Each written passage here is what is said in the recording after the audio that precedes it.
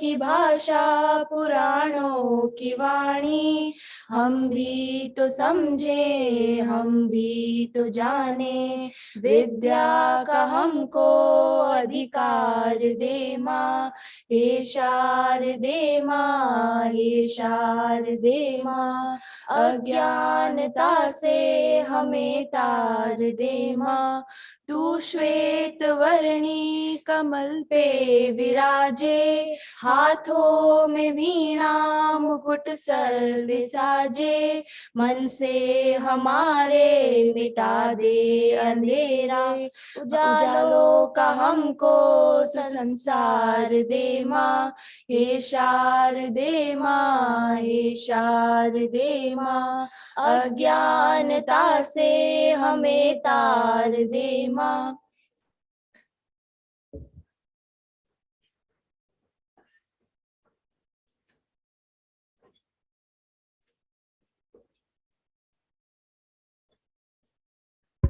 In this session, we are having the 4 speakers. First is Dr. Krishna Sharma from University of Leeds. Then Dr. Nitesh Gehlot from AIMS. Then we are having the Dr. Shriparna Datta from Green Chemistry Network Center, Delhi University. One online speaker is already there. If you can hear, Dr. Seema Garg from MDS University, Ajmer. And we are also privileged that Dr. DPS Rathod is chairing the session, and he will also deliver an invited talk, but he'll be taking very less time of 4 to 5 minutes. And now the session is for our chairperson, Dr. Abhishek Vasisht. He is the associate professor in MGS University. So session is up to you, sir. Thank you, sir. Thank you very much. First of all, I would like to thank the organizers for inviting me.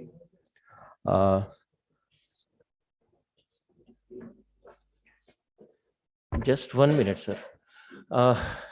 Actually, we are slightly delayed, so we'll be cut shorting, but even then I cannot resist that Professor S.K. Mehta, sir, is there. He'll be leaving because his flight is around 12 o'clock. So we just welcome you officially once again, sir. And Professor, here, as you all know that Professor S.K. Mehta, sir, is the Vice Chancellor of Ladakh University and spent a lot of time with us. And Professor R.K. Sharma, sir, is also with us. So we also welcome you, sir. And Professor R.K. Mahajan, sir, welcome you. And Professor Sandeep Kar, sir, is also there. He is also leaving at 12. So we are welcoming you, sir. And with your blessings as well as your guidance, we are in a position to conduct it. Sorry, Abhishek ji, now yours. Thank you, sir. Thank you very much. Good morning, one and all. And once again, I would like to thank to the organizers. Just to begin with the things, I would like to invite Dr. Krishna Sharma from University of Leeds. You are welcome, sir. Are you here, sir? Dr. Krishna. Before Dr. Krishna starts, I would just like to give his brief introduction. Dr. Krishna, he did his undergraduate from St. Stephen's College in chemistry, where he got Mohan Khatiyal Memorial Prize for academic performance, extracurricular activities, and selfless services. Then he went to University of Oxford, UK to pursue his master's. There he developed a highly efficient method for stereoselective synthesis of functionalized indolines. Then Dr. Sharma, he went for his PhD in chemistry at University of Cambridge. His PhD research work involved the development of effective molecules for inhibiting protein-protein interactions as an anti-cancer strategy. Dr. Krishna is currently a postdoctoral research fellow at University of Leeds at Department of Chemistry. He is also affiliated to University of Cambridge. He was recently invited by UK scientific and parliamentary community to present his research work to the members of House of Commons and Lords at UK Parliament. I would also like to emphasize that besides academics, Dr. Krishna has also been actively serving the Indian community at Cambridge. He is the co-founder and mentor of Cambridge University Bharatiya Society, which provides a home away from the home for Indian students and researchers who are doing their degrees from University of Cambridge. Sir, you are welcome. Stage is yours. One more thing is, we know that time is the constraint, and I would like to request every speaker to please stick to the time limits. Thank you very much, sir. Well, you are welcome.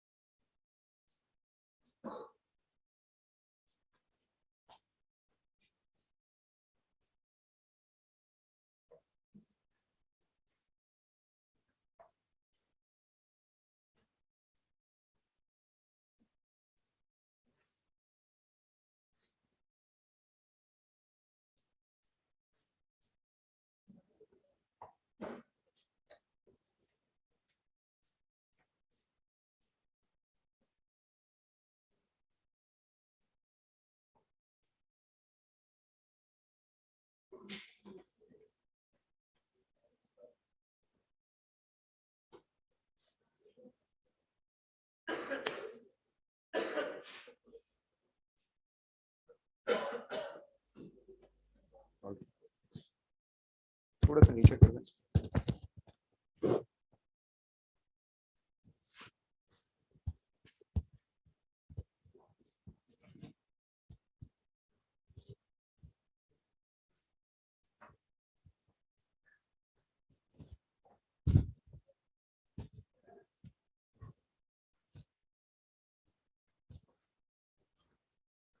Thank you, Dr. Professor Vashish, for the kind introduction. And thank you to Dr. Bhojak for the kind invitation for me to come and talk to you about my journey. Good afternoon, esteemed chief guest, vice chancellors, ex-vice chancellors, all the participants and fellow speakers. It's my pleasure to be here today. And I'm just going to take you through my research journey in the field of green chemistry. So as you can see, my title slide is inspired from Professor S.K. Mehta's presentation, who actually had a really nice picture of Ladakh on his title slide. So I ended up including a picture from Cambridge on my title slide.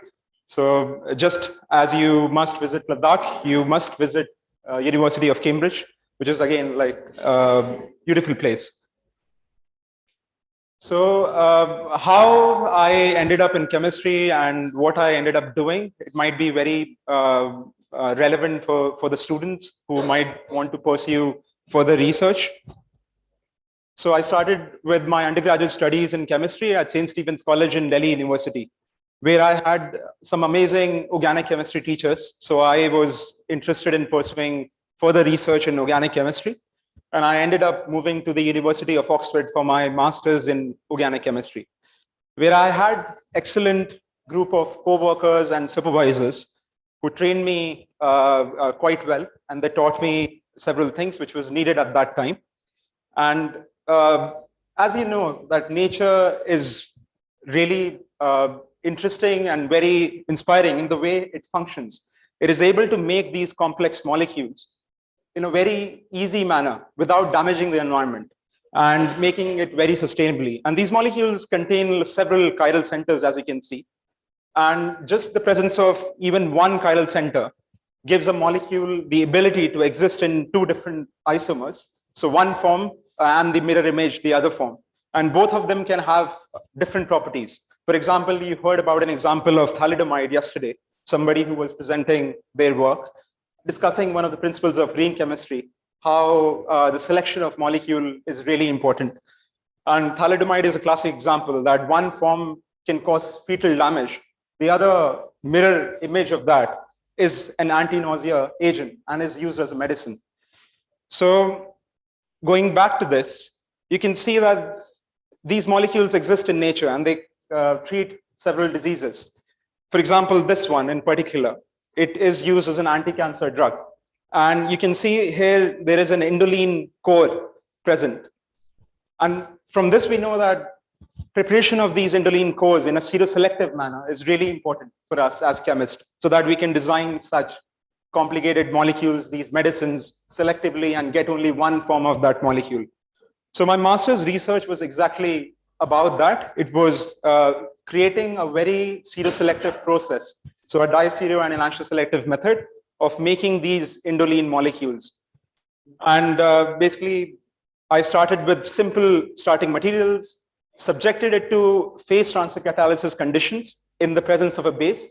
And as you know, there is one principle of green chemistry which talks about the use of catalysis. And in this case, it's a special kind of catalysis, which is organocatalysis, phase transfer catalysis, which is an environmentally benign technique. And it doesn't involve any metal catalyst. And it can make the reaction happen under very environmentally benign conditions, mild conditions. And you probably came across one of the posters in the session yesterday. One of the students was giving an overview on organocatalysis. So if you need to know more about that, you can follow that poster as well. So I managed to make this molecule in really high selectivity.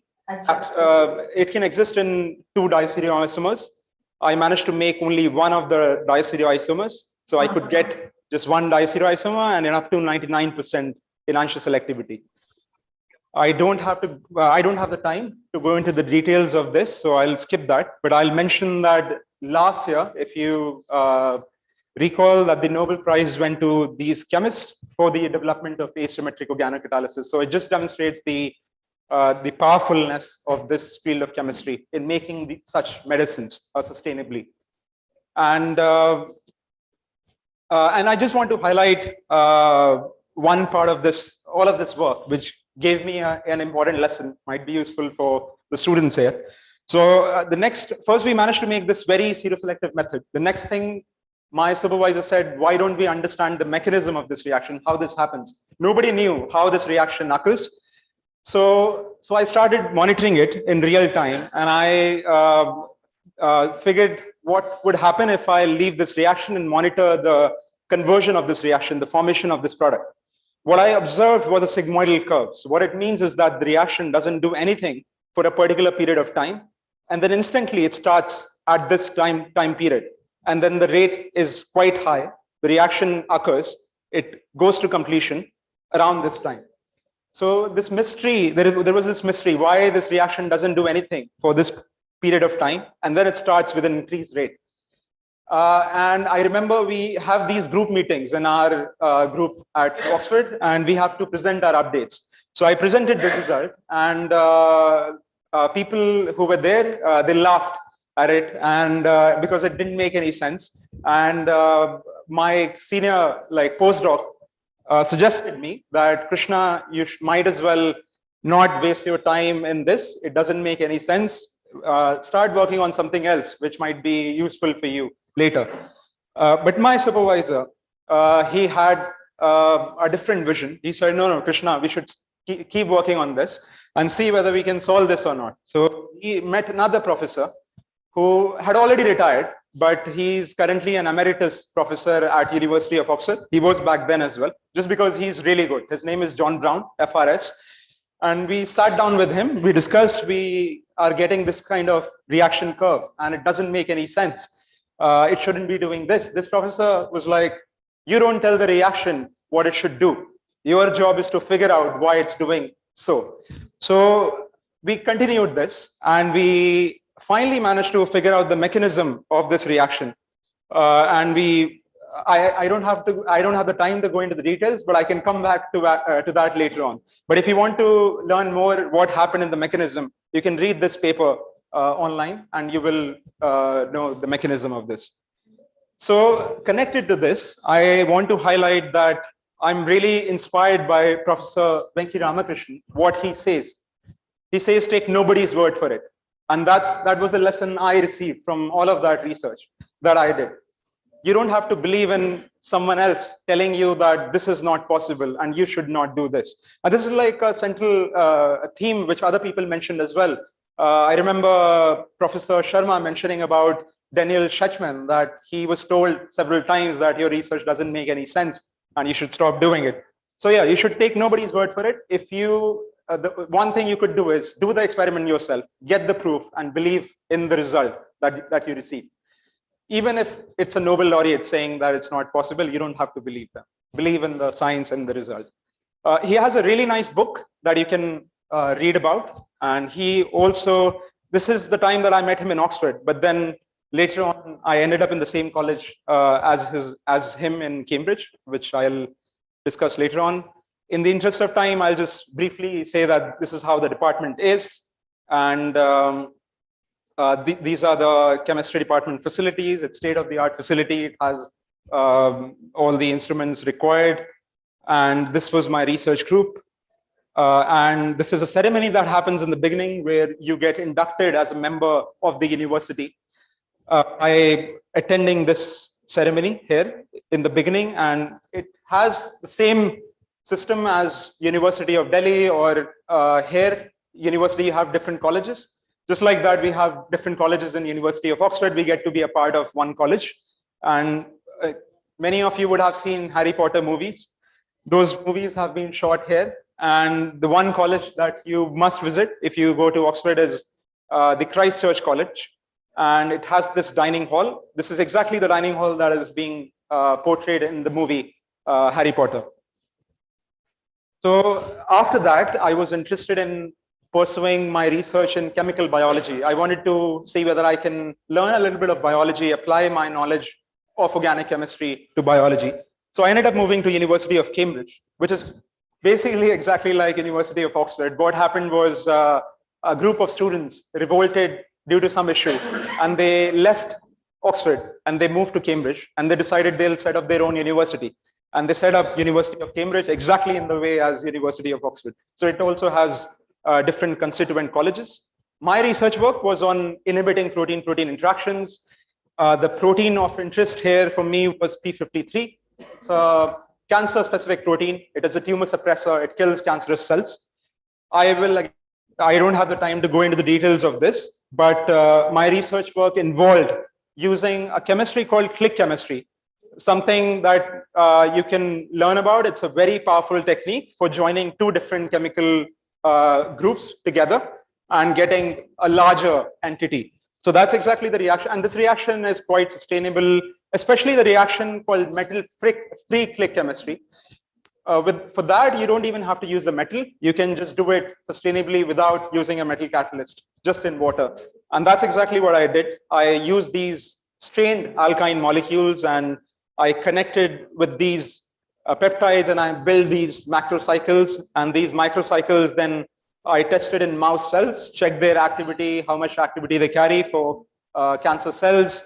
And then I found a hit, and then we got the crystal structure, which demonstrates how these peptide molecules bind to the protein and how they exist. And as you all know, that this year's Nobel Prize has gone to this area, which is to click chemistry and bioorthogonal chemistry.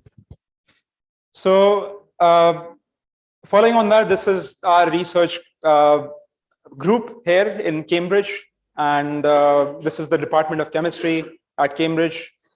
And this is the college that I was at, Trinity College at University of Cambridge. It's one of the most reputed colleges, has 34 Nobel Prize winners till date, which is the highest for any college in the world.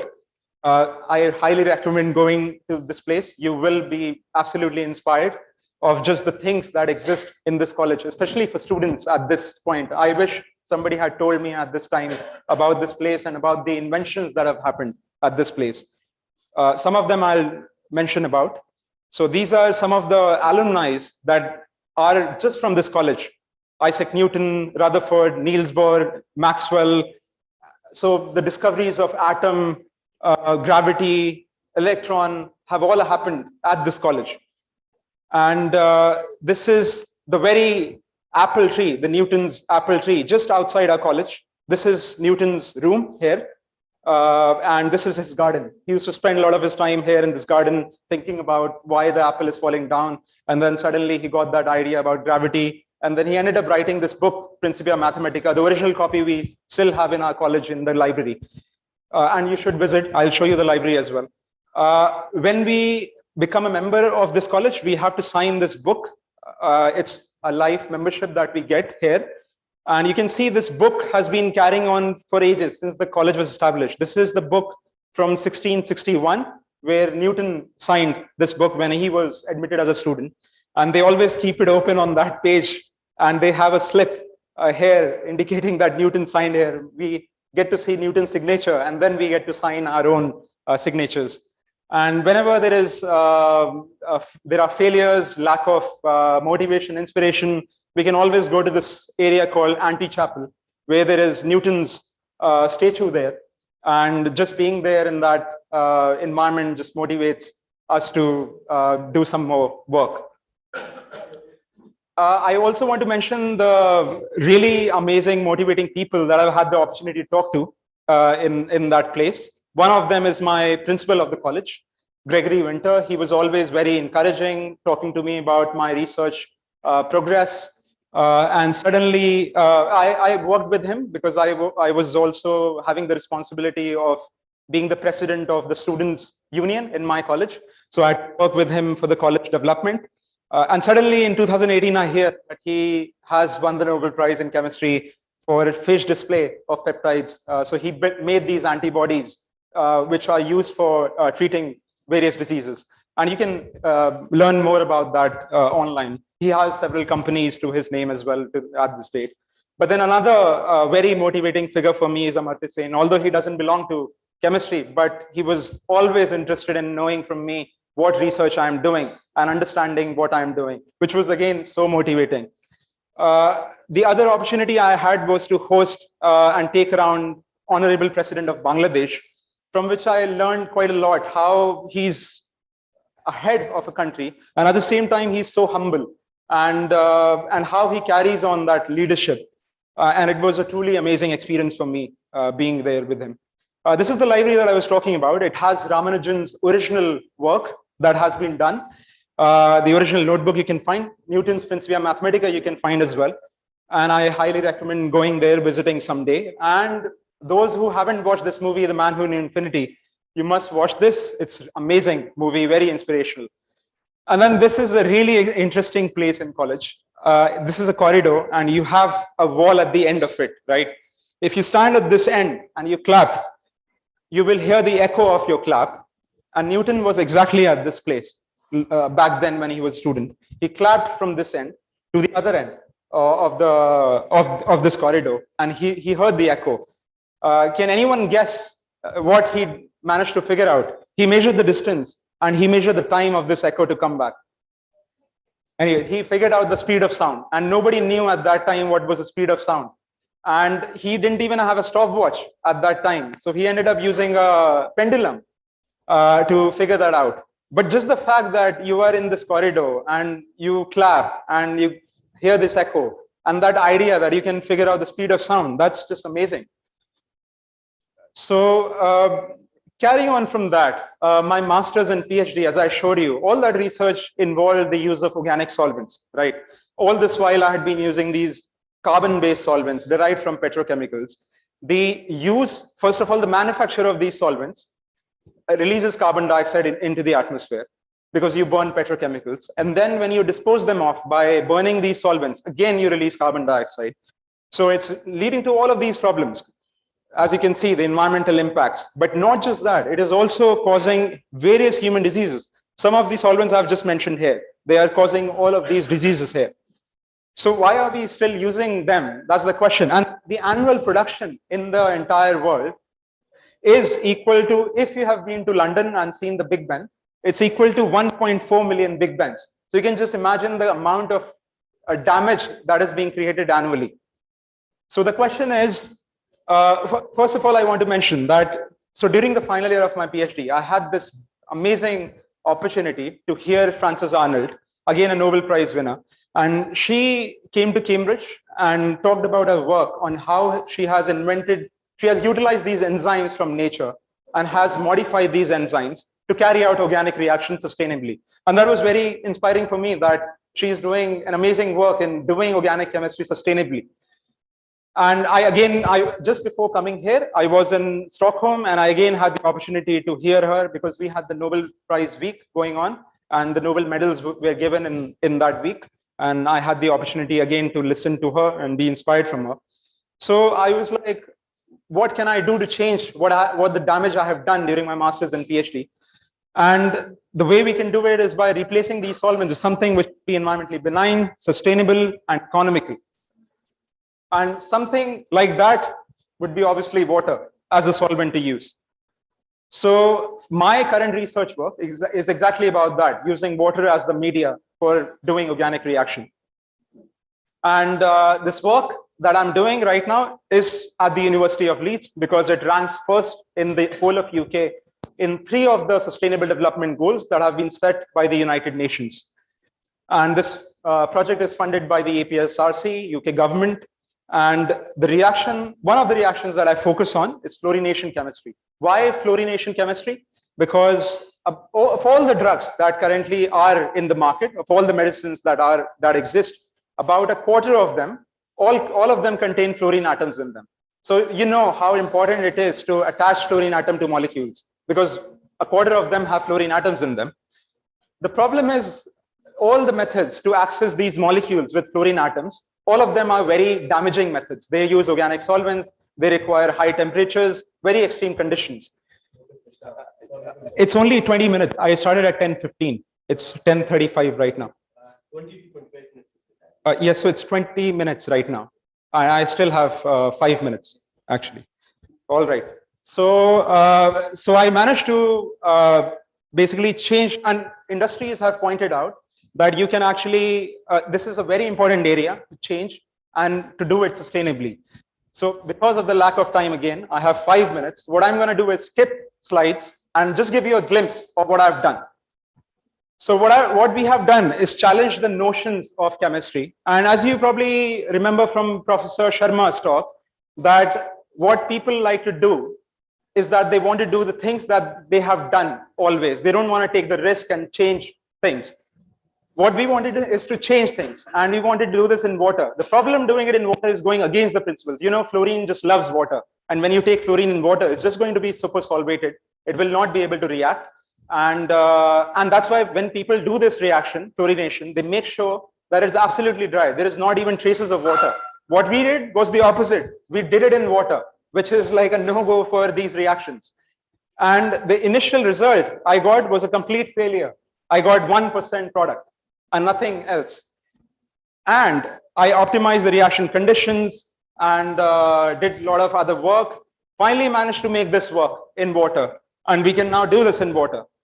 And not just that, we managed to change this, try this on another substrate. It works on another substrate as well.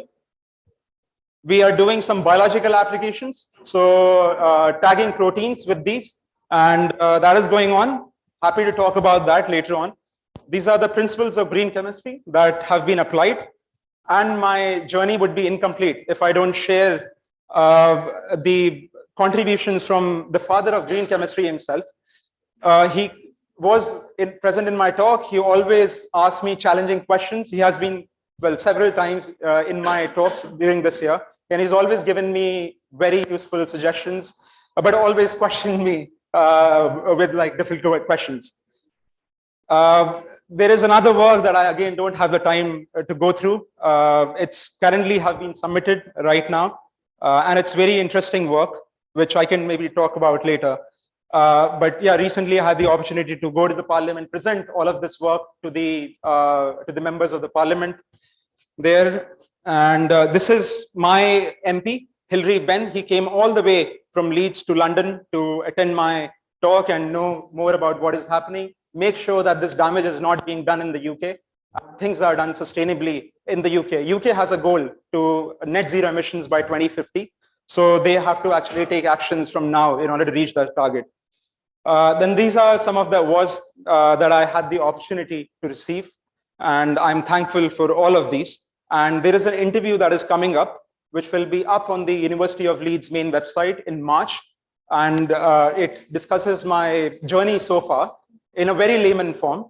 And you can all, you are welcome to watch it if it inspires anyone of what I've been through. And finally, I just would like to thank all of the universities, all of the professors that I've had the opportunity to learn from, all of the people that I've worked with, and all the sponsors to the research work.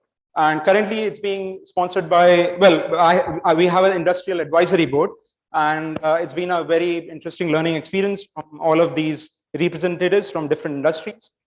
And finally, I would like to mention that we have a society. So the students who are interested in learning about Cambridge University and the Indian community, and if they need any help, what you can do is go on this website, cambridgebharatisociety.wordpress.com, and go to the team section, and you can find my contact details and the team's contact details as well.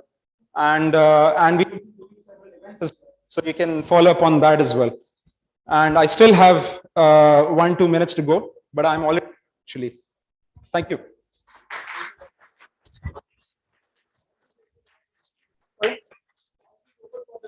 Yeah, please.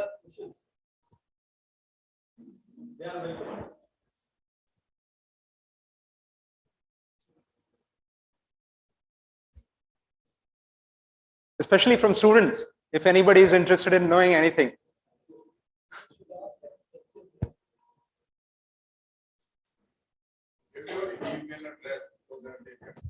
Yes, it's on, yeah. Just if you can write it down, this email address, and my email address is in the team section. You will go to the team and then you'll find my details. So you can take a screenshot or like a photograph of that. Thank you, Dr. Krishna. It was a wonderful speech, and I'm sure that the students who are sitting over here, they will be inspired by your speech, and they will, and actually from the heart of everyone, I want to convey that your journey was absolutely great, and we are proud that you are also serving the Indian community which is residing at Cambridge. Thank you, sir. Thank you very much. Thank you for this speech. Thank you very much, Dr. Vashi.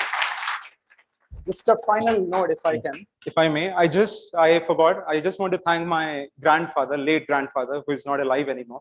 His wish was that I do some good studies and good work. So I'm always thankful. He was my mentor.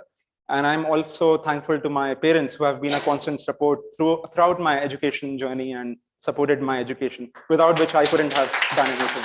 So, thank you, Dr. Krishna. Yesterday, you spent a wonderful time with our students, and they are really keenly interested to discuss with you. And today, he is available, and he is also going to chair one of the session, so our students can discuss with them.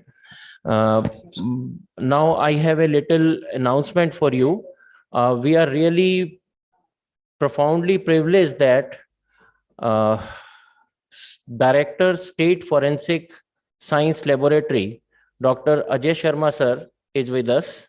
I request Professor R.K. Sharma sir, Royal Society of Chemistry, London, and Dr. Sushma Jain ma'am to kindly welcome them with the garlanding. Sir, please, just for the informal welcome.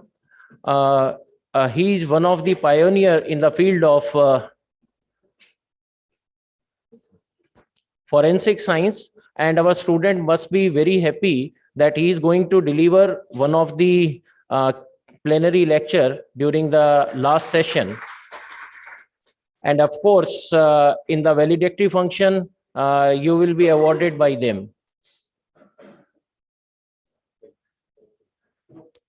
At the same time, I am also feeling privileged that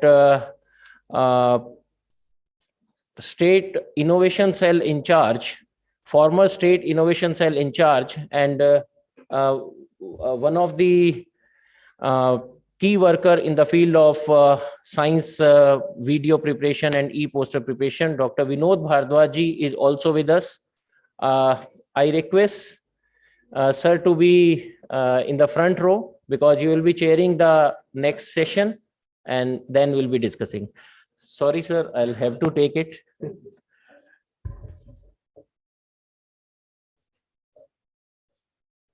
So moving ahead, the next speaker is Dr. Nitesh Gehlot. Before Dr. Gehlot starts, I wish to give a brief introduction of Dr. Gehlot. Dr. Gehlot is MS Ortho from PGI Chandigarh. He is DNB Ortho, FACS and NMA MS. He is serving as additional professor at Department of Orthopedics, All India Institute of Medical Sciences, Jodhpur. He has got shoulder and elbow fellow from GNUH, South Korea. Then knee and hip joint replacement fellowship from IMRI. Then AADO fellowship from Hong Kong. He has many publications and good H index and many awards in his back. You are welcome, sir. Sir, please keep the time limit. Thank you.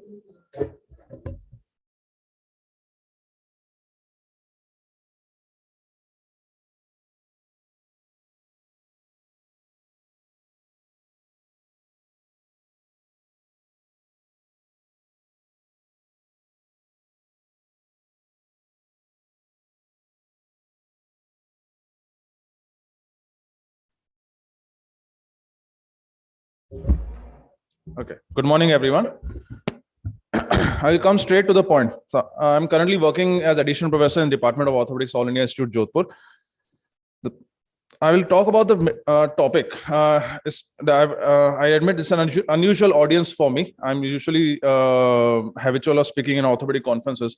So the topic, what I'm going to speak is biomaterials in orthopedics.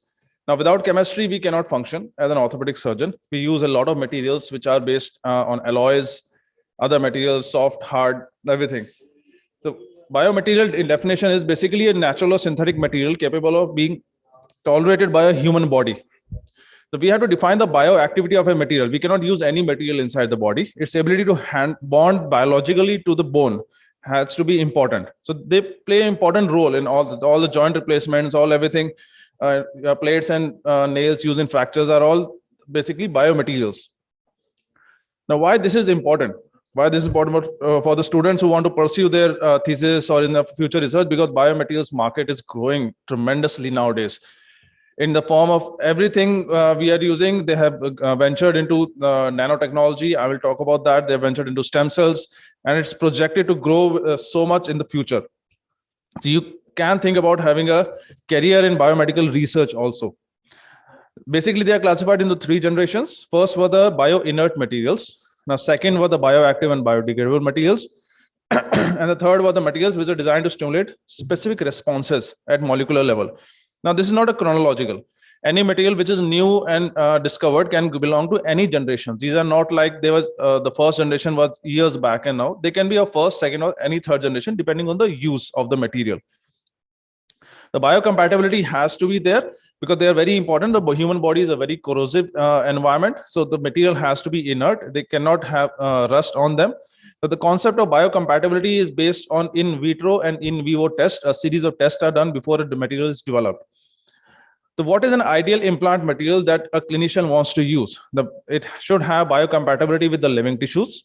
Osteo-integration has to be there. It should bond with the bone and should remain there with life for full life of the patient without causing any corrosion. And the mechanical properties should be to support the weight of the patient, the function of the patient, and to bond strongly with the bone. So that is what our perspective of an ideal material is.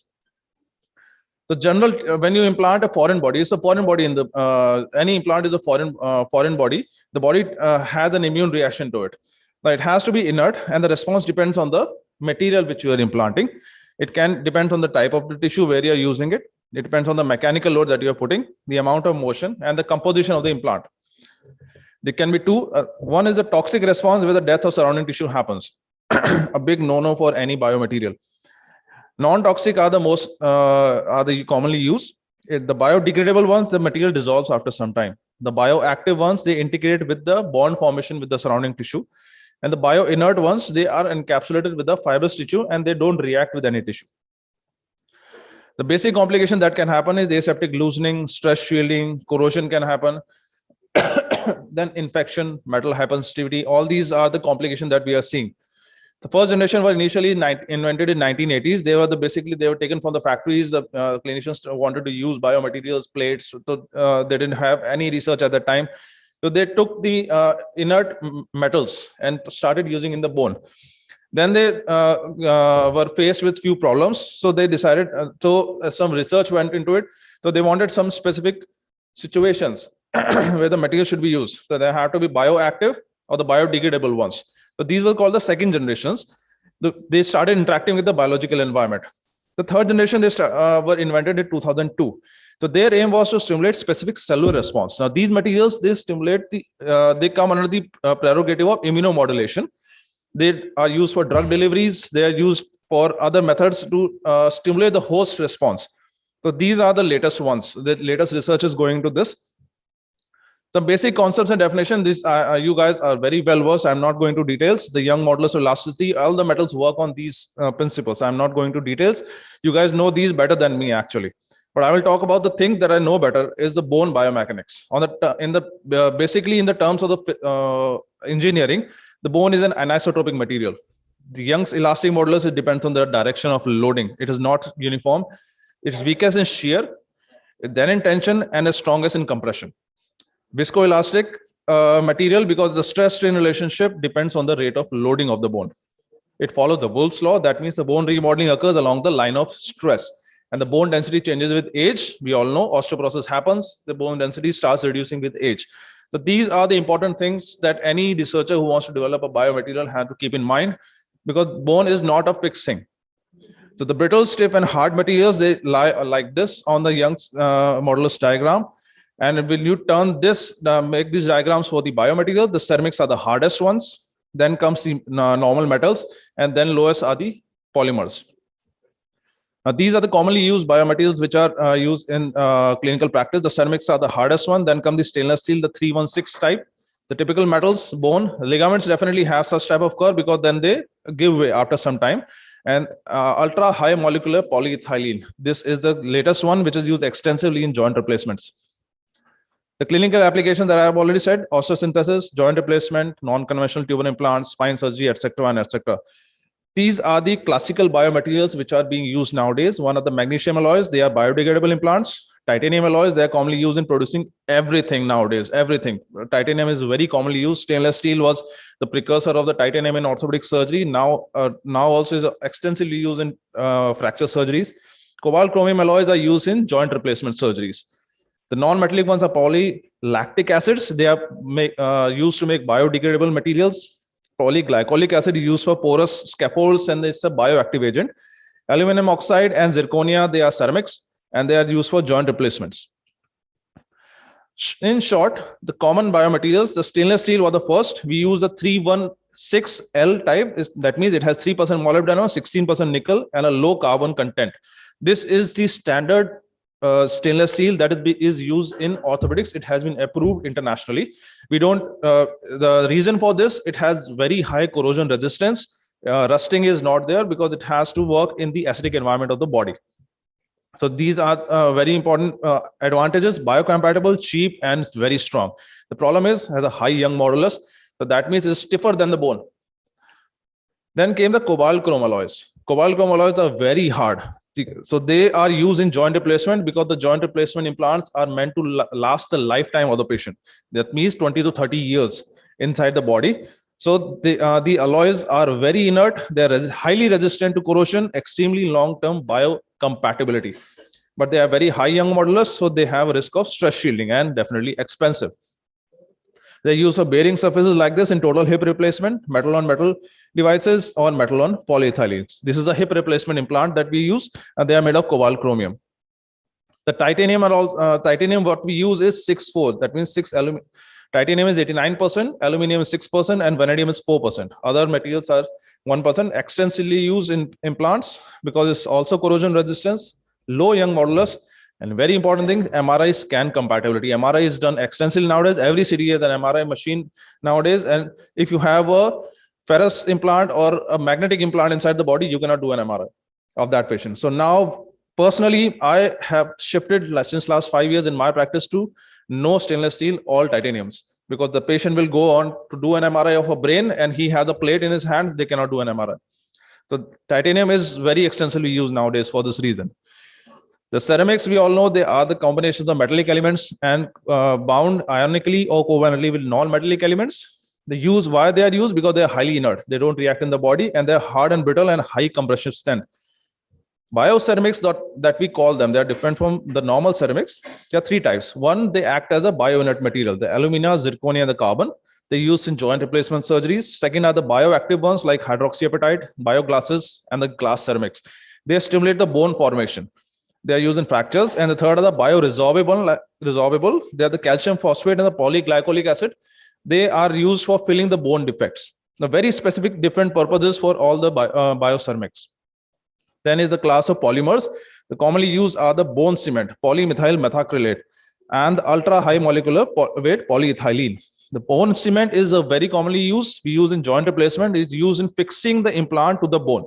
It comes as a liquid, as a copolymer. It comes with a monomer, which acts as an accelerant, and dimethyl toluidine. And hydroxyquinone is the inhibitor.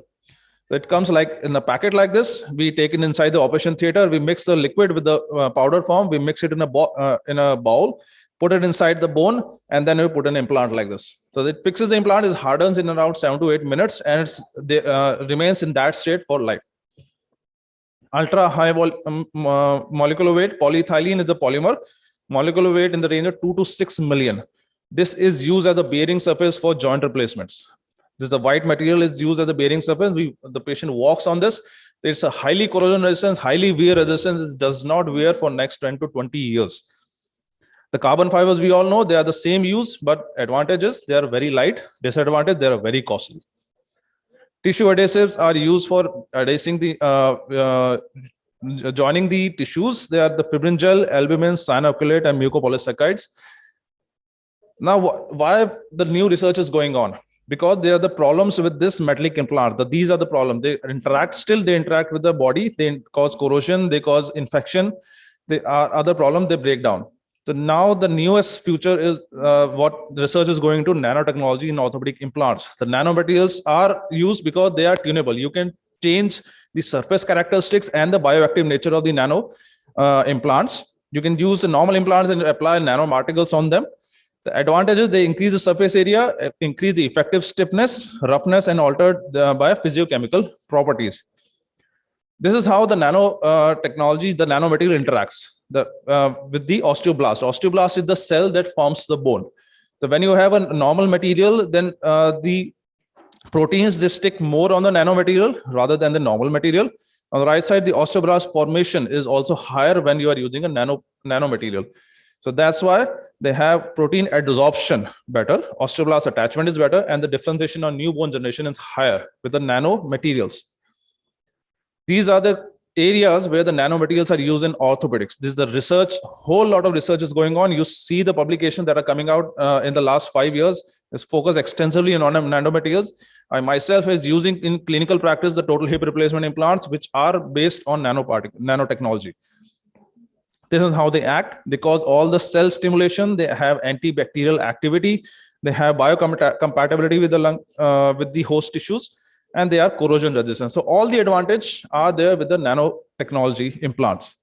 These are the few examples of the implants that are being used. The metals and alloys are the titanium, stainless steel, cobalt, chromium, molybdenum alloys, and the tantalum. Tantalum is the latest implant. Is patent of Zimmer Biomed company. This comes on, they have a 20 years patent for that implant, And it is so good that the bone grows into that implant. It stimulates so much that in next 6 weeks, the bone grows into the implant. Then the ceramics, polymers, and the carbonaceous materials. These are the few examples of the implantable nanomaterials used in orthopedic applications. So what is the take-home message from all this? There is still a lot of research has to go on in using the implantable biomaterials in orthopedics. A lot of things need to be learned. We need better implants, but definitely we need a purposeful, we need a collaborative research that goes on between biology, chemistry, clinical sciences, medicine, physics. All need to sit down, have put their head together, because all this research goes on between in the R&D department of the companies that are doing this, and they take out these implants. So it's a collaborative research. I alone cannot do it. You alone cannot do it. It has to be a collaborative research. I am currently involved with a few international implant companies and testing their new implants in the clinical scenario. The research is still going on. I am currently in the process of developing new implants with, we have IIT Jodhpur, and there are a few researchers from them.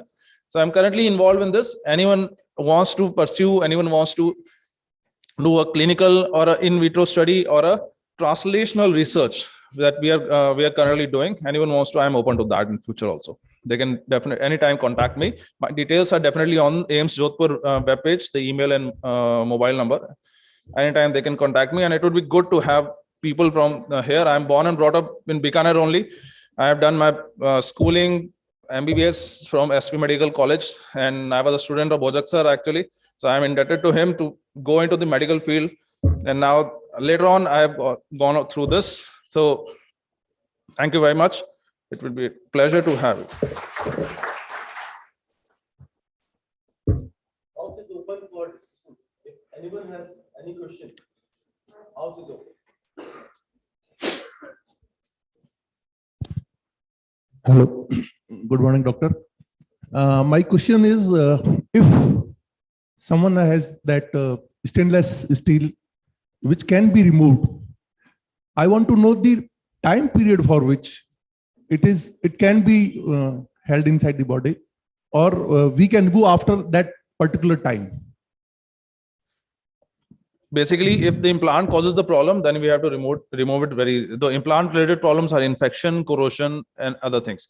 But if the implant is not causing any problem, then it depends on the purpose why it is implanted. So if it's a patient has a fracture, then the fracture unites, and we wait for 1 year for removing that plate, because then the bone strength has become adequate that it can be, if you remove the support of the plate, then it will not break away. Thank you.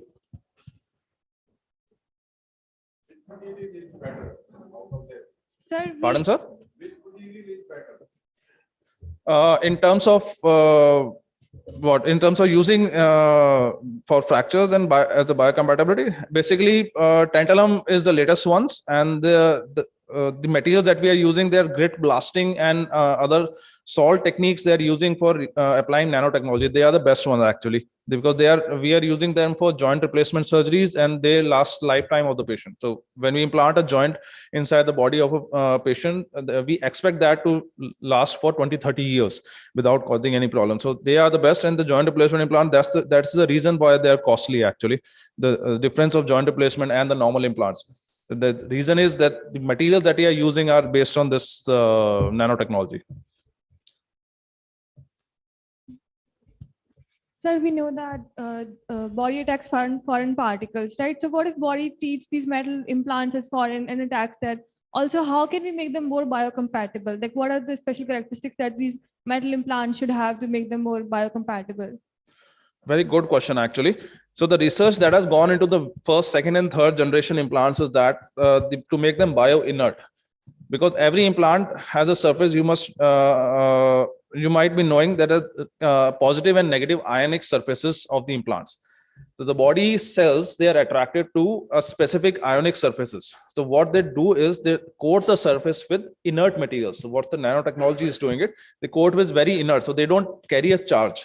So if you insert an implant which has a carrier, like if you insert an iron, if iron comes in contact with the blood, it will react with the hemoglobin inside the blood, because it will act, positive, negative charges will act. The research that has gone into is to make that surface inert. The surface is inert, the cells and other things won't attach to it, and they won't react to it. The mechanism how the cells attack a foreign body or any infection on anything, it's only reason that they are attracted to the surface. They are surface receptors, and they are made up of proteins. The proteins, they go attach on anything. So any bacteria, any virus, the proteins attach on the proteins. That is how what happens at the molecular level. In any foreign body is inside the body, like a splinter is also there. Eventually, it will everything will attach on it. So the proteins will attach on that ionic surfaces, on the rough surfaces. So what they do is they make them highly smooth and they make them highly inert. That is what nanotechnology they are using it for, actually. Yes. Is it compulsory to remove these implants from our body? When do we need to remove? We actually we don't need to. We don't usually remove all the implants. We only do that in clinical practice if they are causing any problem. If there is infection is there or is causing any other problems to the patient, then only we remove. Generally, we don't remove any implant because the materials that we are getting nowadays, they're highly sophisticated, and because a lot of research has gone into it, so we don't need to. They don't usually cause any problem. What are the symptoms of infections? You will get redness. You will get some discharge coming out from the wound because the surgery is there. So, yeah, from that part. So there will be redness, swelling, all those things will be there. So if there is infection, then we go to some, we have tests there. We go for an MRI or something. So we get to know that whether the infection or not. Why doesn't the principles of immunology, they come to the action when implant is actually there? Yeah. Actually, they come into action at the time, because when we are implanting we have to give an incision. We are doing tissue injury at that time. So all that inflammatory processes, they go on because when the tissue has to heal. So whenever we are implanting any, we are doing any surgery for fracture also, for joint replacement also, we are given incision, we are cutting the tissues. Whenever we cut the tissue, the body goes into an inflammation phase. So that inflammatory response is 100% always there. During that time, because the implant is inert, because the surface of the implant is very inert, so the body does not treat it as a foreign body as such initially. And definitely it goes with that the surgery has to be sterile. That's why we need those sterile conditions in the operation theaters, because if there is any small amount of infection is there on the implant, then it will form what we call as a biofilm on the implant. So antibodies would not be developing if the implant is treated properly. Yeah. So antibodies usually don't, because these are inert, highly inert. Actually, titanium also is an inert material. So the body does not form antibodies to that. Some patients very rarely have immunological problem pre-existingly. Some patients are prone because they have immunological problem. Then they can develop metal hypersensitivity. That's why I mentioned as a complication. But that in my clinical practice in the last 14 years, I have seen only 5 or 6 patients for metal hypersensitivity, because that is not because of the implant. That is basically the patient's body is hyperactive and abnormal. They have an abnormal immune response to anything. The implant also, anything also. Yes, exactly. 1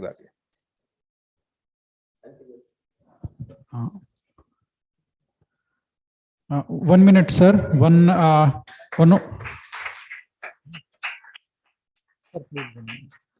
of our dignitary who is connected with us through Zoom meeting, and she wants to ask one question to sir. So may I request to Dr. Seema Garg, ma'am?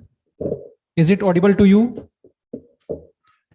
Please unmute yourself and put your question before sir.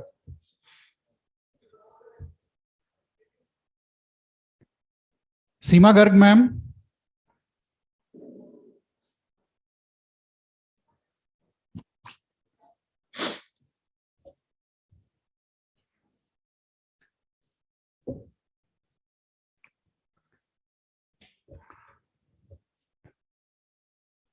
Seema Garg, ma'am, now it's your turn to ask the question. Okay.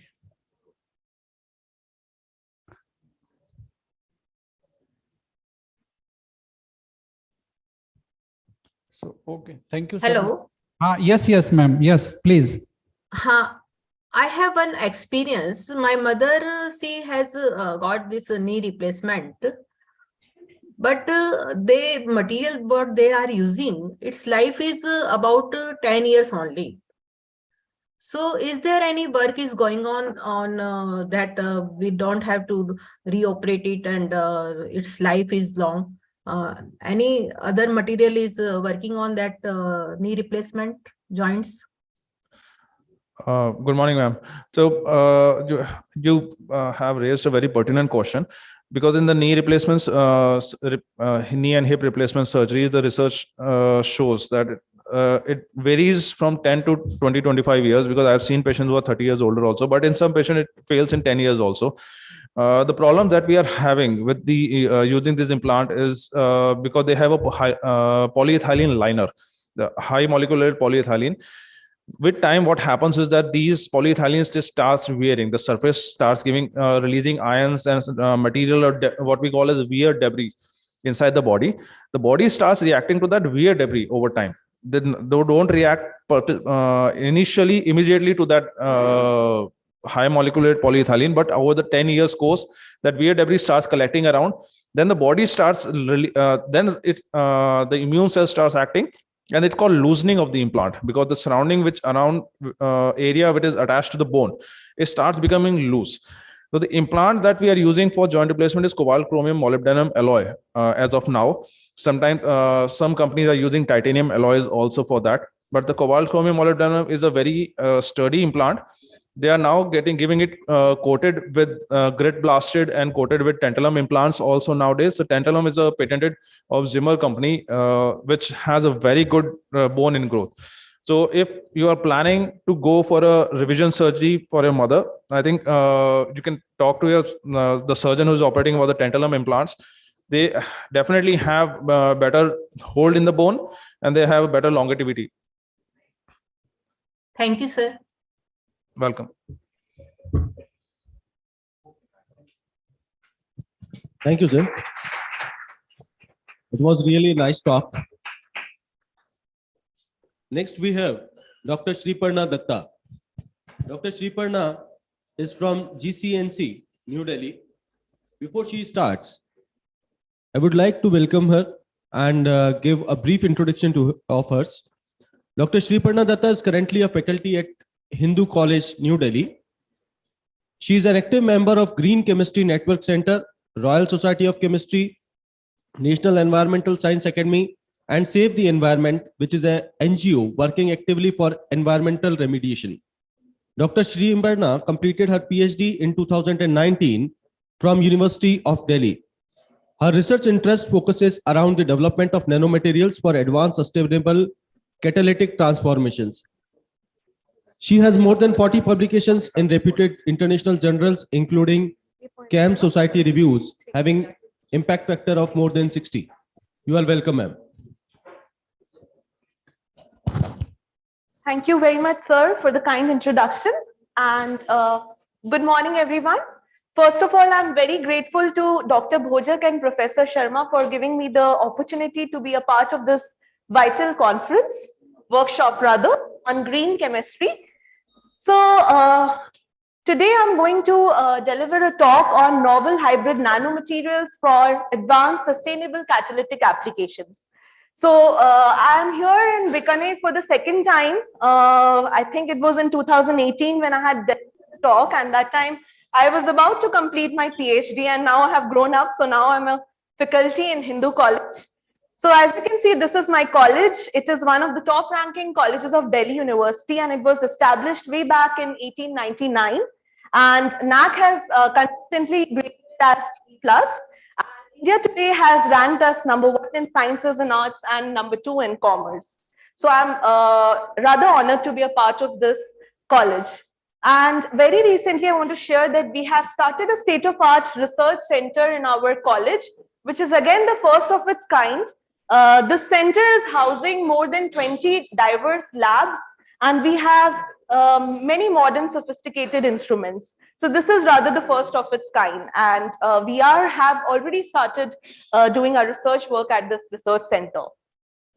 Now coming back to where my origin is, I have started my research work at Green Chemistry Network Center under the supervision of Professor R.K. Sharma, and sir has already in his keynote lecture shown that how this network center is working for the popularization of green chemistry in India.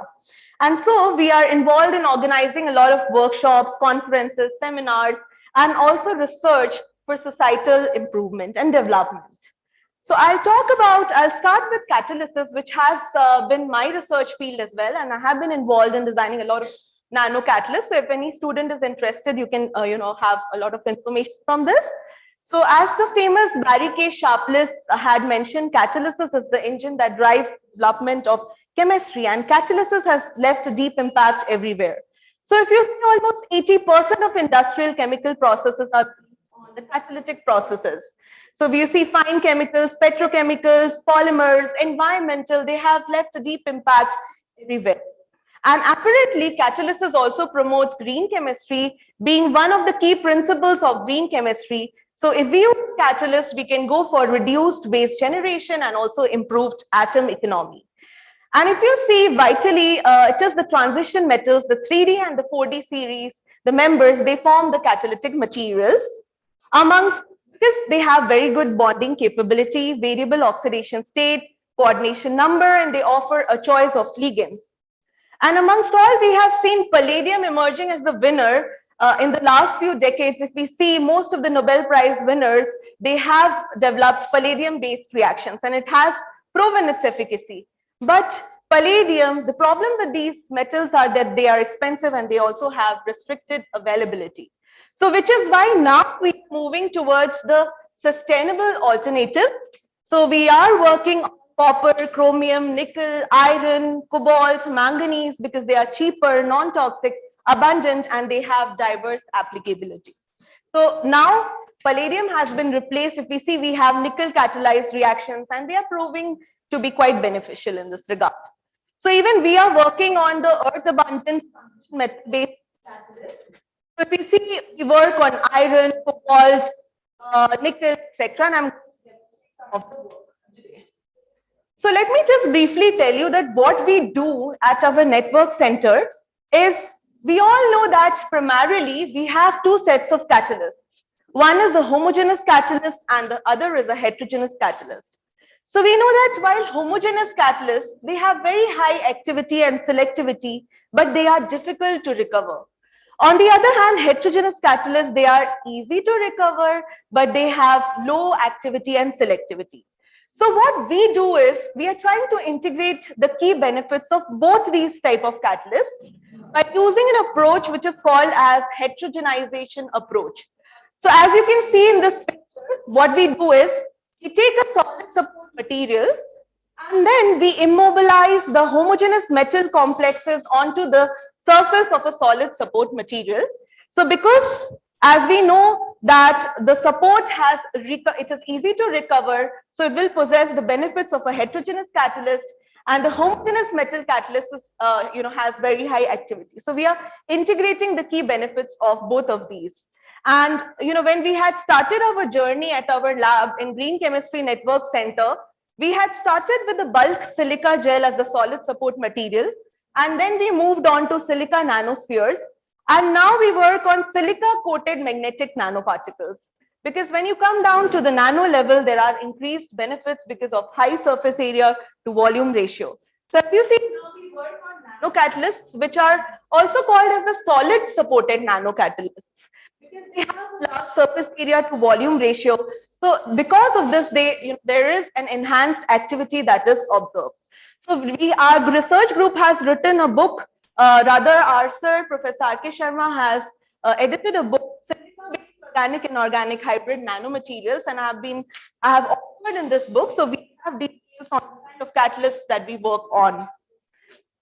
So we are specifically working on magnetic nanoparticles because of their, large, like, they are robust, inert, economic, thermally stable, readily available, but most importantly, it is their magnetic property. So if you have a look at this picture, so we just need to bring a magnet close to the reaction vessel and we can attract the catalyst.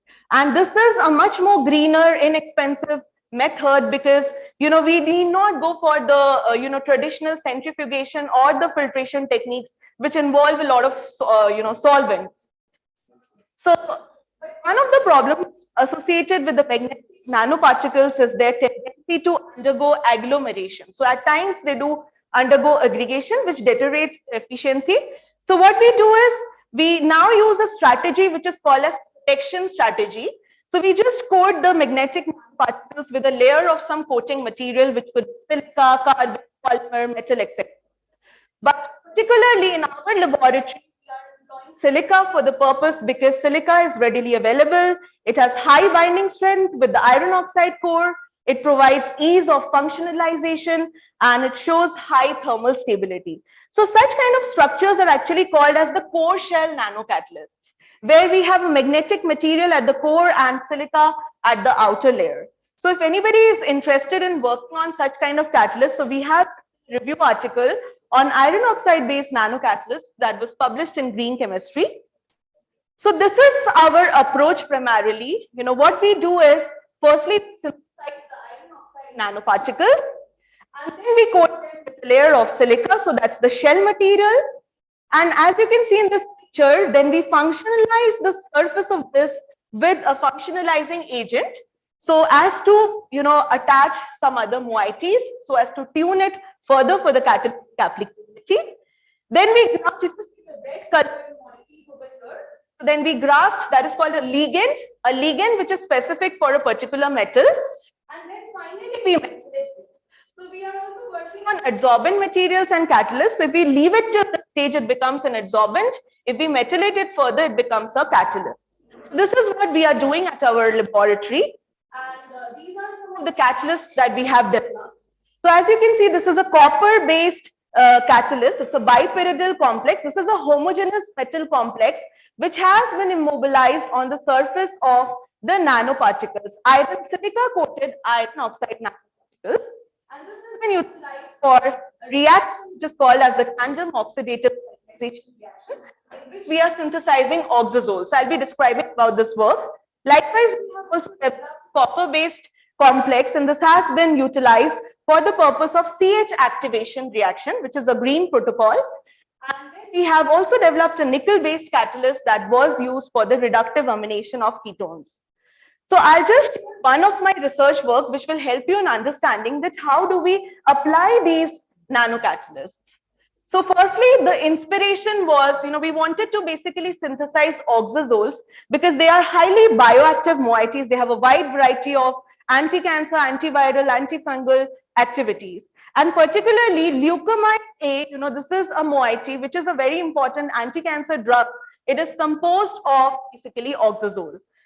On literature, there were a number of methods which were available, like, we have the cyclohydration coupling, oxidation, etc. But these had the drawbacks, like either the starting material was not accessible, or harsh reaction conditions were involved, or the cost factor that was involved was very high, or it had poor atom economy. So we realized that there was a need to develop a sustainable protocol for the oxazole synthesis. So what we did was we infused the concepts of something which is called as tandem reaction and combined it with the heterogeneous catalysis. So I'll explain what this tandem reaction is. So tandem reaction is when you have a series of reaction steps like a multi-step synthesis, you can combine this within one pot. All the series of reactions can be carried out within one pot. So actually, in this way, there is no need to, isolate the intermediates, and we can directly get our product. So we went for the tandem oxidative cyclizations for, synthesizing the oxazoles. We took a benzylamine derivative and beta diketoester. And the presence of our catalyst, copper-based catalyst, I2, iodine, which was an additive, H2O2, which was an oxidant, we got the oxazole derivatives within 3 hours to 6 hours, which was much lesser time in comparison to the literature precedents. Yes, I'll just find up. Yes. So the catalyst fabrication I have already explained. It's a stepwise approach that we follow. And then to characterize these catalysts, we gain an insight through TEM, SEM, XRD, FTIR, and the VSM analysis, which is very important because it will tell us about the magnetic properties of the catalyst. And using this protocol, we have basically been able to synthesize a couple oxazole derivatives, which showed prospects of large-scale utility as well. And most importantly, we also did test the heterogeneity of our catalyst, and the reusability. And we found that our catalyst can reuse for 8 multiple runs without any loss in its activity. So we found that this protocol was highly atom economical. It had excellent turnover number. It had greener reaction conditions because we were using H2O2 as the oxidant, which was not used previously. And likewise, we have developed a quinoline-based copper. So anybody who is interested can refer to Dalton transactions. Then we have also synthesized a nickel-based complex, which was immobilized on the silica-coated ferrite for the one-pot reductive amination of ketones. And we are not only restricting ourselves to the 0-dimensional materials, but we are also extending ourselves to 1-dimensional, 2-dimensional, and 3-dimensional.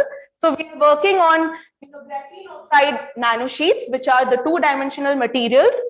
And then we are also working on boron nitride-based nanosheets. These are also 2-dimensional nanomaterials, and we are using them for the advanced sustainable catalytic applications. Then we have recently also worked on MOF, metal organic frameworks, which are the 3-dimensional materials. And we have used these for the synthesis of 1,2,3-triazole derivatives. And not only the industrial transformations, but we are also developing catalysts for the purpose of degradation of the toxic water pollutants. So like dyes and pesticides, etc. So this is one of the work that we had done, which was published in Material Chemistry Frontiers.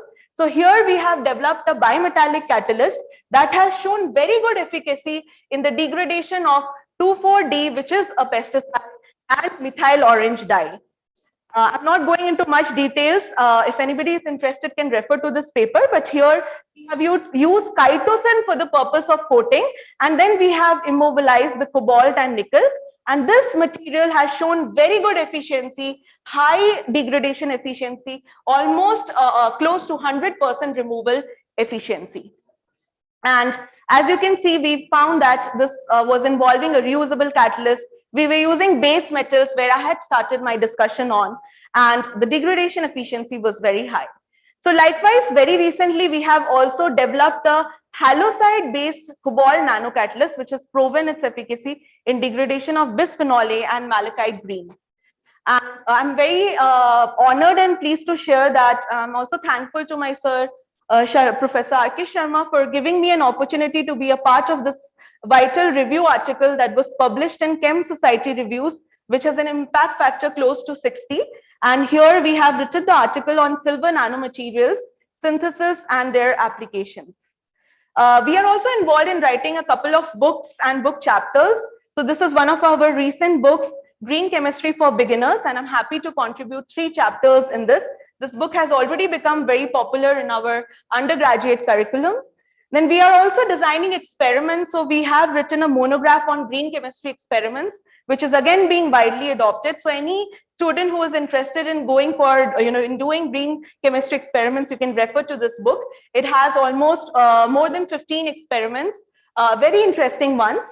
I wanted to share the Journal of Chemical Education is one of the most popular, we say, the journals for publishing research papers, like, specifically on the experiments. So we have published a paper on gold nanoparticles using tea. So this is not my work, but my senior's work and my sir who was involved in this. So we are making gold nanoparticles also. And also we are making magnetic nanoparticles using potato extract. And this has been used for the purpose of dye degradation. So finally, with this, I would like to conclude. This is my family, I say, GCNC family. They are not here today, but many of them are here today. So of course, sir is here and Ranjana ma'am is here. So she's also a vital part of Green Chemistry Network Center. Then we have Priyanka. I think Priyanka is the youngest member. She's present here. And Dr. Krishna, of course, he had delivered such a marvelous talk. And I was just wondering, how can I just match up to his level, because he had given such a brilliant talk today. And of course, these are the rest of the members. And yes, my husband is also here today with me, Dr. Prashant, and he had delivered a talk yesterday. So he is also now a part of Green Chemistry Network Center. And with this, I'd like to thank once again special thanks to my sir, who has given me an opportunity to be a part of many of the conferences we have attended abroad. So this is one of the conference which was held in New Jersey, Crown Plaza. So as you can see, he is Dr. Satinder Ahuja. He is one of the great water quality experts. So I got an opportunity to meet him. And very recently, you can all recognize him He is Dr. David McMillan, the Nobel Prize winner of 2021, and I got an opportunity to meet him. So I'm very grateful for the same, and thank you all for your kind attention. And yes, I would, sir, just like to mention that we also have Professor Mahajan with us.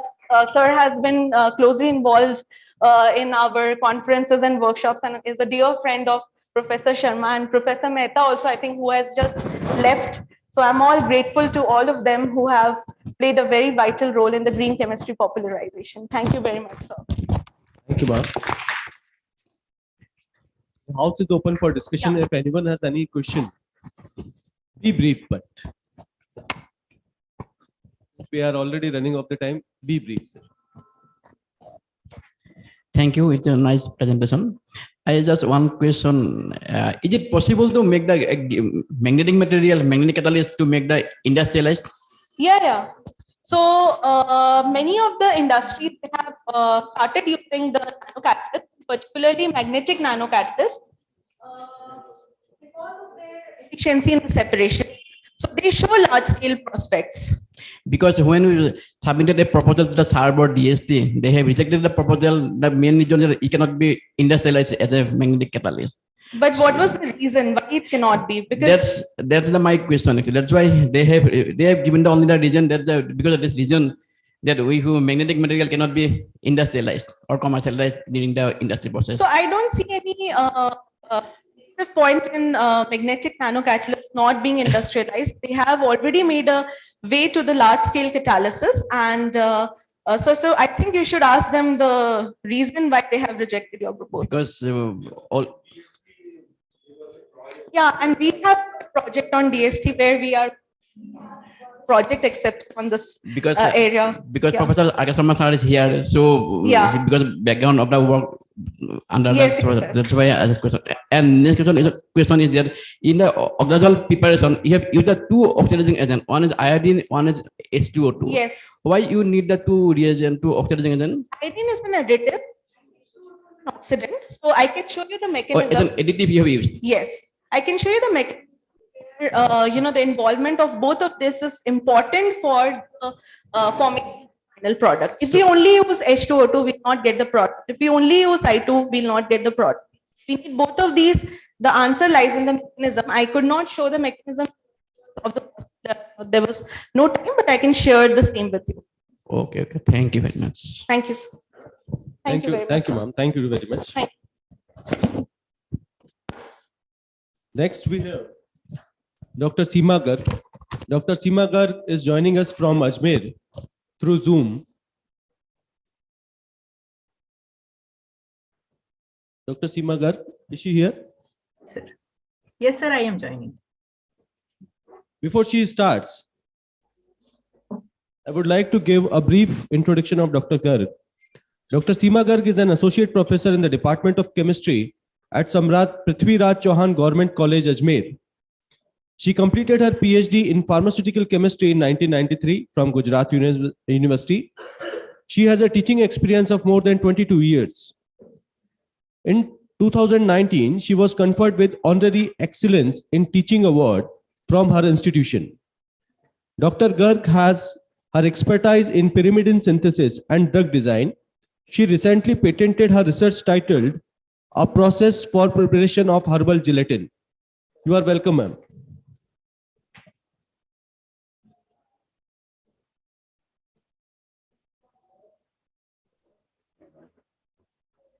Ma'am, there is a request. Since we are already running out of time, please stick to the time limits, 15 minutes from this time. Thank you. Thank you very much, sir. Very good morning to all dignitaries on dais. Chairperson, Professor Rajaram Choyal, Co-Chairperson, Dr. Abhishek Vasisht, delegates, students and viewers.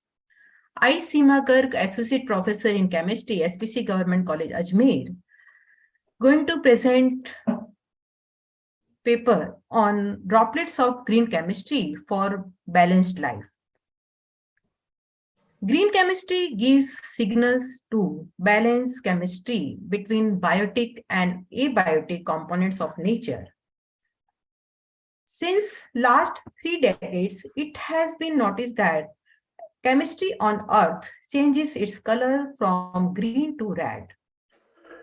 It means balance of ecosystem chemistry has been disturbed. So there is need to talk on this green chemistry.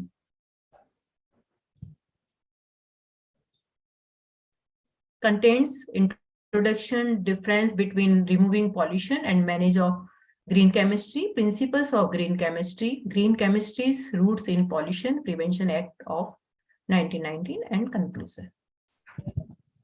Human activities since the beginning of the Industrial Revolution around 1750 have increased the atmospheric concentration of carbon dioxide by almost 50% from 280 ppm in 1750 to 435 ppm in 2022. The last time the atmospheric concentration of carbon dioxide was this high was over 3 million years ago. This increase has occurred despite the absorption of more than half of the emission by various natural carbon sinks in the carbon cycle. This is the image how it is seen the increase of this carbon dioxide concentration in environment. Science and technology continuously improving all types of facilities to fulfill our needs with balancing nature. Even civilization have advanced techniques, but still nature have been to face various environmental degradation, means disaster.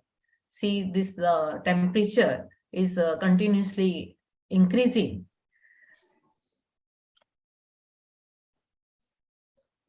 Currently, greenhouse gas emission rates temperature could increase by 2 degrees centigrade. It is 3.6 degree Fahrenheit, which the United Nations Intergovernmental Panel on Climate Change, IPCC, says is the upper limit to avoid dangerous level by 2050.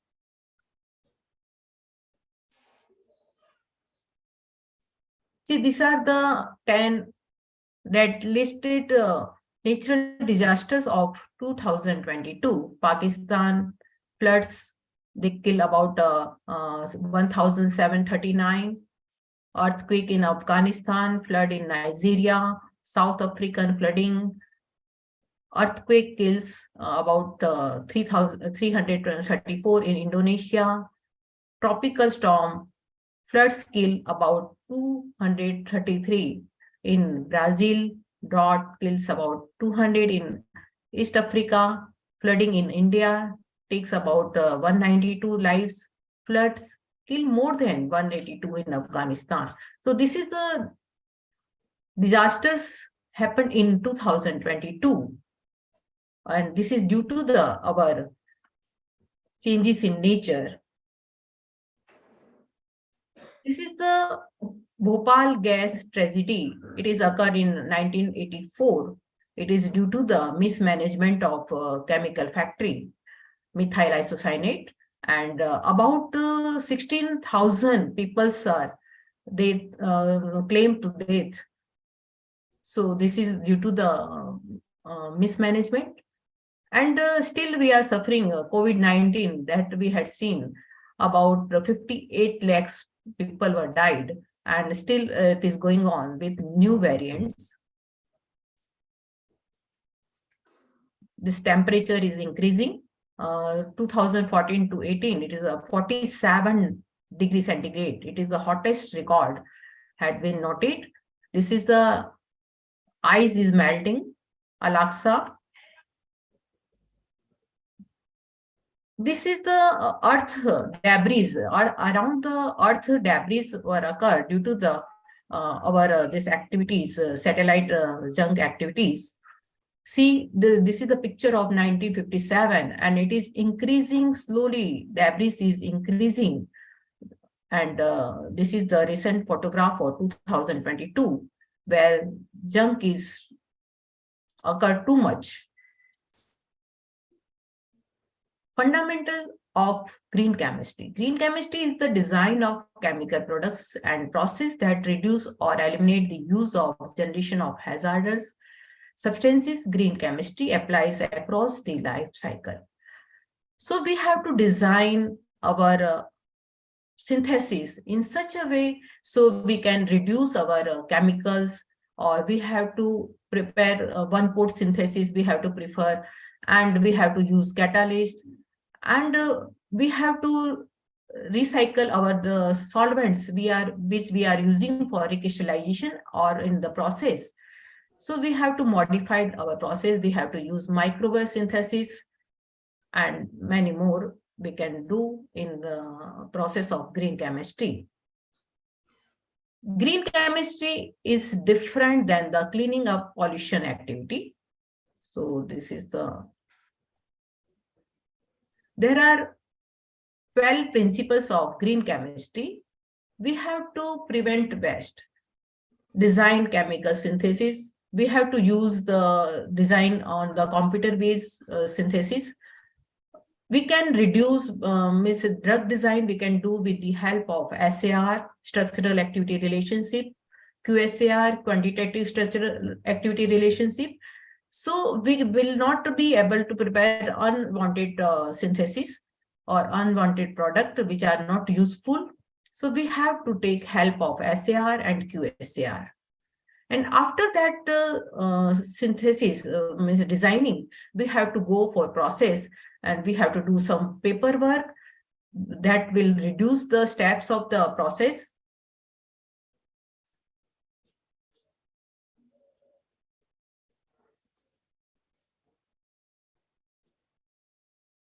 These are some more steps which we can go in green chemistry. See here, use catalyst, design chemicals, minimize the potential for accidents. Here, the reduction includes modification to equipments or technology. Here we can use microwave or some other one-pot synthesis. Modification to process or procedures, modification, reformulation or redesign of products. Substitution of raw materials. We can substitute the raw materials. Like if we are using as a solvent benzene, we have to use toluene for precautions. Improvements in housekeeping, maintenance, training, or inventory control. Green chemistry aims to design and produce cost-competitive chemical products and process that attain the highest level of the pollution prevention by reducing pollution at its source. This is the same. These are the droplets of conclusion of droplets of green chemistries for balanced life. We have to green chemistry's root in the Pollution Prevention Act of 1990. We have to follow 12 principles of green chemistry. Never neglects or disregards the existence of earth, air, fire, water, soil, and vegetation. Means disregards our own existence, which is with us. The most important principle of environment is that we are not the only element. We compensate towards living beings. And my last 36-year experience also tells me that we scientists had done lots of work in the direction of green chemistry. We had reduced the steps of process, means we had used one-pot synthesis.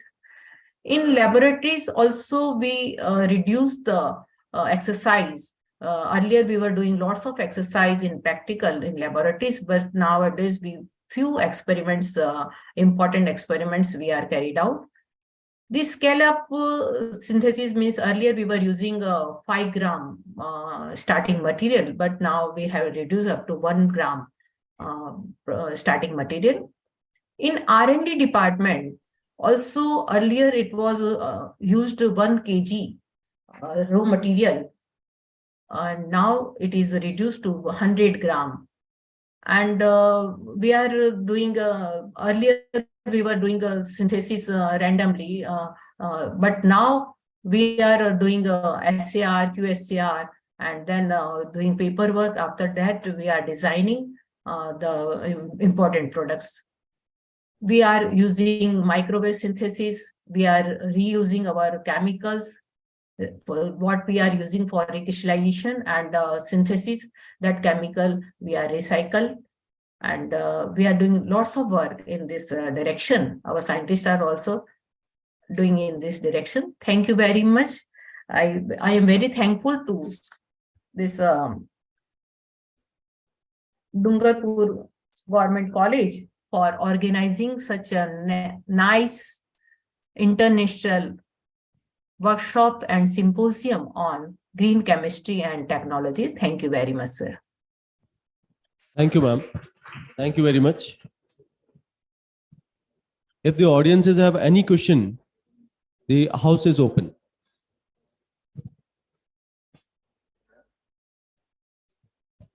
No questions, ma'am. Thank you. Thank you very much for the nice presentation. Thank you very much. Thank you, sir. So here we come to the end of invited speeches today. Now we are heading towards oral presentation. Miss Ruksar, is she here?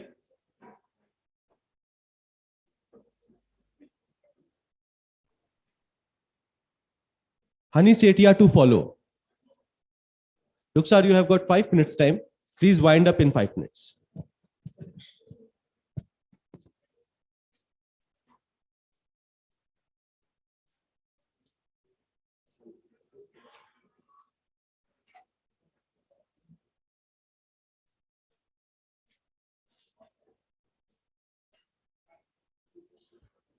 Ruksar, yours is OP26, na?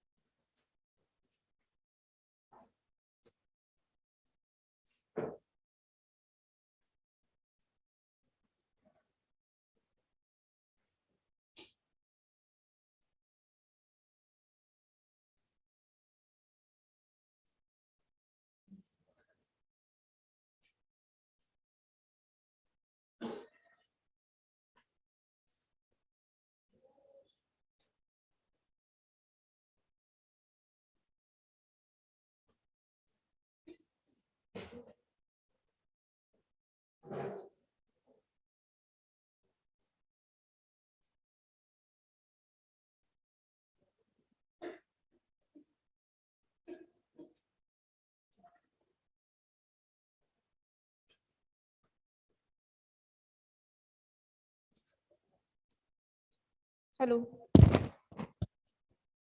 So a very good morning to one and all present here. This is Ruksar Bano, first year PhD student at IIT Bombay, under the supervision of Professor Maheshwan Shambhugam and Professor Devabhatra Maiti. So today I will be discussing about the work which is like doing in our lab.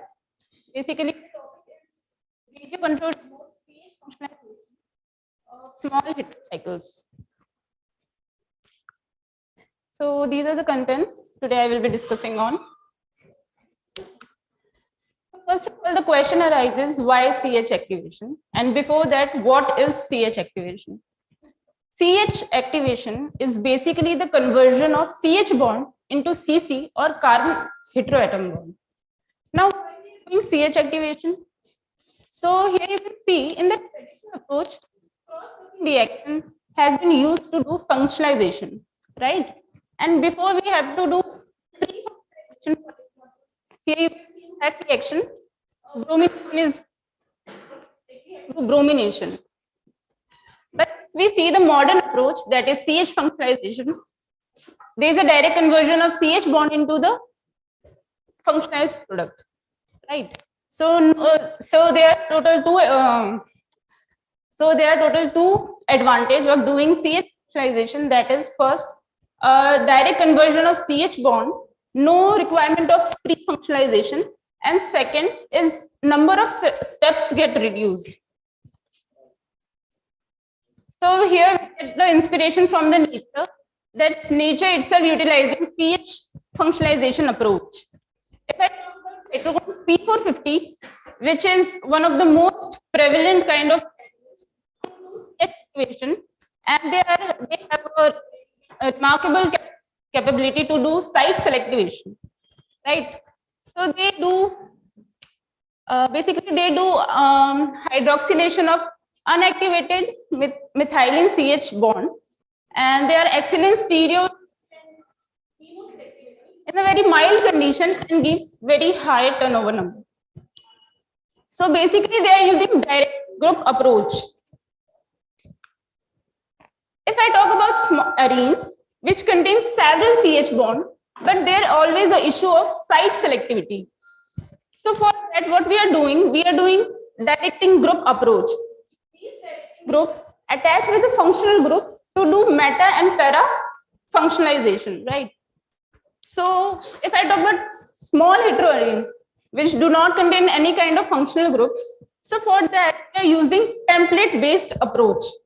We have designed this template which contains chelate backbone, steric modulation, electronic modulation, and it contains directing group. So the detailed mechanism of this template I will be discussing in later slide. So basically we have designed these kind of templates. This is the work. What the work here is C5's like alkylation of fused heteroarene. We designed these many of templates and try to find out which template is working well. So here you can see these symmetrical templates was not that much good because we are not getting that much yield and selectivity. Then we designed these templates. These are asymmetrical template, and here you can see this one. This one was giving the T8 was giving quite good yield as well as selectivity. So we took this particular template to do CH activation at C5 position, and what we get, these are the substrate scope, and what we get excellent results, that 94%, 90%, 72% with the selectivity of 20:1 in orthomethoxy and 8:1 in chlorine. So you can see that there's many substrate scope and with a very good selectivity using this particular template, right? So this is the plausible mechanism of template. So in the template, you can see that we used quinoline as a substrate, which get attached with the first metal, that is palladium. And this palladium like anchor the substrate, and the directing group in the template will direct the CH site which we want to functionalize. Right? You can see here. And the catalyst comes at the CH site, and then alkylation is taking place, and we get our product, and by decomplexation we are getting our template back. So it is quite a reason. You can use template in another reaction also. So this is the second work we have done C5 olefination of heteroarene with using this symmetrical template, and these excellent results we are getting, that like 89%, 47% with a very good selectivity. of C5 olefination. So this is a mechanism for So this is the mechanism. Same for the thiazole. We are getting exclusive selectivity using the templates. So templates has a very significant role playing in this kind of functionalization. So in the last, what is the conclusion and application of these work? So the first is excellent radio selectivity, utilization of non-covalent interaction, intermolecular approach, recyclable template. You can see this, these many of like things are, you can do functionalization at this C5 position using any of the position. So the application is late state modification is anti-leukin and anti-tumor alkaline camptothecin. Here you can see the substrate which quinoline substrate which we have used, and thiazoles in these epithelon A and cardiovascular agent. So you can do modification in these kind of like drugs and enhance their reactivity and like functions. So overall, these are the future plans which we will do, like detailed mechanistic investigation, exploring new heterocycles for different functionalization and exploring new metal templates. Would like to thank my supervisors, Professor Maheshwaran sir and Maiti sir. And special thanks to Dr. Narendra for always motivating me. Dr. S.K. Bhandari, IIT Bombay for providing me all the research facilities my family can use. Thank you, Rukhsar. It was a nice presentation. If anyone has any question for Rukhsar, please ask.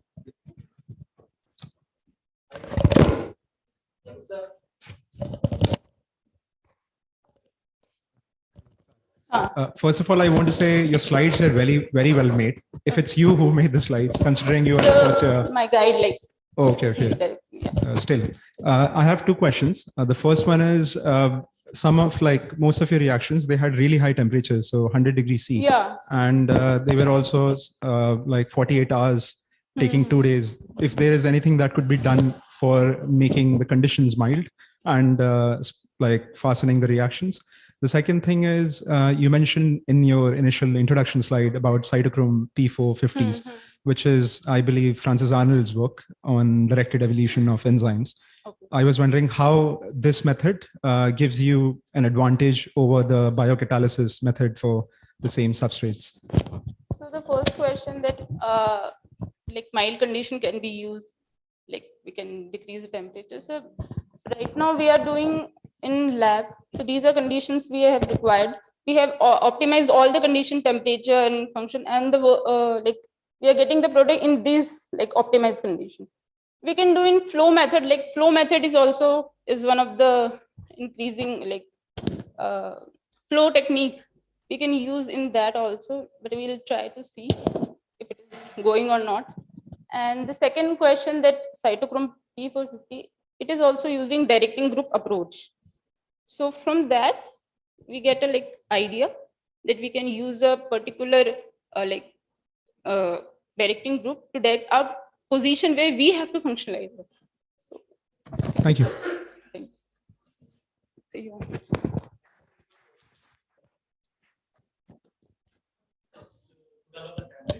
Exactly, I knew. So basically, if I talk about the template making, for 100 gram, I can say 15,000 kind of we are required, but 100 grams, not 15,000, more 1,50,000. And if we are using it in very like milligrams, so in milligrams it costs around 1.5 rupees, and they are disposable, sir. You can use it again. Yeah, I have shown. No? Yeah. What? That means the reaction is incomplete. You are not getting the 100% conversion of reactant. Only in that case you can recover your template. So we getting. Or your template, or you can have like a tangent directing group. Because I can see in your slides, the reactant, the template is the part of your reactant. And there is like a strong bond, though two aromatic rings are being connected throughout. So that bond, I don't Coordinate think, bond, yeah, not coordinate bond. It's a reversible coordinate bond. Between the that's why it reactant is and the detaching, no? template. But can you show me that one first slide? First slide. First one where you have shown the template.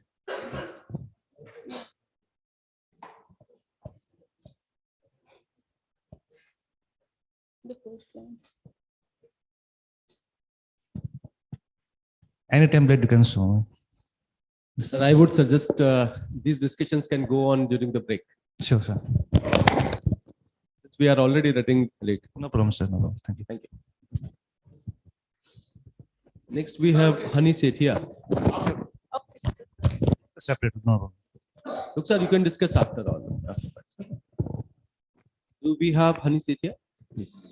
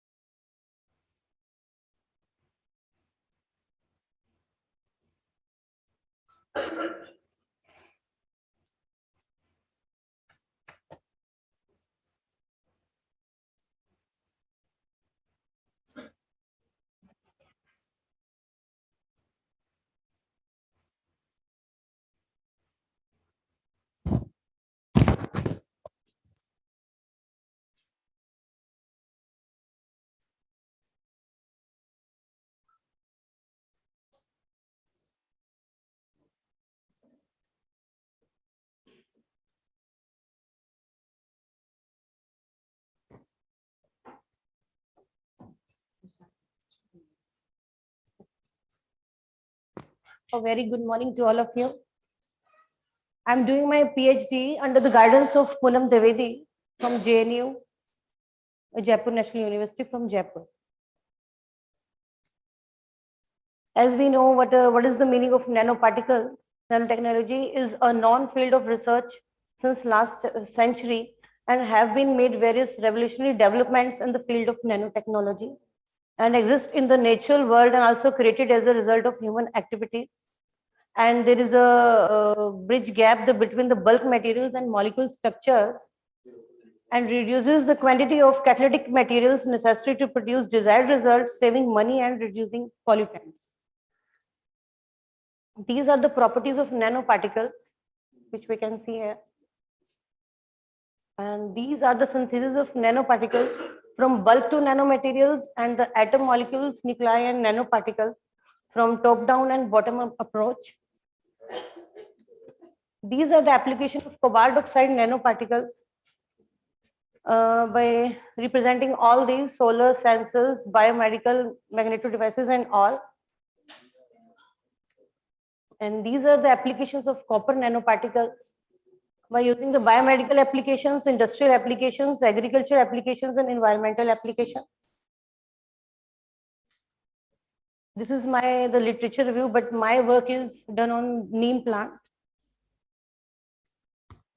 These are the objective by the synthesization of cobalt and copper nanocomposites by using the aqueous leaf extract of neem. And I have done the characterization by FTIR, SAM, TAM, EDS, XRT and XPS. And the main role is the antioxidant activity of cobalt copper nanocomposites. This is the plant kingdom of the neem Azadirachta indica. There are some phytochemicals which are present in the leaves of neem: flavonoids, limonoids, azadictans, and nimbians. This is the experimental detail which I have collected from the campus using the deionized water and dried and shaded and grinded. Then I have used the 25 gram of plant leaves in 200 ml of deionized water and refluxed for 2 hours and filtered with a Watsman filter paper. And this is the synthesization of cobalt and copper nanoparticles. These are the composites, but there is the addition of a plant extract, and afterwards I have done the centrifugation by 8,000 RPM for 9 minutes. Then this is the centrifugation process and the final result is there. This is the FTIR spectrum of cobalt copper nanoparticles. These 872 peak represents the cobalt oxide nanoparticles and at 552 it represents the copper oxide nanoparticles, which I have explained here, and some phenolics and other biomaricals in the leaves extract which are responsible for the bioreduction of metal anion formation of corresponding nanoparticles. This is my SAM analysis, which depicts the polydispersed spherical in shape, and there is a 50 to 80 nanometer with some agglomeration.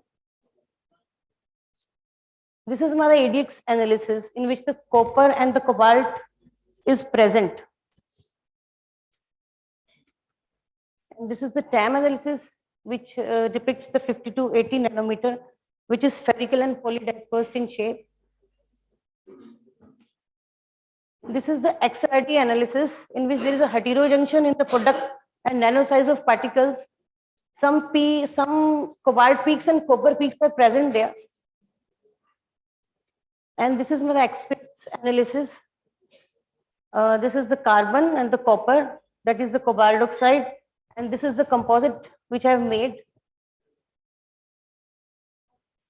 This is the antioxidant activity of cobalt and copper nano composites which I have used.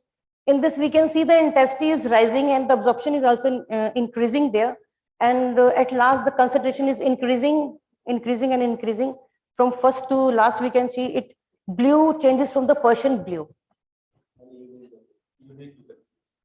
Okay. This is one conclusion. This is the FTI system. Which I have already discussed. XRD and XPS.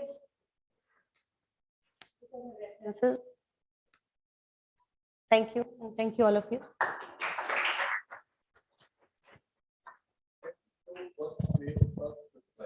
First slide. Okay, sir.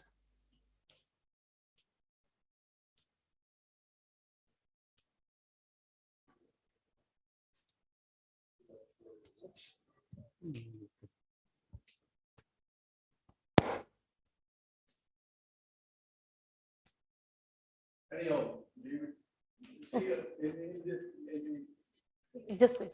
Many of slides you write CO. Copper oxide, sir. CuO. CO3O4. And CO you write capital. That Okay. is not advisable. Okay, sir. The cobalt you see with so small O. Many of the slides. So it is cobalt oxide nanoparticles, na? So that's why I have made it. CO is a carbon monoxide also. Okay, yes, sir. Yes, sir. You are a chemist now. Yes, sir. Simple. C. Should be, Okay. in the right way, you should write C capital O small. Okay. The last O is not meant. Many of the places you write CO Okay. capital. That's a standard advice. Okay, sir.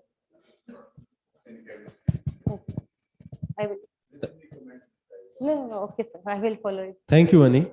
Thank you very much for this nice presentation. Now I would like to request Dr. DPS Rathore. He will be sharing his experiences and his research, and he will be taking just 5 minutes.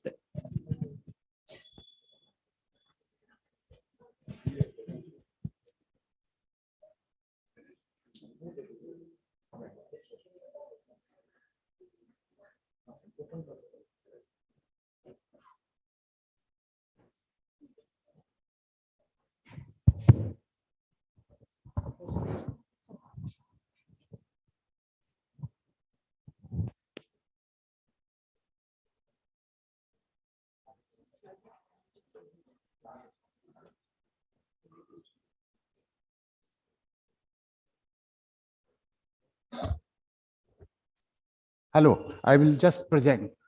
Yeah, it is the Homi Baba. He has conveyed no energy is more costly than no energy.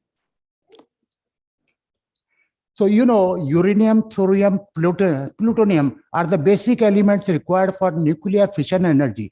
And uranium is a lithophilic element, nearly ubiquitous in nature and environment. So everyone knows about uranium. So there is a need of reliable measurement of uranium in diverse matrices, accurate and precise, with acceptable precision at different concentration levels, like in mineralized rocks, ores, concentrate, minerals, and other beneficent products in for uranium exploration and processing industry. This is the greatest challenge.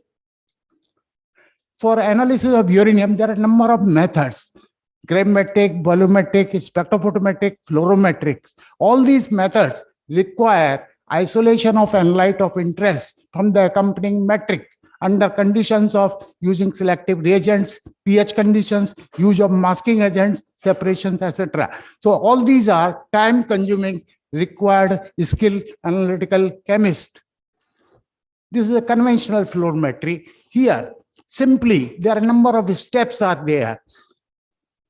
Take the sample, heat it, take the aliquot, then solvent extraction, finally in the furnace, and taking the reading in this way.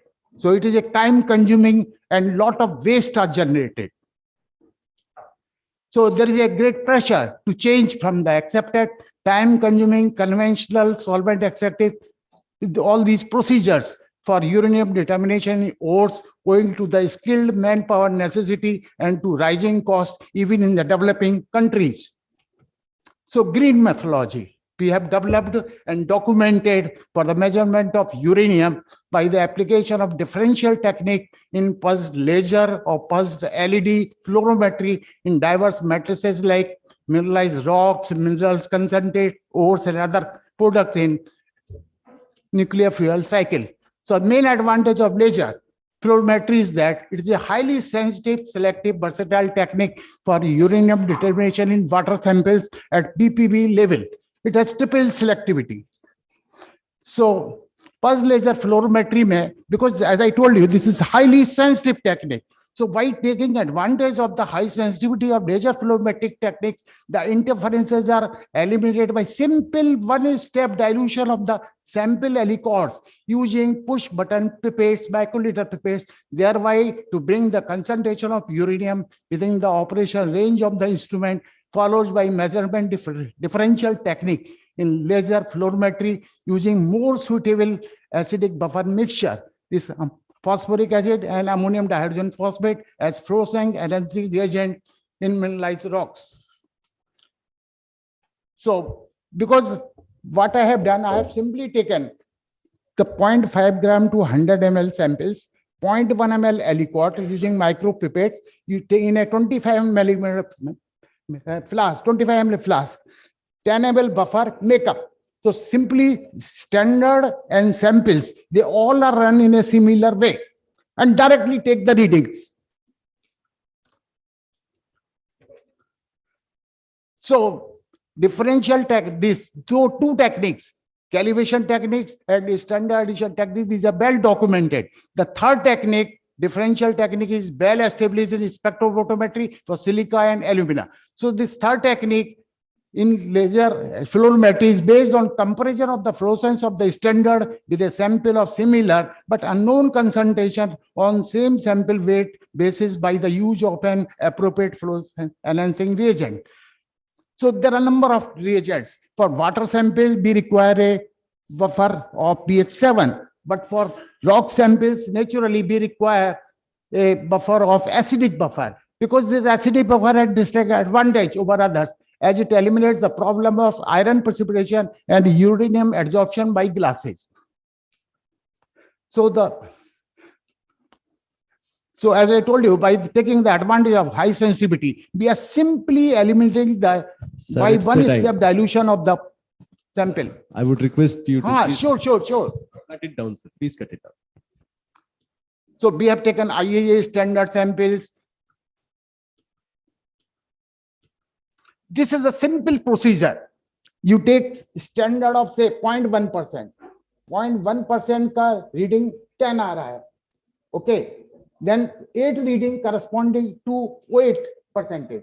So very easily, simple unitary method has been applied for determination of uranium. This is a simple. Even a layman can also perform these experiments. This is a procedure here.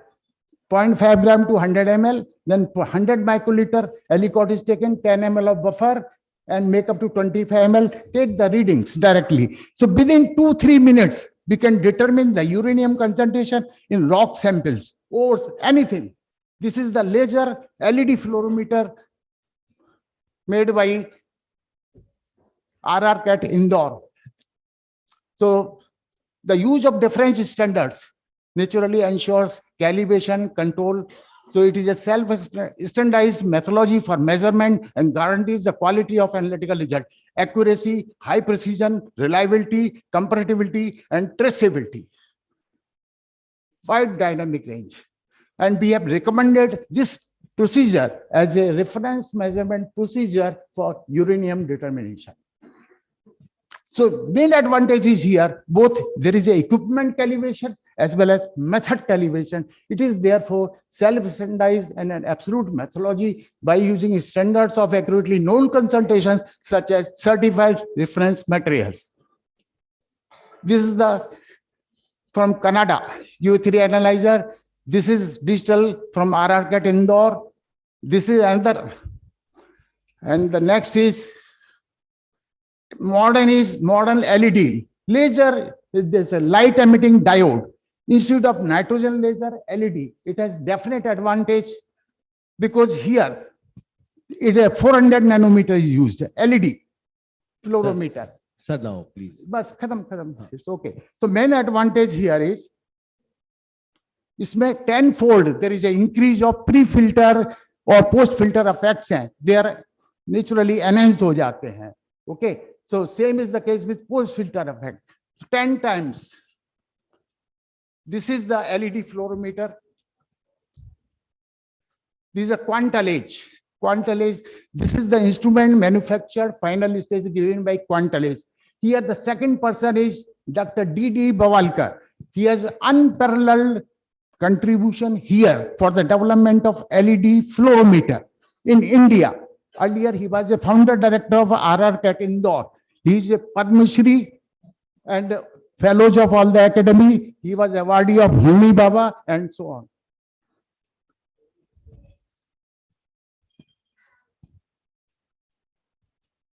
So in the eco scale, this is a green methodology, excellent green methodology. These are publications. Thank you so much. Ultimately, and there is a relation between fluorescence and fluorometry, an excellent marriage with unlimited versatility. Thank you so much. Thank you, sir. Thank you for your brief presentation. Actually, we are already encroaching the time of the next technical session. So we have to stop here. In the end, I just want to sum up the things. Today we had 4 invited speeches. First one was by Dr. Krishna Sharma, then by Dr. Nitesh Gehlot, then Dr. Shri Parnand Datta, and last one was from Dr. Seema Garg from Ajmer. Since we are witnessing about the deliberations of green chemistry, and to be very frank, I am not a man of chemistry. I am a student of microbiology. I do learn many things. And today, I learned many things also from all these deliberations. So thank you one and all, and thank you the organizers. Thank you very much, sir. Thank you very much, sir, for running the session very effectively, although we were late. After that, we are having 2 sessions. One is of half an hour for e-posters, and other is also of half an hour for video presentations. And then we are having 2 fantastic lectures of applied chemistry and applied sciences I hope that we'll able to start by 1:15 or so. But before that, I would request our honorable chairperson to kindly felicitate the presence of our invited speaker. First of all, I request Dr. Krishna Sharma, and I also request our session in charge, Dr. Jaishankar Acharya, to please be on the dais. Sir इस तरफ आ जाए.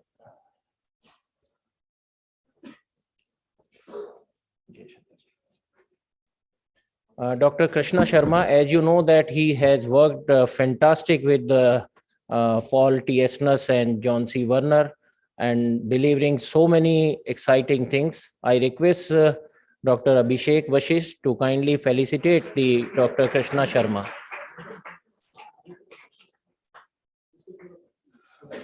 आप madam इधर आ जाएं एक बार उस हाँ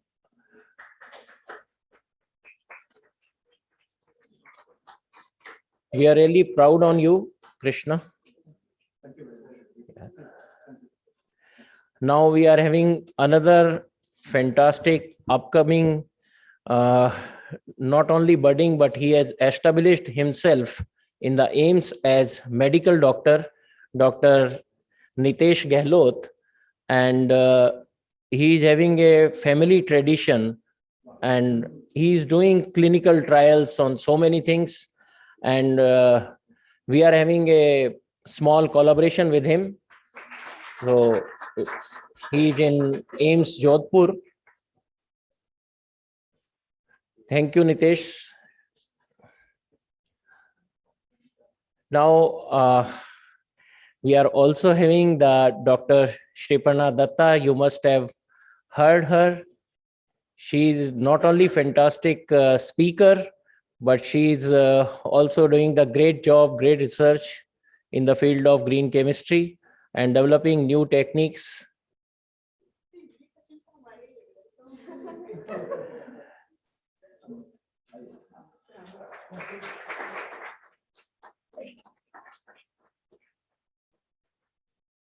Now I request our session in charge, Dr. J.S. Acharya ji, to kindly present a token of appreciation to Dr. Abhishek Vashisht for effectively, very effectively, I should say that running the session.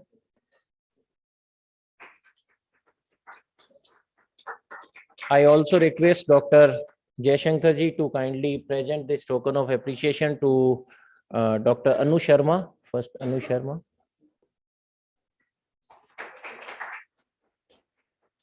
Anu Sharma is senior faculty member at Engineering College, Bikaner in chemistry. And also to Dr. DPS Rathod for his invited lecture as well as his chairperson work. Thank you so much, Dr. Rathod. Now on the quick side, we are going to start the e-poster competition session. And yesterday you all have witnessed the physical poster presentation and a particular jury has analyzed and judged the results that will be presented in terms of awards during valedictory session. Now I request Dr. Krishna Sharma to be on the dais to chair this session.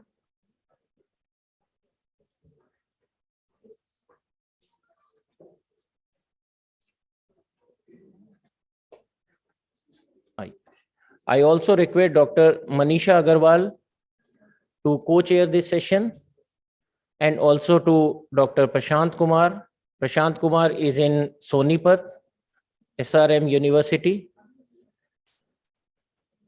Sir, in this session, we are going to take the presentations in terms of poster presentations, and a few students, if you will be having any questions, then you can ask to them. Otherwise, the poster will be displayed on the screen. They all are presenting, and in this, 3 are from outside India and 7 are from India. I think you can start. Yeah. Can I sit there? I'll be able to view it properly. You can, or I can, you can chair turn, chair turn, no chair turn.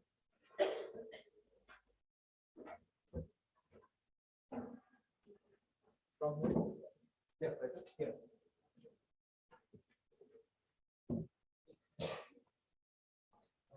Do I need to make any points?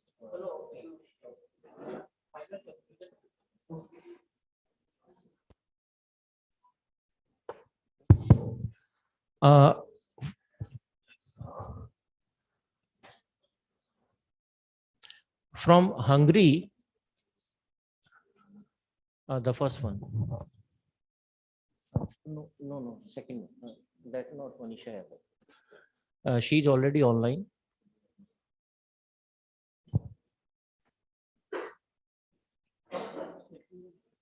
First name, Shijlika. I think Shijlika is already online from Hungary. So can you enlarge it? Actually, in the e-poster presentations, we are having two types of processes.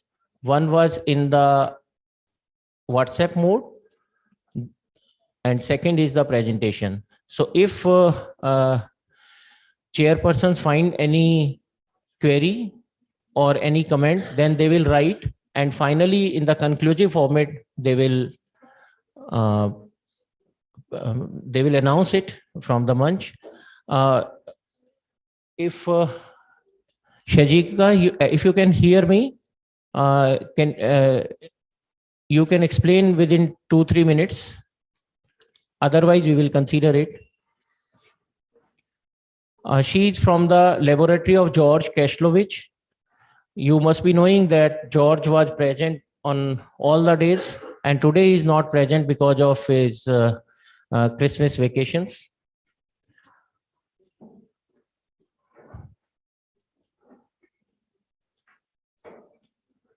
Okay, then, thank you. We can move for the second one. No, that Manish Yadav. First take the Manish Yadav.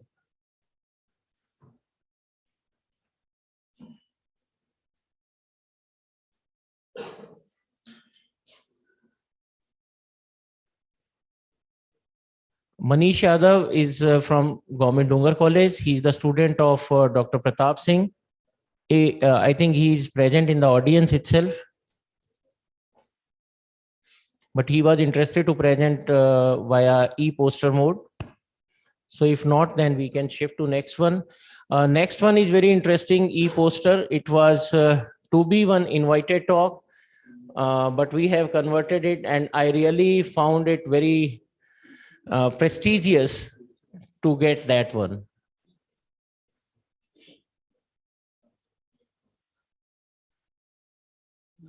नहीं ये वाला fourth वाला पहले.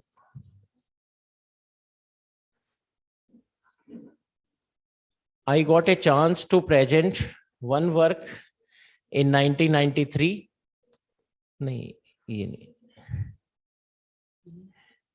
नहीं. And this is just to show you that the senior faculty members are also very much interested in, no, not this one.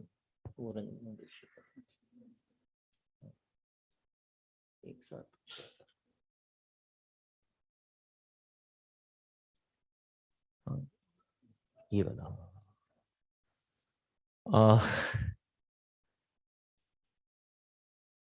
I think if we'll get time, we'll able to discuss it. But I just want to show that senior faculty members should also participate in the poster session. And I promised in the previous conference that we'll present one poster. So we have presented one poster here.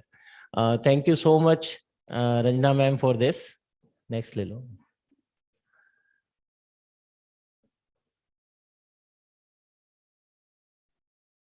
Third. Balvinder is already online, as well as he is just sitting outside.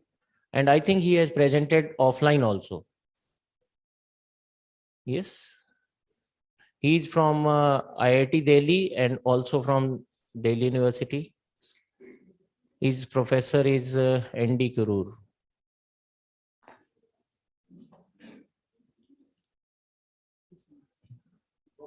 Yeah.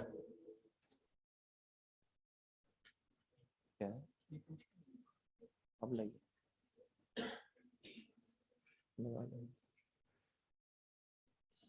बाद में एक बार बाकी है. Next ले लें. ये रोमैया 4 number 4. हाँ 4.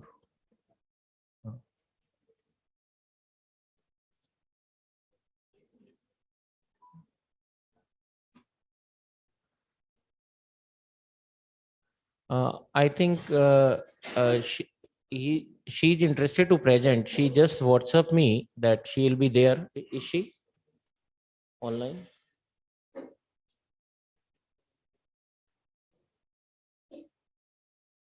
Please check if it is there.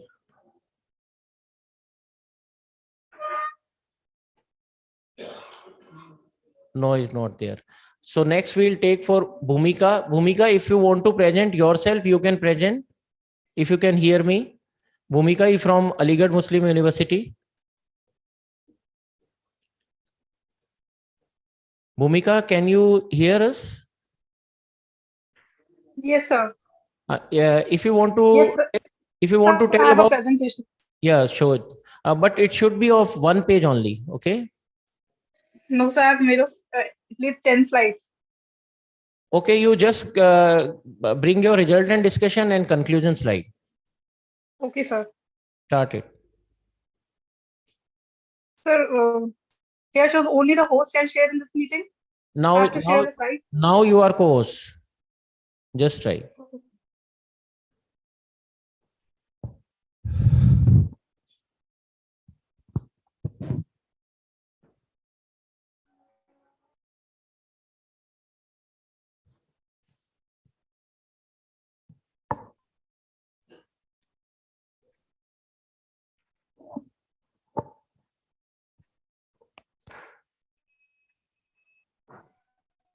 So here, my topic is organosulfur catalyzed multi-component reaction, an efficient procedure for the synthesis of densely functionalized chromino 3,4-D quinoline derivative. So I have synthesized this compound using a multi-component reaction, which is a green methodology. So here I have used aminocubene, 3-aminocubene, and the 1,3-dione and plus aldehyde in the presence of a catalyst, camphor sulfonic acid. So I got this product, 3,4-D quinoline derivative. Here's the abstract and introduction. Here is my optimization table, how I optimize the reaction with a different amount of catalyst and different amount of catalyst and different catalyst also. Here is the mechanism I described, how it takes place. First, there is a Novangel condensation between 1,3-dione and aldehyde. Then there is a Michael addition. And then we got the product by intramolecular cyclization. Here is some characteristic peak. I have done the proton NMR and carbon 13 NMR. And here is the conclusion. Thank you, sir.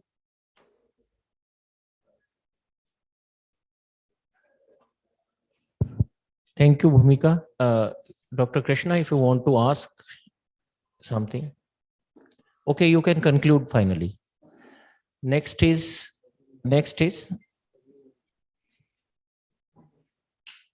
I think few more are there.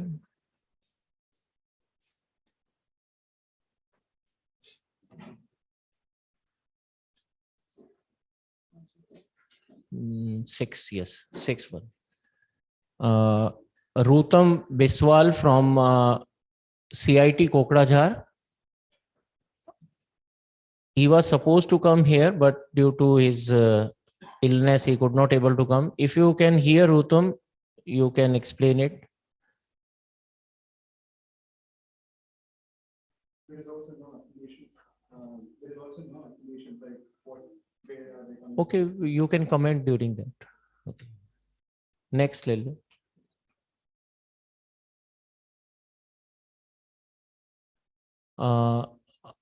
Then this, yes.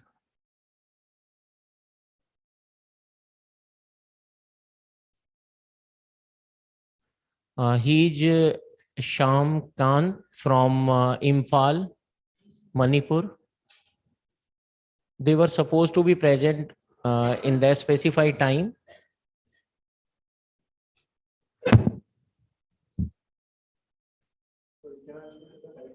Title. Synthesis of 7 substituted.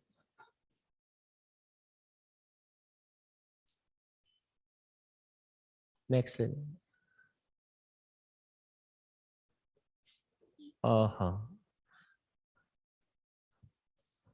Sonam Kothari, I think she is also in the audience. Yes. You can come here and or you can speak. Okay, okay, fine. Leave it then. We have given option that you can present both the way. Next.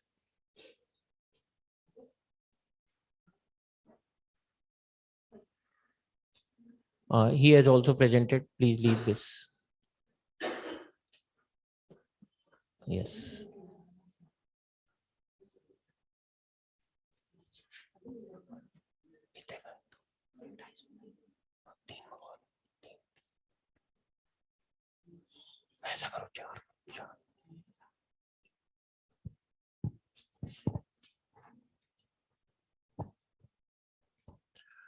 Okay.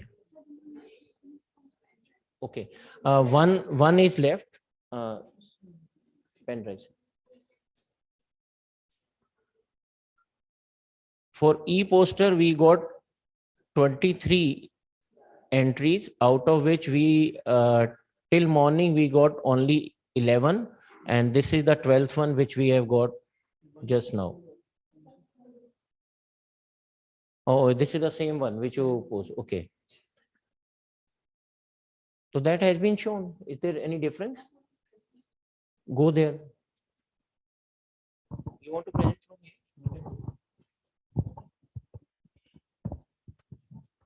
Or if you are going for e-presentation, then you should be at your system. Let's speak. So this is about auroras and its new discovery on Mars. And on Mars, we think that magnetic field is not present there. On Mars, we think that magnetic field is not present there. But recently, when we discovered that auroras are there, which are UV, ultraviolet auroras, and then scientists were all shocked that how is it possible? Then it was found that it is because of few reasons, that it can be remnant magnetic field, or it could be from the crust, from the metals, or it could be because of the solar flare itself. Because from on the upper atmosphere of the Mars, there are electric currents flowing. So when solar flare come and the high energy particles go there, and magnetic field generates there. So that is how the ultraviolet spectrometer detector could found the auroras there. You can ask questions.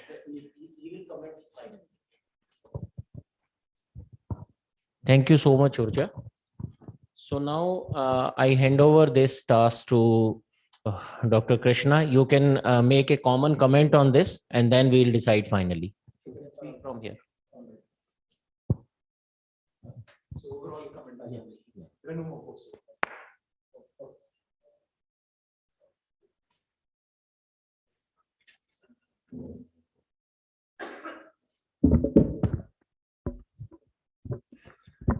Well, it's good afternoon. So good afternoon, everyone. Thank you, Dr. Bhojak, for giving this opportunity to chair this session of some amazing e-posters received from brilliant students all over India. And I was just told that I have to chair this. So, and in the limited time that I had to see the posters, I could see that people have invested a lot of time in making these posters, which is great. And they researched different topics.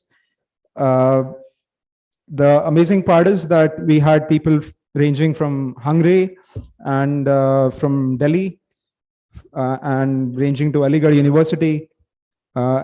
So different parts of India being covered, and then even Europe. The other thing is, some of these people, I already had an interaction with them yesterday. I made sure that I go to each and every poster yesterday, whoever was presenting in person, and discuss with them their work, because I know how it feels to discuss your work with others, get their suggestions and explain, and it gives a feeling of satisfaction. So I made sure yesterday nobody was left out.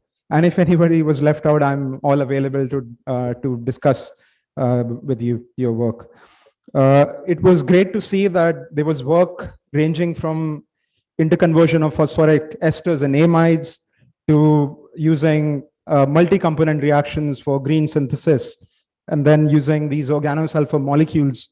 And then there was synthesis of triazine molecules, which are pharmaceutical interest. And then there was research on, there was actually collaborative effort from University of Delhi and here on producing, on having a poster about green chemistry principles and educating undergraduate students and everyone about the importance of green chemistry. So just looking at that collaborative effort of faculty members, even participating in this conference was great to see that. And I encourage other people as well to participate in these kind of activities and make other people aware about the importance of the subject, about the principles, and make them aware about sustainability in chemistry. And then a couple of things was that I didn't know where Drutam Biswal comes from because there was no affiliation. So very important is that you have your affiliation on your poster. It's absolutely important, and your contact details so people can reach out to you if they have any questions about your work. The other thing was there was one poster which was out of the set, which was on auroras. I was definitely very curious to see that poster because it talks about northern lights, the auroras one, in the end, by Urja Sharma. So I'm not sure if how many of you have seen northern lights in Europe. You have to go very up north in order to view them, and they appear in very specific timings of the year. Right now is the time for them to see that. And generally you have to go into very northern parts like Norway and even like north parts of the Norway to see that. This was talking about its presence on Mars and about its discovery. The only thing I failed to understand was the connectivity with green chemistry. I wanted to ask that question. What is the connection with this conference? But certainly it's quite interesting research that is happening. And I'm sure the person would be willing to explain the connection with sustainability of Northern Lights. And I'm very interested in that aspect. I think that's overall, that's what I felt. Thank you very much, Dr. Krishna. I just want to convey from your side to our students. See that he has seen the posters, e-posters in less than 20 minutes. And he has commented on all the posters critically, analytically, enthusiastically, and with positivity. This is why he is in University of Leeds. Thank you very much, Dr. Krishna. The way in which you have explained and elaborated, this is amazing. I must congratulate Professor Sharma and Dr. Ranjana ma'am for this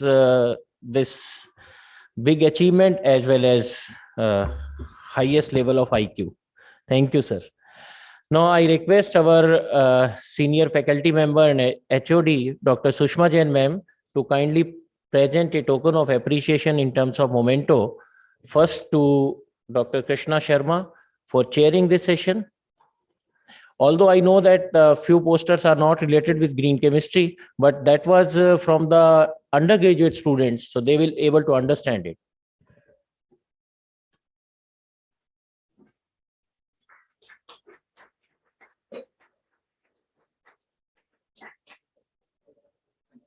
I also request ma'am to present this memento to Dr. Prashant for co-chairing this session.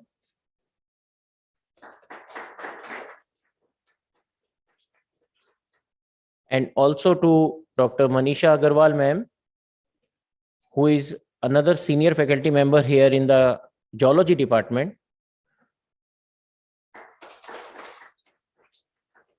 Thank you very much. Now we are going for the next session, which is of video science film presentation. And this is, sir, with due permission, Professor R.K. Sharma, sir, we, in the previous symposium, we designed that when we go for the interdisciplinary part, so we should not only take the persons from physics, chemistry, geology, botany, but we should also take some other humanity persons or other languages person. So with that inoculations, we have designed this. There are few films which are prepared by the students, and few are from the faculty. So within next half an hour, you all will be going to see it. And for that, I request our chairperson and as well as jury members. They all are the jury members as well as chairperson. So first of all, I request Dr. Vinod Bhardwaj ji to be on the dais. He has been the pioneer in the field of innovation and skill development in the commissionerate college education. He himself has prepared few films on the Nepal and documentary films, and he is the joint director in the commissionerate college education. Second, I would like to call Dr. Divya Joshi ma'am. She is from Humanities and Languages. She has written more than 20 books on different aspects and has published more than 70 research papers. Recently, she has also published more than 18 research papers on the NAC accreditation process, A&A process. So we welcome you, ma'am. And then we are having our own Dr. Pratap Singh. I think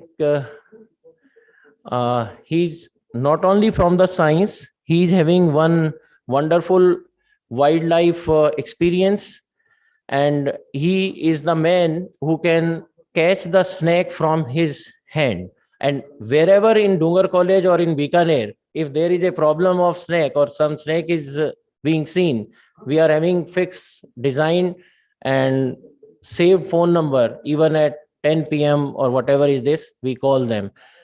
Just before 7 days, he has cast one snake. I think that was Grossi Bellitis in the chemistry department itself. This is what I want to tell. So, sir, in this session, we are going to present few films, and you please take a look, and you will not only comment in the last, but you will also have to judge, because this is a competition category film. Thank you, sir. No.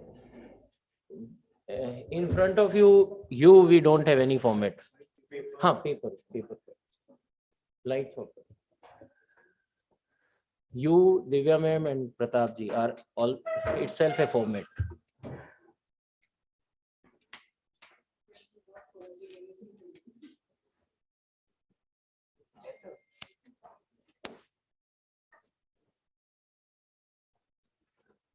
I would like to add, out of these selected 8 movies, 5 have been prepared by the students only.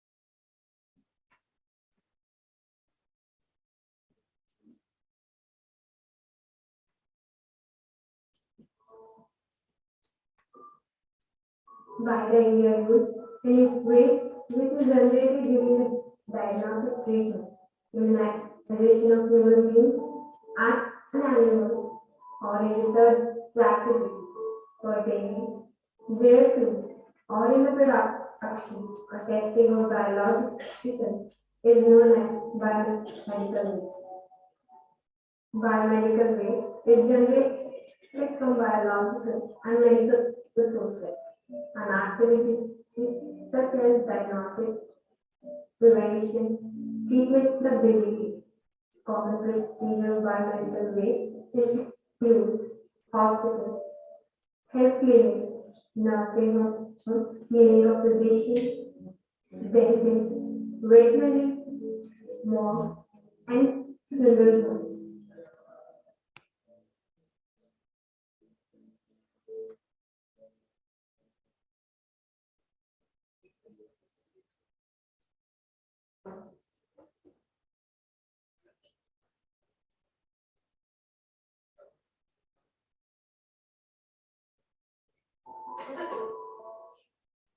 and funeral homes.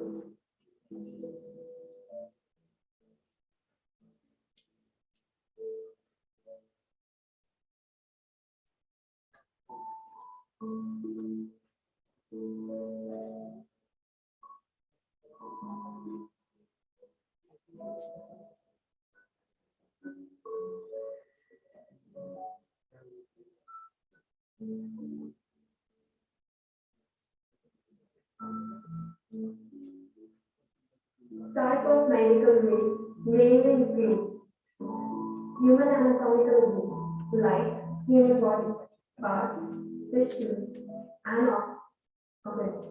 Animal waste such as animal body parts, carcasses, excreta, breeding parts, and waste generated at veterinary hospitals, microbiological and biotechnological waste are waste from laboratory cultures, life, or attenuated vaccines, human and animal cells, culture used in research, waste from biological toxins, waste shards like needles, syringe, waste, discarding waste, soil waste includes clothes containing blood stains, blood-coated cotton balls, solid plaster, solid waste like waste generated from disposable items like tubing and catheters. Liquid waste are waste which is generated from laboratory housekeeping activities. Incineration waste as generated from incineration of biomedical waste. Chemical waste, chemical used for disinfection.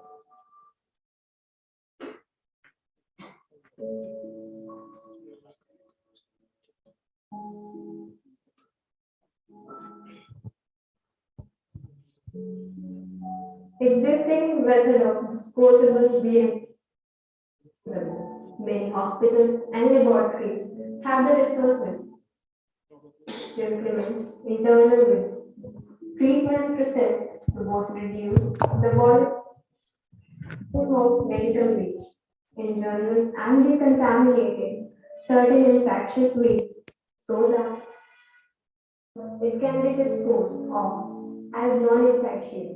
Mainly, three types of methods are there for medical waste disposal are as one-side medical waste treatment. It includes autoclaving, chemical treatment, microwave treatment, off-site medical waste disposal, incineration. It is typically used for pathological and pharmaceutical waste. Examination of medical waste should be performed in a controlled facility to ensure complete conversion and minimize any negative effects. For the environment, the great thing about incineration is any negative effects for the environment. The great thing about incineration is that it kills 99% of microorganisms and leaves very manual waste. Land disposal. Land disposal is typically used for shredded, treated and decontaminated waste. In certain cases, it can also be used for hazardous waste or other untreated waste that cannot be decontaminated by other means. Specialization. Sanitary landfills sites exist to reduce the risk of soil and water contamination and provide a safe space for medical waste disposal.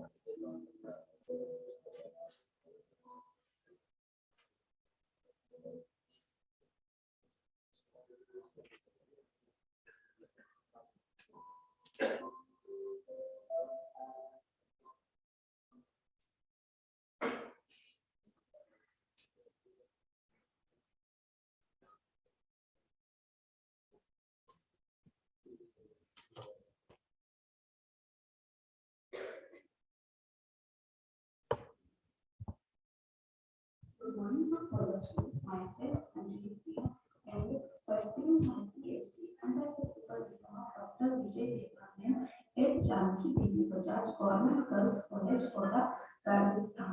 Respected dignitaries, thanks for allowing me to present a paper which are titled by Esa Indica Mediated Clean Synthesized by Metallic Nanoparticles. First of all, I give brief introduction about the synthesis of biomagnetic nanoparticles. Nanoparticles is a very small particle at least one dimension with size range in 1 to 100 here for me is an algae are present within the earth and its environment. If you see microorganisms, pH temperature and periphery and viscosity in cancer methods, chemical vapor deposition display. Graphical representation of synthesis of bimetallic nanoparticles using plant extract.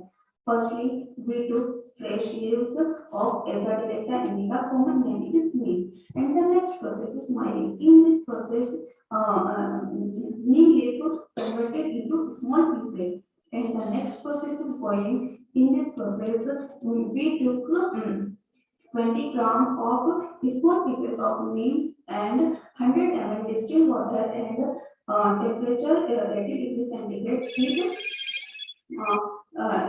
30 minutes. And the next process is filtration. In this process, after nanoparticle synthesis. In nanoparticle synthesis, in this process, we take ferric chloride solution and nickel nitrate solution, 1:1 molar solution, and 5 gram of and 5 ml of neem leaves.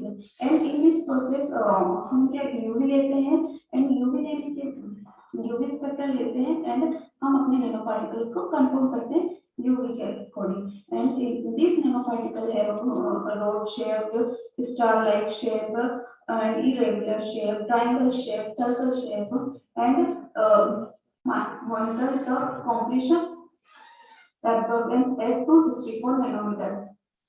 Our study was the following.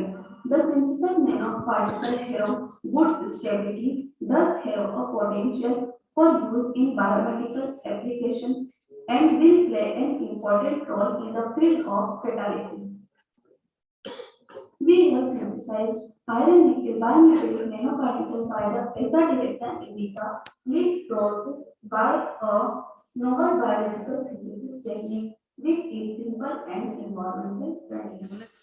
It is easy, cost effective, and does not involve any harmful chemicals. The formation of iron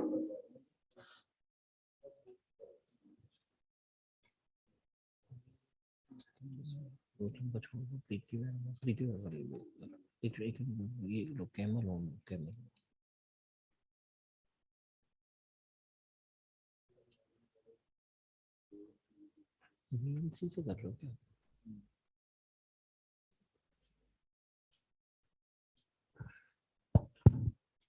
I think there is some problem with the Zoom connectivity. So can we run it? एक आनंददायक घटना है. रेगिस्तान की जांच के रूप में भी जाना जाता है, क्योंकि यह गर्मी रेगिस्तान में पीने के पानी के बिना रह सकता है. कुछ नहीं हो सकता इसका. कभी-कभी एक सप्ताह के आसपास या इससे भी अधिक. जब में देखो एक बार विंडो हम ऊंट पर एक घर्षण सवारी करते हैं, try to run in window media player. Window media में करो.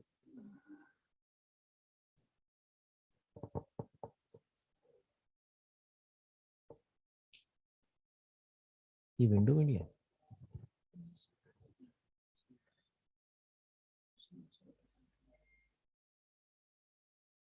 ये जूम की कनेक्टिविटी है, ये जूम के बिना नहीं कर सकते क्या? ये धारा किस तरह कर सकते? ऊंट पर सवारी करना एक आनंददायक घटना है.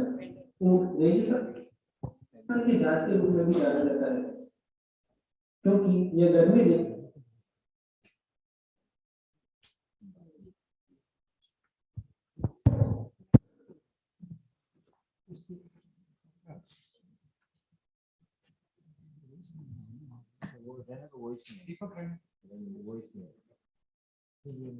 जूम की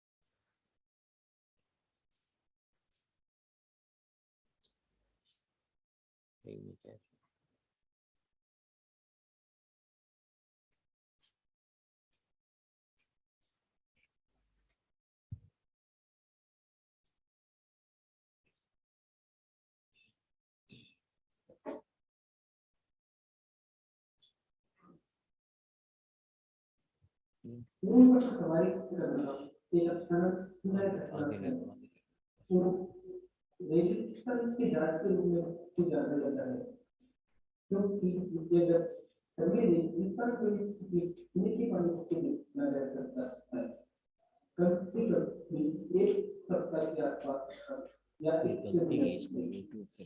जब हम उन एक घर से समाज हम लाइब्रेरी के दौरान बहुत सावधानी चाहिए क्योंकि के दौरान हम ज्यादातर दुर्घटनाएं होती भारत में के बाद लगभग 5 लाख लेकिन राजस्थान गुजरात और Haryana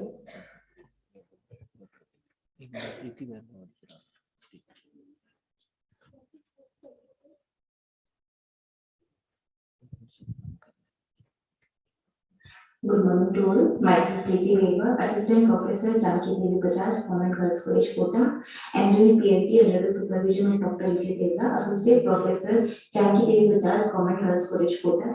Today is my presentation topic is synthesis of plant-mediated biometric nanoparticles and their catalytic application in degradation of industrial waste. Synthesis of biometric nanoparticles. There are two approaches for the synthesis of biometric nanoparticles. The first approach is top-down approach, and the second approach is bottom-up approach. In top-down approach, the starting material is bulk material which are converted into the nanoparticle approach like algae, fungi, bacteria, and different plant parts like leaves, seeds, flowers, roots, etc. In this slide, I am discussing about research methodology of biometric nanoparticles using plant extract. For the synthesis of nanoparticles, firstly, we make plant part extract through the boiling and filtration. After that, plant part extract were totally added into the biometric salt solution. In this state, we maintain different reaction parameters such as pH, concentration, temperature, ion phase to biometric salt solution. These synthesized biometric nanoparticles were characterized by different characterization techniques such as UV visible spectroscopy, FTIR, SEM, TEM, XRD. Synthesized nanoparticles having many more applications in different fields such as agriculture field, catalytic application, wastewater treatment, biodegradation. In my research, we work on green synthesis of copper-silver biometric.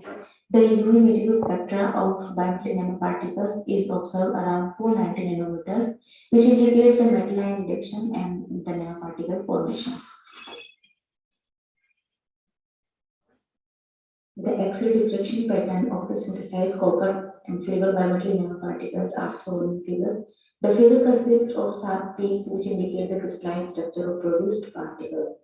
In this pattern, two distinct peaks for silver at the 2 theta position around 38 and 65 degree corresponds to the centered cubic structure of silver nanoparticle.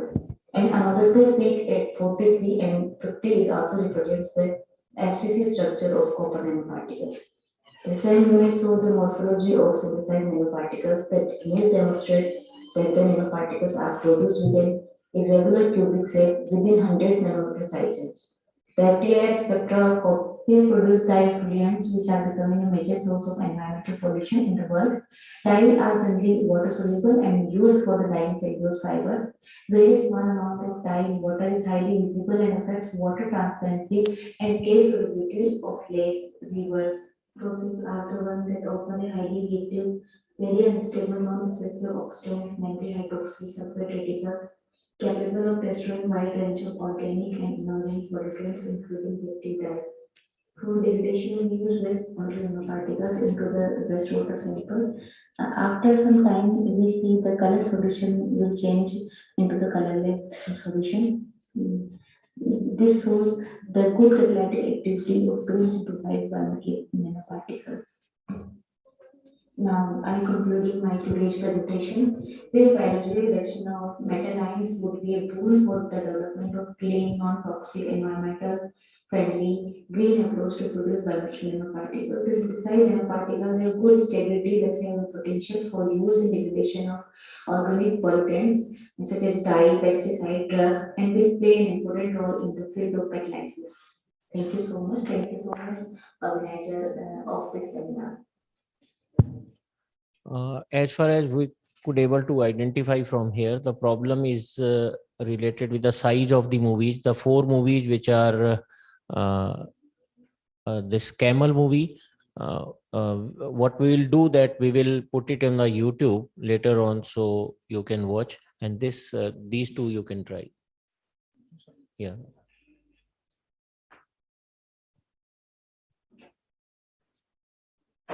Hello everyone, my name is Mahima Sharma. I am doing my research under the able guidance of the Visit Program, Ladies for Members for this program. My topic for presentation is the kinetic study of oxidative degradation of antibacterial drugs and oxidize them with some selective oxide show how fluoroquinolones and other drugs enter into the environment and become the part of pollution. Here, some of the characteristic features of fluoroquinolones are summarized. We have also planned to release 2 movies here. We will try once if it is possible the release for 2 movies. Then we will show here. Otherwise, we'll stop this session and we'll put the movies on YouTube. You can try these 2 movies. One is on the autism, the treatment of autism via camel milk. If it runs with the cross finger, then it will be nice in front of NRCC director.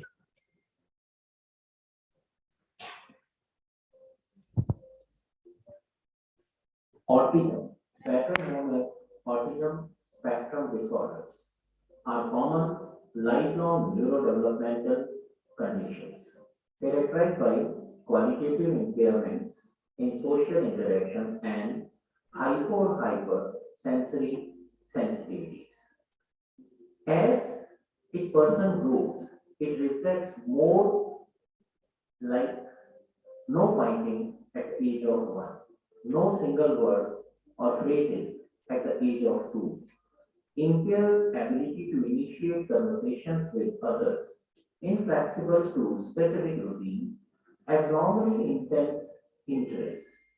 As you can watch in these clips, the behavior and effect of sometimes so severe that person harms himself unknowingly. Autism spectrum disorders occurs in every nation of the world. As per the Center for Disease Control and Prevention, about 1% of the world's population is affected from it, which means roughly 1 in 160 people is thought to have autism, where over 18 million people are affected in India. In 2021, people of all races and socio-economic groups are impacted by the disorder. There is no specific cause of autism. Research suggests that autism develops from a combination of genetic or non-genetic or environmental influences. These influences appear to increase the risk that a child will develop autism. It is also found that mothers pass only half of their structural variants onto their autistic children, a frequency that would be expected by chance alone, suggesting that variants inherited from mothers were not associated with autism. But surprisingly, fathers did pass on substantially more than 50% of their variants. Currently, no treatment has been shown to cure ASD, but several interventions have been developed and studied for the use of with young children. These interventions may reduce symptoms, improve cognitive ability and daily living skills, and maximize the ability of the child to function and participate in the community, and the role of various NGOs is very praiseworthy in this direction. In India also, few organizations working very good in this direction, like Action for Autism, Swabodini Charitable Trust, Arvind Foundation, S&M Rehabilitation Center, Approach Autism Society Jaipur, etc. Recent research shows that camel milk may be a suitable option for treatment of autism. Professor R.P. Agarwal, Director, Diabetes Research Center, Bikaner, has proved the importance of camel milk for diabetes. Similarly, researchers from National Research Center for Camel, NRCC Bikaner, are also working and proving the utility of camel milk and products. Researchers from DCRC Government Dungar College, Bikaner, have also pointed out the importance of camel milk, and recently, famous author Miss Christina Adams has also represented the importance of camel milk for the treatment of ASD. In fact, she has controlled and administered and also observed the behavior of various kids before giving the camel milk and after giving camel milk, and quite a good amount of improvement has been observed thereafter.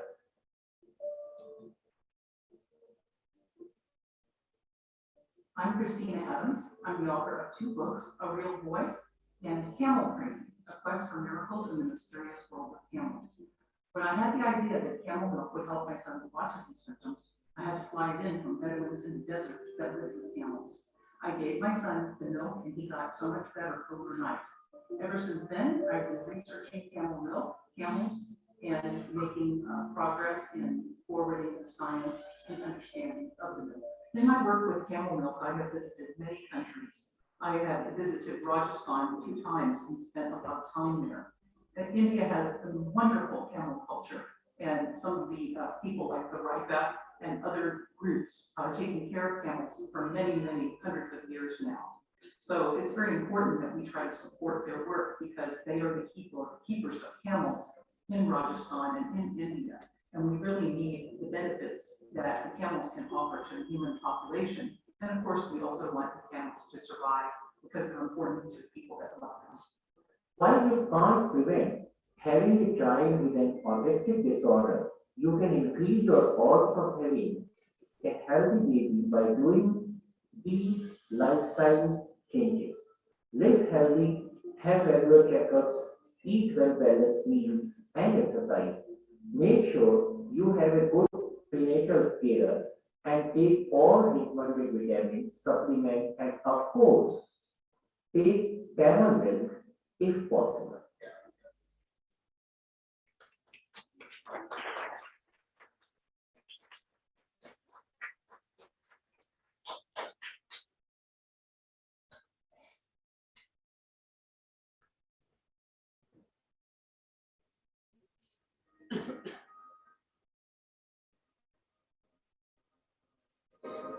A vulture is a bird of prey that scavenges on carrion.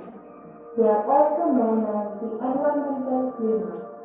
Despite their temporary negative attitude from humans, these birds play an important role in the ecosystem by cleaning up rotting carcasses. They are the key components to maintain healthy ecosystems. The beauty is, despite feeding on infected carcass, they do not get infected because of the acids in their stomach, which are potent enough to kill the pathogen. Thus, the chain of infection is broken. Georgie, a vulture conservation reserve situated near the city of Bikaner, which is also known as the land of raptors. It is Asia's largest open dumping conservation reserve spread over 5,646 hectares. The birds are coming here from 30 countries all over the world, and the other open dumping sites are decreasing day by day. Many types of raptors are seen here. Out of this, many species of vultures are present. Some of the species found here are Eurasian griffins, Himalayan griffins, Carnarius vultures, and an endangered species which is Egyptian vulture. The other raptors like safety eagle, long-legged bazaar, and many more are also found here. The main reason for the existence of all these species here is the abundance of food availability here. Firstly, the skin of these dead animals is separated and is used to make leather. Then the remaining parts are left as food for these raptors. In fact, these carcasses are the main source of food for them. Another reason is the environment provided to them. The people of Bikaner are concerned a lot about the vulture. And during our observation and research, not even a single dead vulture was found, as the carcasses present here are mostly non-poisonous. But unfortunately, there are only few places left in the world like Jyoti. So the population of vultures is declining rapidly, and most are now in danger of extinction.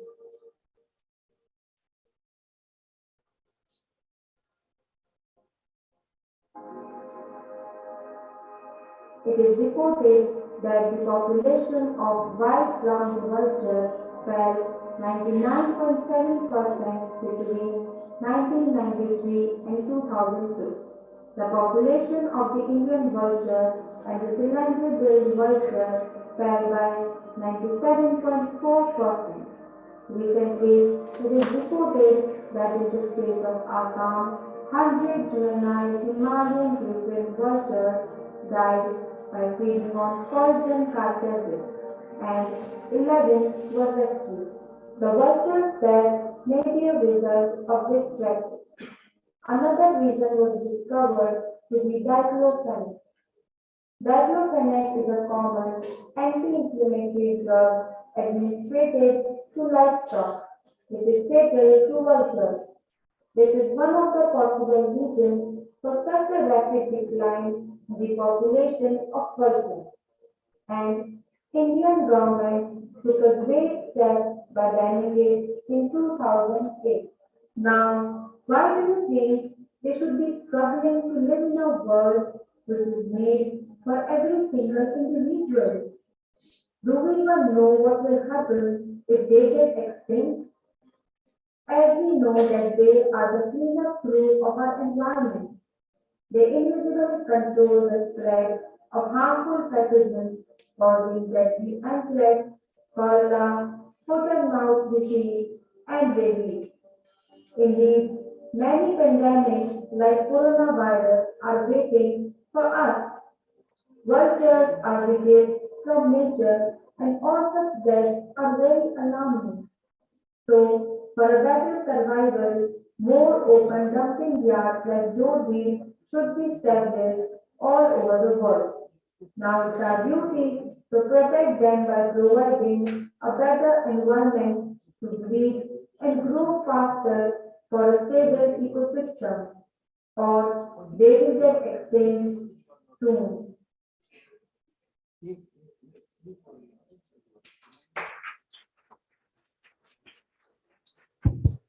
We are having two more movies of 3 minutes each. After that, we will going to start the applied science section. We try with the cross fingers if it is possible here.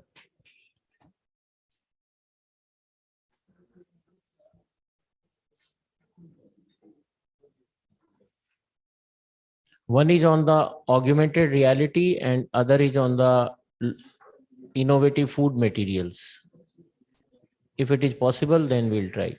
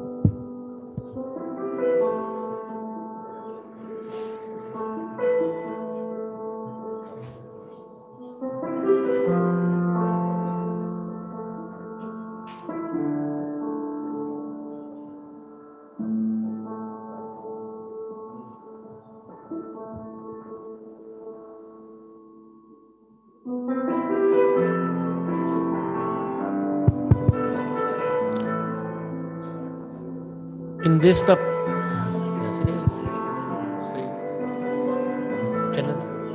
इसको volume धीरे करो. In this, how to create the augmented reality has been represented, and that has been filmed in the Smart Science Lab of Government Dungar College, Bikaner. And this is the set of 33 organic compounds which has been converted into augmented reality sectors.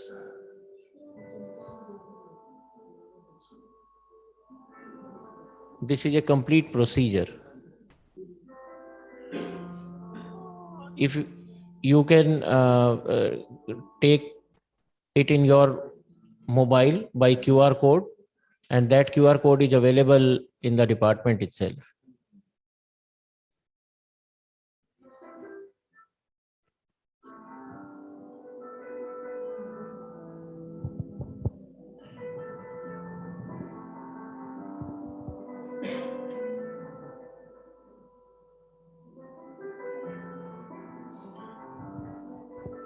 This program is self-explanatory. You can draw any compound which is in the library and can scan it.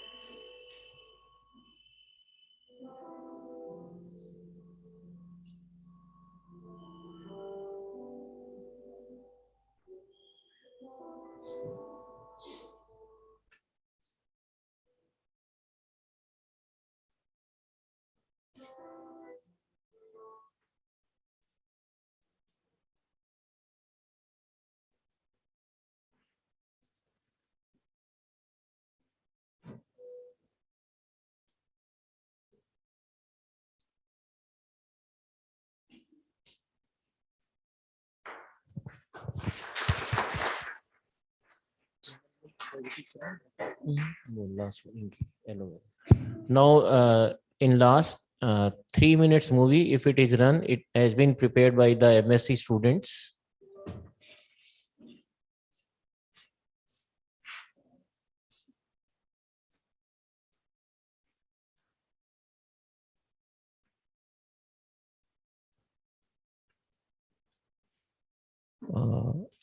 This will be the last movie if it runs. Voice okay. In this, the method of preparation of food products from aloe vera has been shown. There is some problem in voice, but you can find yesterday, as we have shown there by the students of MSc, different products. Now this is the process of manufacturing or preparation of aloe vera halwa. You can find this is aloe vera and amla halwa. No other ingredient has been added in except this garnishing. And this is the conversion of this aloe vera amla into laddu. Similarly, nutraceutical values of this is enriched by This is the complete procedure. I think the Guman and Priyanka and Meenal, who has prepared it, are here, and the documentary has been prepared by Anshul. I think after this, you can come once in front of the audience so that they can. This is another innovative. This is the aloe vera chilla and aloe vera pakode. Our faculty member, Dr. Umar Athod, has directed them, and a special comment or special methodology has been given by Dr. Shushma Jain for this also. This is aloe vera chilla and aloe vera pakoda. And the last but not least,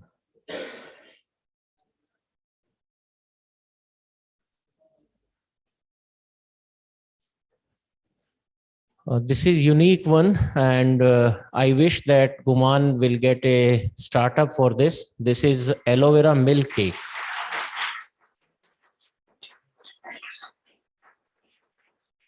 There was one query that how are you calling it aloe vera, because it's not having the major ingredient as aloe vera.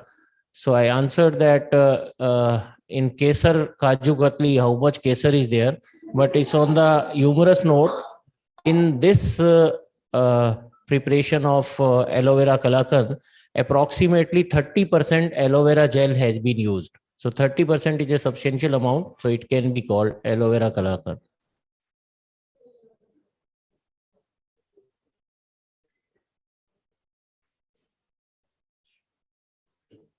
I hope that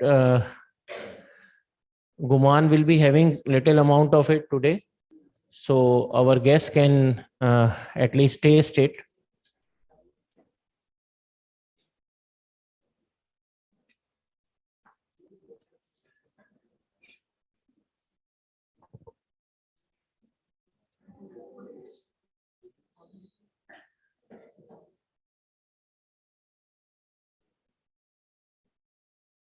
And this is the final one, aloe vera jalebi.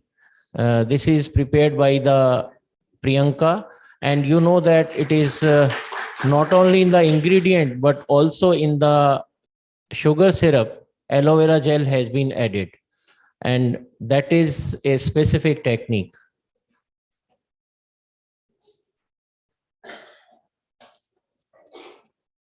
And just to tell you, Professor R.K. Sharma sir, the peels of aloe vera has not been dumped for the waste material.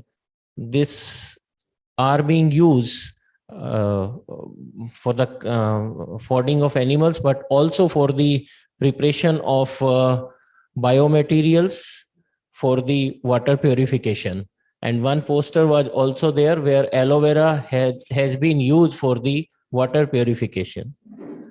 And this is all due to your guidance, sir.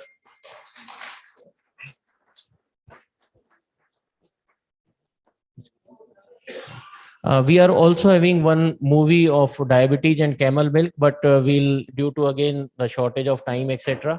Guman is here, so I think Anshul, Priyanka and Meenal should come forward.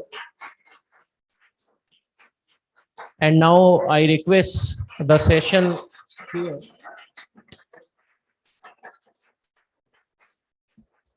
Dr. Vinod Bhardwaj sir, Dr. chair laga. Dr. Divya Joshi ma'am and Dr. Pratap Singh ji for their quick comments and result. Kindly you please hand over to us. We will explain in the valedictory function. First of all, I request Dr. Vinod Bhardwaj sir. You can speak from there. As our next speakers are already here, so we will summarize within 2-3 minutes and then we will proceed. Respected guests, Professor R.K. Sharma Sahab, Professor Mahajan ji, Dr. Narendra Bhojak ji और different places से, different institutions से आए हुए guests and dear students. It's indeed a matter of honor for me to be here in Dungar College, Bikaner, as I also started my career in 1996 from this college. My first posting was there in this college. जब हम state level पर कुछ innovations की बात कर रहे थे आज से 6-7 साल पहले, 5-6 साल पहले, तो दिमाग में एक बात आती थी कि हमें ये video teaching, video learning mode को भी हमें अडॉप्ट करना है और वो वीडियो जो बने वो स्टूडेंट्स बनाएं, उनको एक मेंटरिंग कॉलेज लेवल पर हो और वीडियो की क्वालिटी भी अच्छी और उसमें मैसेज होना चाहिए. Video should not be only just to make a video, but it should carry some message also. And wonderfully I've been observing and witnessing rather that for last 4-5 years, Dungar College Bikaner is doing excellent in this field, and I think this is the only college which is making this kind of initiatives. And second college, Government Arts Science College Kota, Dr. Devra is here, and I found some videos from that college. Otherwise, I was finding only the videos from Government Dungar College Bikaner. And this is one initiative, rather we were planning to organize one national level science film festival for collegiate or higher education institutions. This we were planning. We could not materialize because when we were planning in 2020, so because of pandemic, it got postponed, and later on we could not materialize this idea due to some reasons. But it was initially my idea, and I'm thankful to Dr.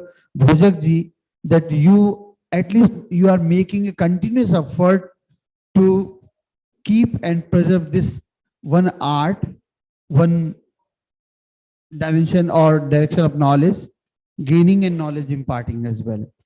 मैं बाकी चीजें कुछ कहना चाहता था लेकिन अभी समय क्योंकि नहीं है, मुझे बंद करना है, लेकिन इतना सा जरूर कहूंगा कि जो आपने ये जो एलोवेरा हलवा, एलोवेरा चीला ये जो दिखाए, अगर पता चला कि कल ये बन चुके थे तो अगर इनमें से कुछ बच्चे हो तो जूरी को दिखा देते तो ठीक रहता, तो ज्यादा सुविधा होती. Anyway, but wonderful work government Dungar college Bikaner doing, so I am thankful to Dungar college Bikaner and my all colleagues here and Dr. Bhojak ji as well. Thank you very much, sir. Now I request for the quick comments, Dr. Divya Joshi ma'am. Thank you, Dr. Bhojak. August gathering, respected colleagues and dear students. This session has been a very wonderful session in too many aspects, not just an intellectual feast, but an academic feast, serving of the delicacies by Guman among the audience. Because I believe virtual is always more powerful than what we read, and it's a very important part of learning. The films that were showcased were a beautiful combination of experiential, participative learning, as well as research and transmission of knowledge. So my compliments and accolades to GCRC, because GCRC has a big name as far as films are concerned. They have been winning awards. Their films have been nominated at national and international level. So GCRC is now also better known as a kind of a film division of Government Dungar College. All accolades to students, GCRC, Dr. Bhojak, and my compliments and best wishes to all the students. Thank you.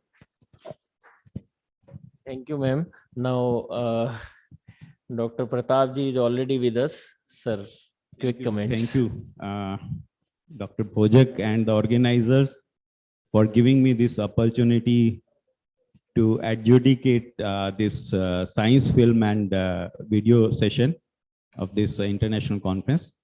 It's a great pleasure for me. As far as the scientific films and videos are concerned, my opinion is that they should either raise some economic, ecological, or social problems, or they should give some solution to those problems. So this is my opinion, and only then they'll have the impact on the society. And due to some technical snags, we couldn't see all the films, but it was a great effort from the team of Dr. Bhojak and Green Chemistry Thank you very much, Dr. Bojak and the team for giving me this opportunity. Thank you, sir. Due to time constraint, we could not able to proceed further. Now, I request Professor R.K. Mahajan, sir, to be on the dais. He'll be chairing the next session because we are going to, but please. And we also want that you should please give a token of appreciation as memento to our chairperson of this session as well as jury members. So first of all, I request sir to present this memento to Vinod Bhardwaj. He has the skill of innovation and so many other. Sir, please आगे आ जाइए. आगे आप light एक second light.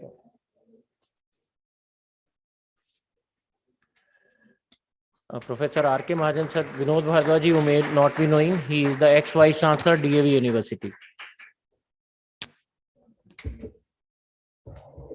Now I request sir to please give the memento to Dr. Divya Joshi ma'am. थोड़ा सा ma'am उधर हो जाए, थोड़ा सा.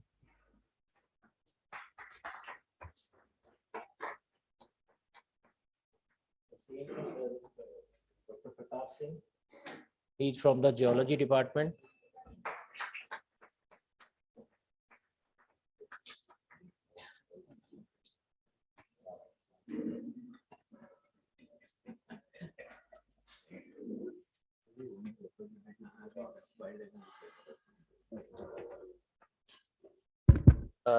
Due to time constraint, I request Professor R.K. Mahajan sir to start the next session. I am just giving you this here.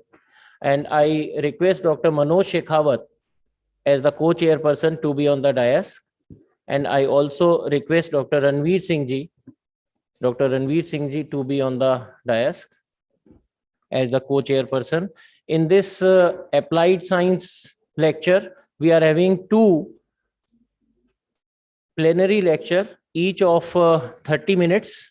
And now I am handing this session to Professor R.K. Mahajan, sir.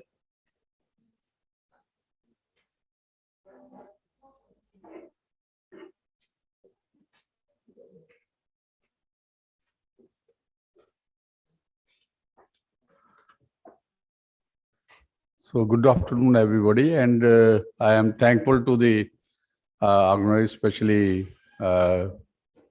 Dr. Bojak, for giving me this opportunity, second time to chair this session in this conference. And here I have two speakers. The first one is Dr. Artabandhu Sahu.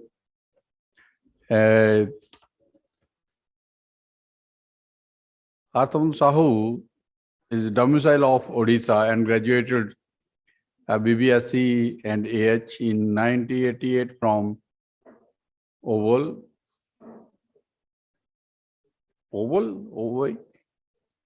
is okay, Oval from OUAT, Bhubaneswar, and post-graduation in 1990 and PhD in animal nutrition in 1994 from Indian Veterinary Research Institute, Ijat Nagar. Joined Agricultural Services as scientist in 1993 and became director in ICAR National Research on Camel. Received Endeavour Research Fellowship 2009 by the DWAR, Government of Australia, to undertake postgraduate research at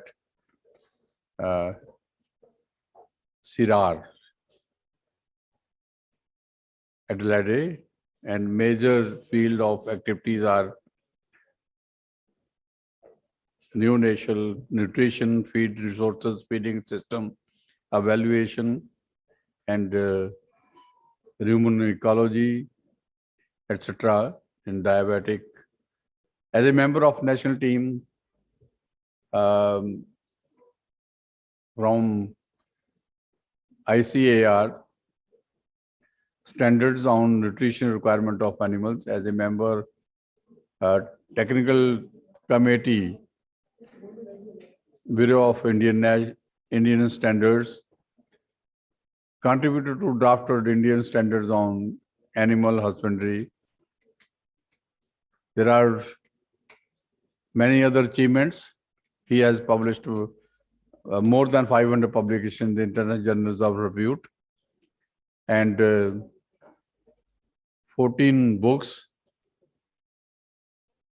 Google Scholar rated him internationally claimed animal nutritious with 24 H index, 80, 60 I-10 index, more than 2,200 citations.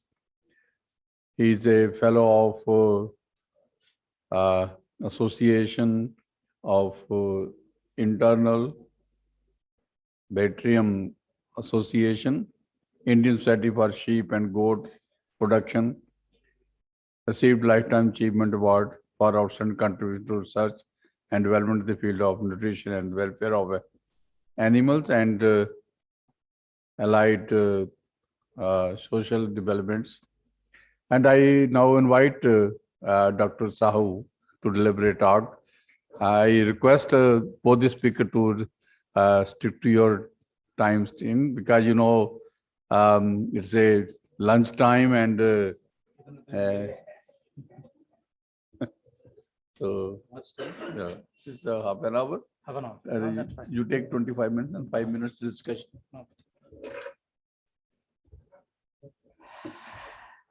Thank you, Chairman, sir. And first of all, thank you, Principal Dungar College and the organizer of this event, Dr. Bojak, for giving me the opportunity to present camel milk, its nutraceutical and therapeutic properties. One of the video he was actually showing on camel milk in autism, and another he was telling about camel milk in diabetes. So everybody knows how why camel milk is so important, and what are the nutraceutical and therapeutic properties there in camel milk, and how it actually imparts. So before going in detail into that, I just want to tell the gatherings that our institute has a vision that improvement of traditional and economic utility of camel through scientific conservation, management, nutritional security, disease control, and extension methods, with these three mandates. That is, one is improvement camel health and production. Second is the cataloging the camel germplasm resources. Then development of camel ecotourism. This is a new concept which is actually we want to impart, so that the people who are rearing camel, they can at least earn their livelihood through this big venture, which means in times to come. And I must say at the gathering that 13th, 14th, and 15th, the International Camel Festival is at Bikaner, this camel city of Bikaner, and 14th, the camel race and some other events are being organized at our campus. So you all are invited for that, to justify the mandate development of camel ecotourism. Our institute is established in 1984, 5th July, and since then, this is actually now we try to refocus the camel, how camel will be a multi-utility animal, so that the decline in population, which I will show in next slides, will be checked, and the nutraceutical and therapeutic properties what we will be discussing today, that will actually improve its importance. So these are the multi-utility aspects.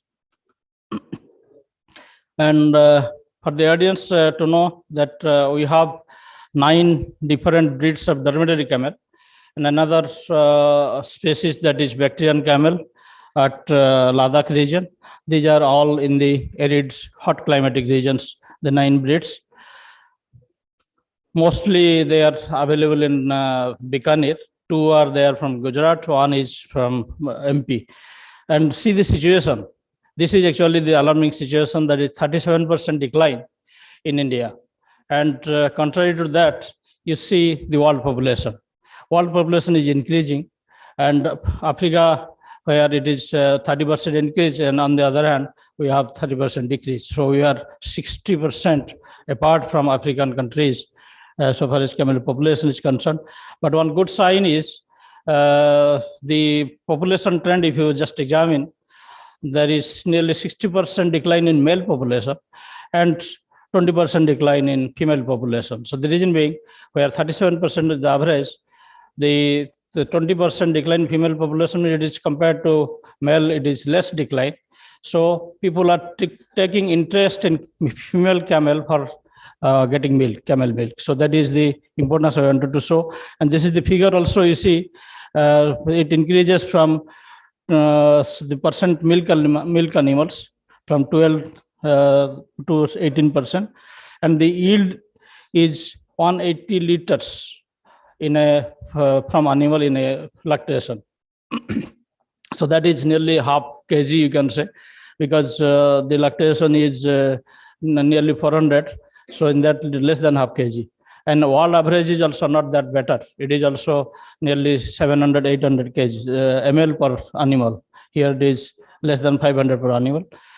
Total milk production in India, it is 8,000. The data actually still until now, it is not comprehensive data, because the milk collection is not being practiced. That is the main problem. For that reason, we means the data is whatever the little information is available based on that it is compiled. You know, camel is the sheep of the desert, but when we are reinventing that, can camel serve as pharmaceutical storehouse?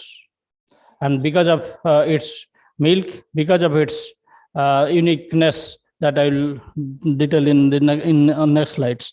So why the camel milk is important? You just compare with cow milk, you will find all the differences. It has low lactose, it has low in saturated fats, high in unsaturated fats, easy to digest, 3 times vitamin C, then high in BD and vitamin E, high in calcium and others, then also low in cholesterol. So this weighs more for the camel compared to the cow milk. So the composition, if you just have a look into that, I have highlighted the insulin concentration, why it is important in diabetes. The insulin concentration is 3 times than cow milk. Cow milk nearly, you can say 4 times, but for compared to others, let us say it is nearly 3.5 times, then 58.7, 17. Then lactoferrin concentration is high, which provides actually the antimicrobial property. Lysozyme concentration is also high, which provides stability of camel milk, storage property. And immunoglobulin concentration, we see, it is also high. And immunoglobulin concentration, high in immunoglobulin concentration is, we cannot say it is an advantage, but for camel it is an advantage. The reason being, this unique immunoglobulin has a unique nature. It is 1/10 the size of the human immunoglobulin, it is so otherwise called nanobodies. So it doesn't impart any allergic reactions. And about PUFA, I told. So the highlight points are high in insulin, lactoferrin. Lactoferrin is already I told, lactoferrin is a system that provides host defense system, and also it suppresses gram-negative bacteria, so less spoilage of milk. There is a myth that camel milk is getting spoiled, but it is, in other words, if you can keep cow milk for 4 hours at room temperature, but you can keep camel milk for 8 hours. Then N-acetyl glucosamine, this is antibacterial, antiviral properties. Lysozyme also, again, bacteria inhibits growth of bacteria. Immunoglobulin, I told. Absence of beta lactoglobulin. This is one important point which separates camel milk from other milk and less allergic because of this.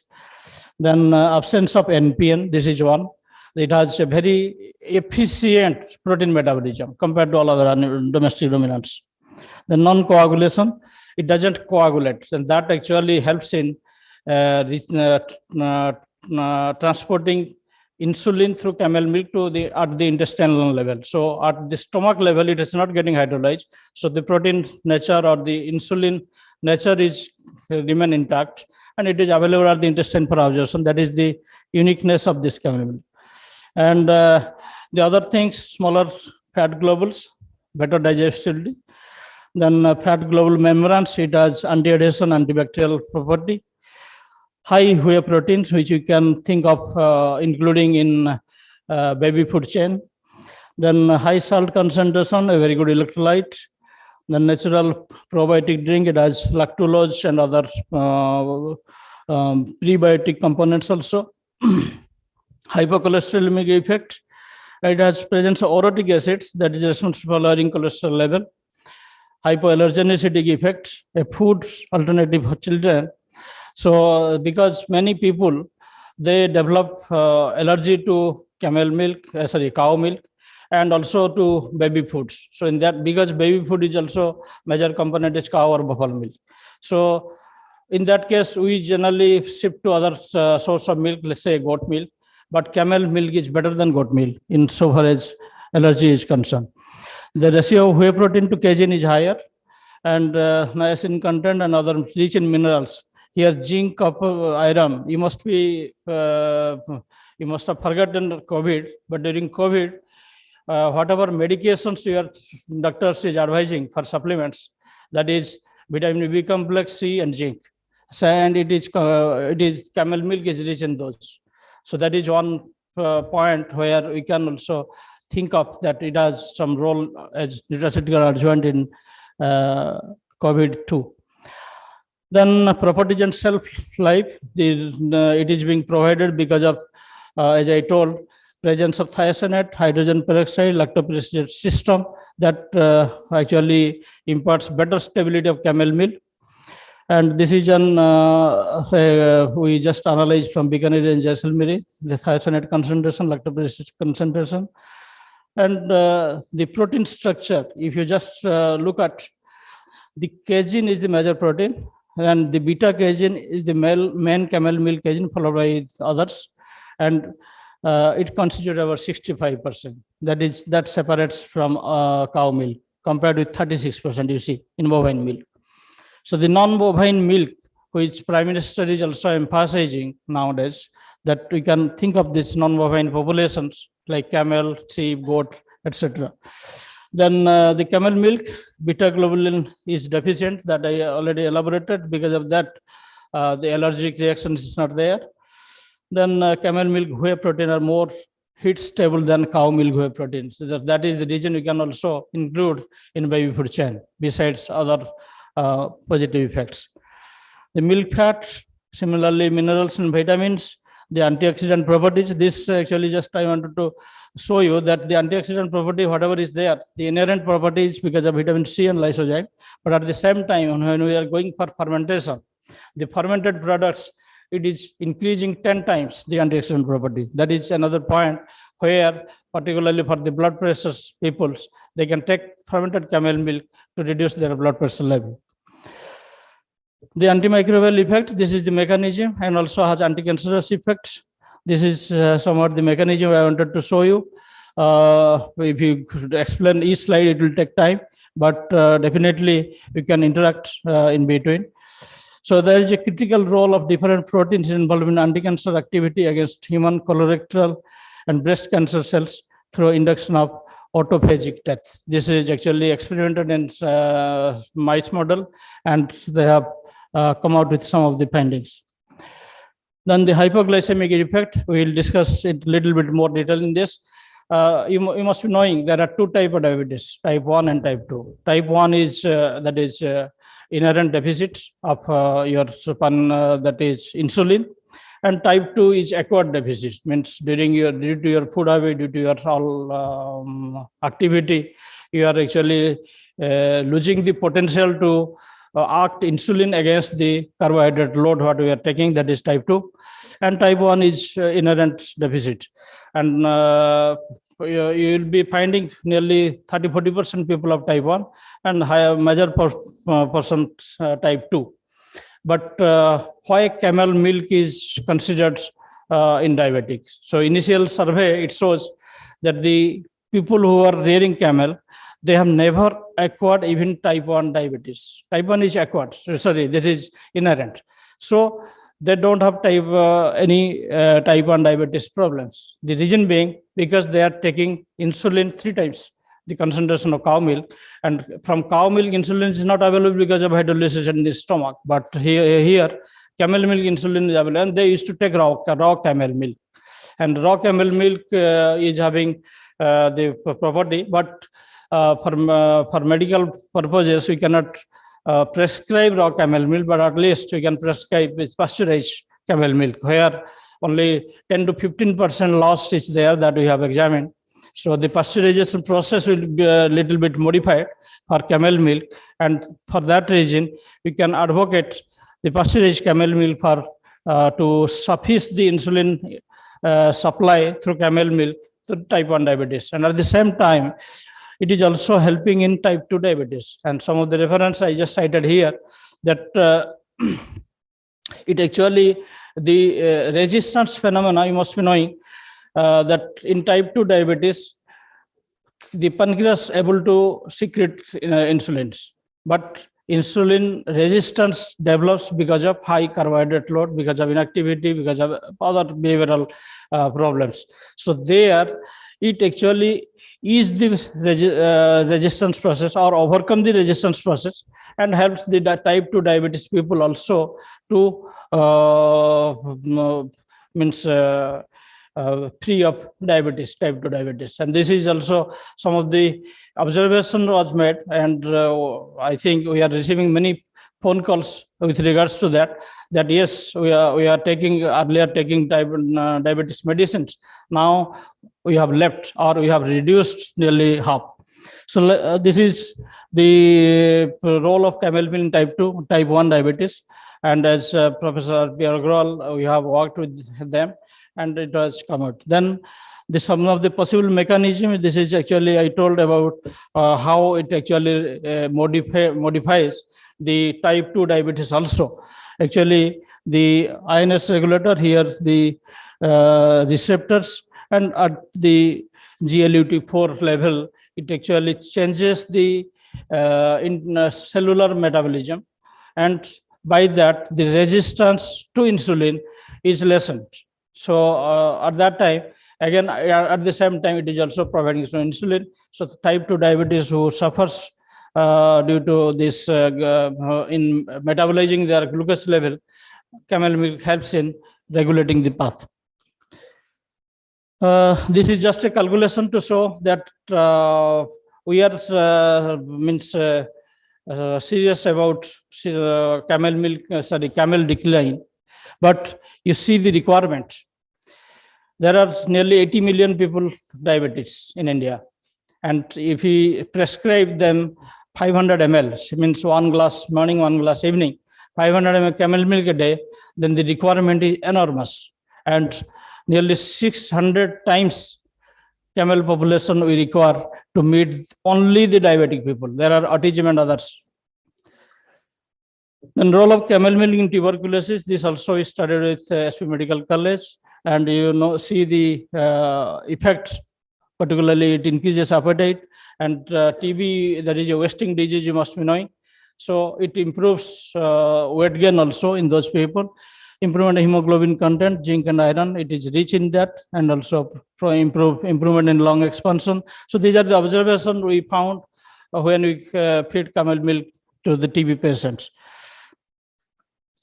Then autism, this is one film we have seen, and why it is important, particularly in autism. And with the Faridkot, we have conducted an experiment. That is Center for Specially Children at Faridkot, Punjab. 108 children we observed. of different categories. That is, you see this score 30, 30 to 50, 50 to 70, 70 to 9.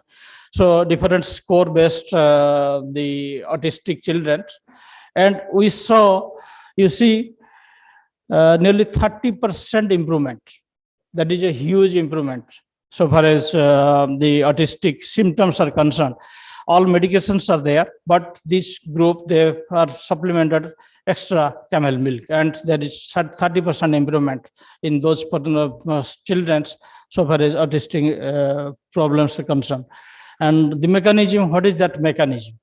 And most of the cases, if you just go into the literature, you will be finding they are of stomach region.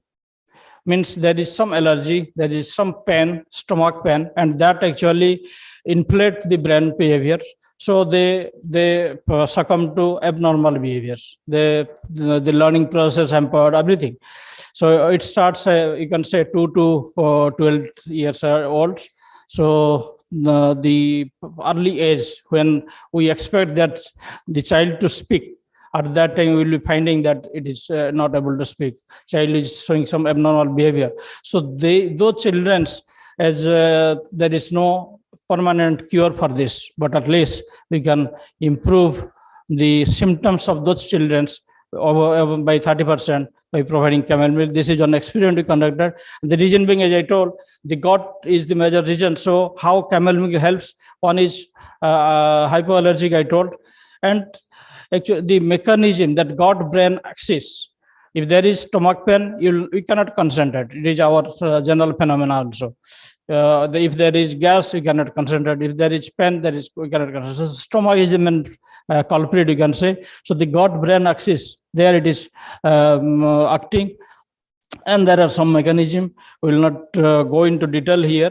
Actually, I delivered a talk on particularly the mechanism aspects of autism. And for that reason, I just put it here.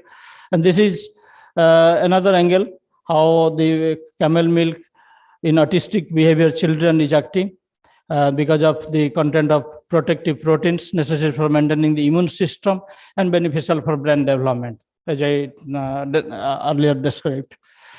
Then bioactive peptides. This is another point why I am showing you the fermented camel milk. If we ferment the camel milk, then you will get those bioactive peptides hydrolyzed. Then those you can use because it has the peptides, the Dalton's, it is higher than the other peptides, whatever released from the from other bovine species. So these camel milk peptides, they are having some major bioactive properties compared to others.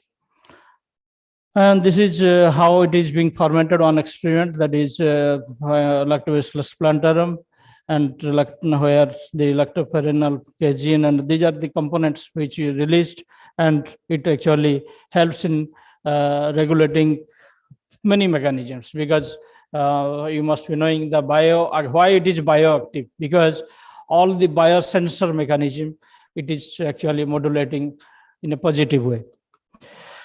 Then the whey protein, camel whey protein, as I told, this is important aspects.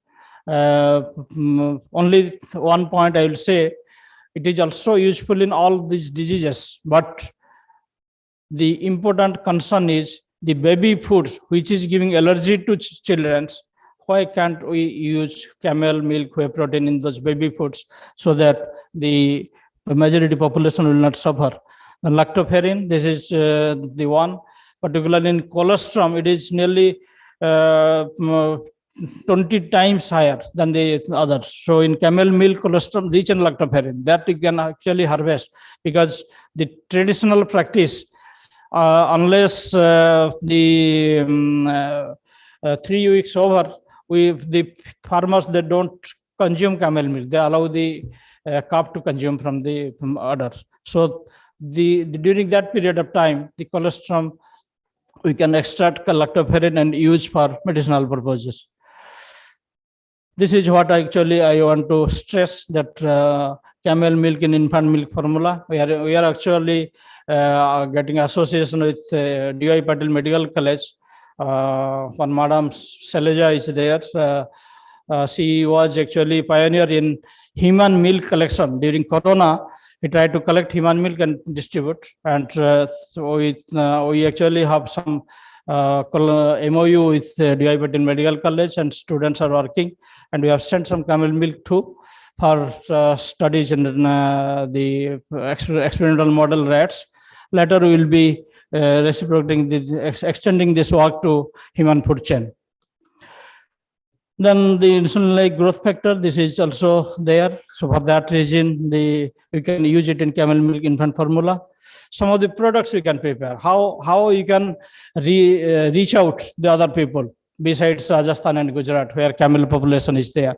So in that case, we have to prepare some products. Then only you can reach out to other parts of the country, because we cannot move camel to other parts of the country. The production potential is good, as I told, 12 to nearly the average is this, but there is potential for 10 to 20 liters. And in our farm also, we are some of the animals, they are giving 12 to 15 liters camel milk. So in that case, now in our farm, it is the average is 4 liters, and what I showed that is less than 0.5 liters. So at least if we can increase up to 2 liters or 2.5 liters, the production in that case at least 5 times more production we can have. Instead of 8,000, we can go to 40,000. This is some of the lactation performance to show the audience that we have all the Bikaner, Jaisalmeri, Kachi, Marwari breeds at our farm, and they are giving, and amongst these, the Kachi is having the best potential. This is dairy potential of camel.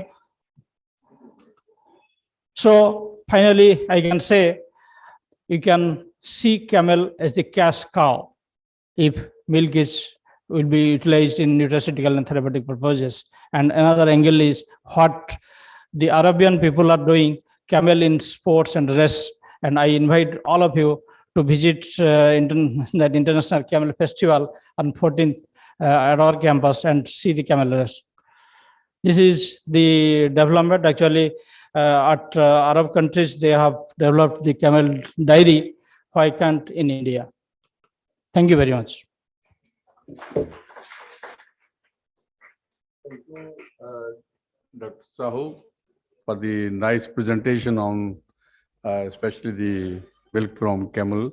I think there are many questions, and since you will be here with us for the lunch, so you can discuss the things during the lunch time.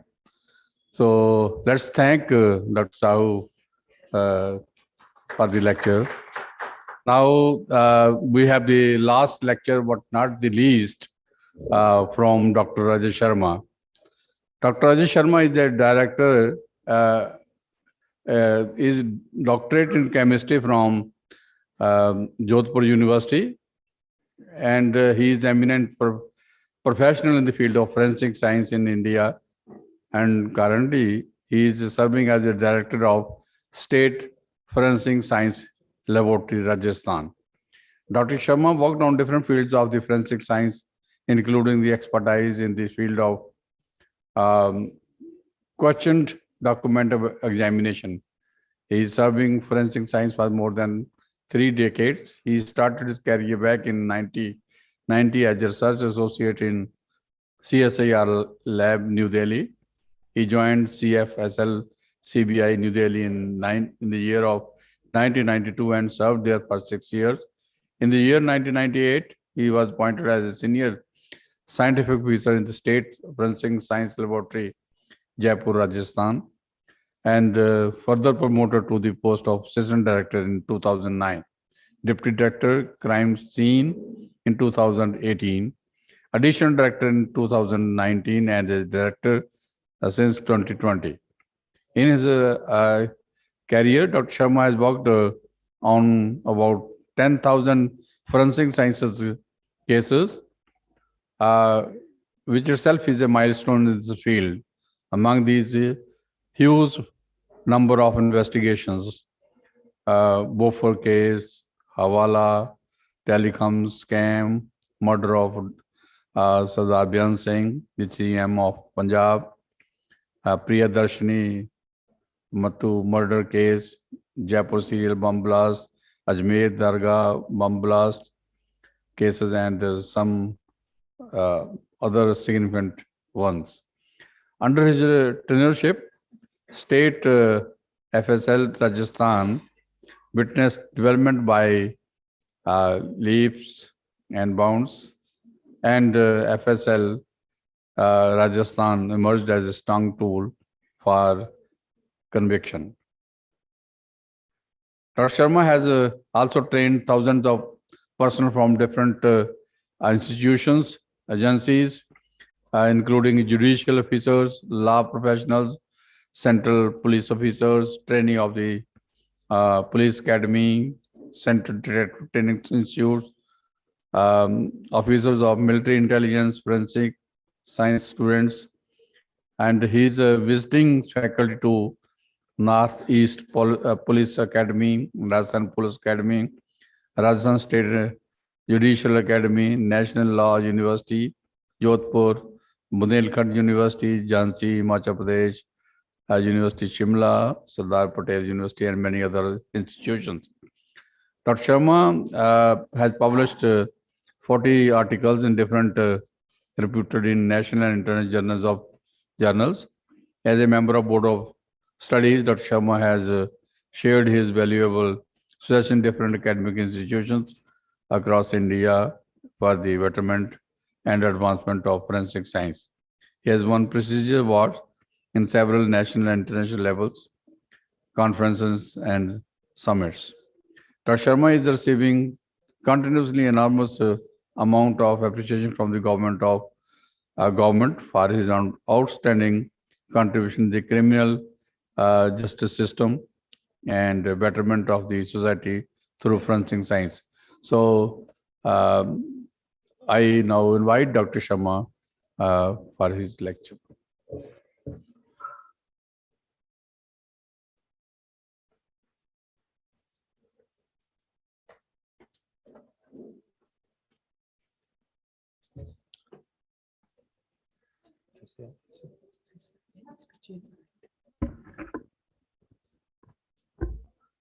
Good afternoon to all of you. I know all of you are waiting for the lunch, and it is very difficult to face the audience who are hungry. But I'm sure that my presentation will make you more hungry for the knowledge and what we are doing in the field of criminal justice system. That is a very innovative field, a new field. Many persons who are sitting here may have heard the name of forensic science, but what you have learned from about the forensic science, that is only from the movies, serials, or something like from the media like that. But that is not the truth. Forensic science is something extra from that point. What is forensic science? Forensic science is basically, this is the application of the pure sciences. As I was sitting here, so many eminent personalities are there. They are doing chemical science works. A lot of research are there. What we forensic scientists are doing, we are stealing your techniques. We are not doing anything innovative. We are stealing your techniques and make it applicable, your techniques, for the criminal justice system, for conviction of the crime, for catching the crime. The jalebi which you are preparing na, हम उस जलेबी को सीधा करते हैं. So the whole forensic science, the principle of forensic science, it is based on a very well-known scientist, not from your side, from the science. That is a Locard principle. Dr. Locard was there, and a very simple principle was there, the principle of exchange. Whenever two physical surfaces come in contact, they exchange their impressions on each other. That is a very simple principle. Our whole forensic science depends on that. If a person appears at a spot, I can say a criminal is on a spot, he will take something from there and he will leave something from his part from at that place. The persons, the audience who are present in this hall, they will leave something here and they will take something from this place. And we work on that thing to fix that that person is present on that place. So this is basically the Locard principle. On the basis of that, we did all our investigation. The whole forensic science is basically based on the science of comparison. We are not doing anything new. We are basically comparing the things. We have one thing objectionable or questionable, other thing is standard. The standard thing is from the admissible part, from the suspect, from the controlled persons, and the question thing is from the criminal side. We have to compare. If it matches, it means it belongs to the criminal or the crime. So, as I told you, the forensic science is the application of natural science to the matter of law, the different branches of science. We use the application of the different branches of science, and now we have crossed the limit of the science also. Not only from this physics, chemistry, biology, we are using the techniques of the engineering science also. The civil engineering, the mechanical, all these things we are using. And beside that, we are also using the commerce part, forensic accountancy. The new concept is forensic accountancy. For these white collar crime, we have introduced the forensic accountancy part also.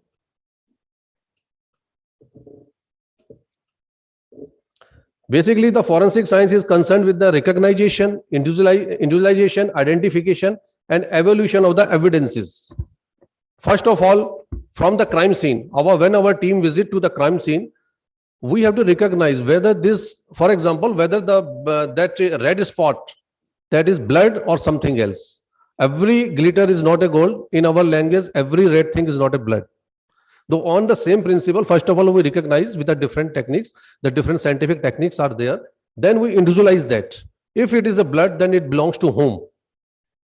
From the means we have to compare it either with the victim or with the criminal part or the suspected part. That's why.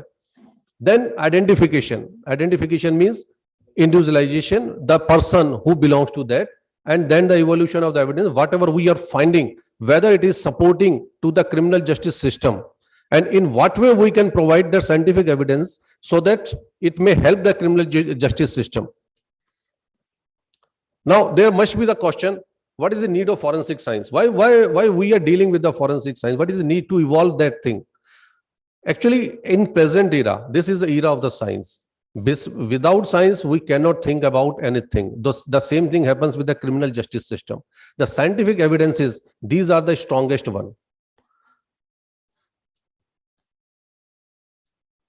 And the important thing is the reliability of the scientific evidence.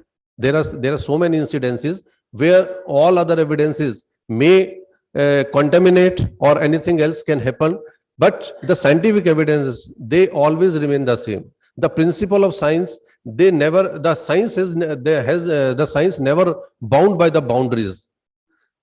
Basically, the principle of science, whatever the principle of science is in India, the same is in the UK or US. But the law of land can change. What is admissible in India, that may not be admissible in the UK or US. That's why our principles remain the same. Scientific principles remain the same. These are some of the importance of the forensic science, that it links crime with the criminal.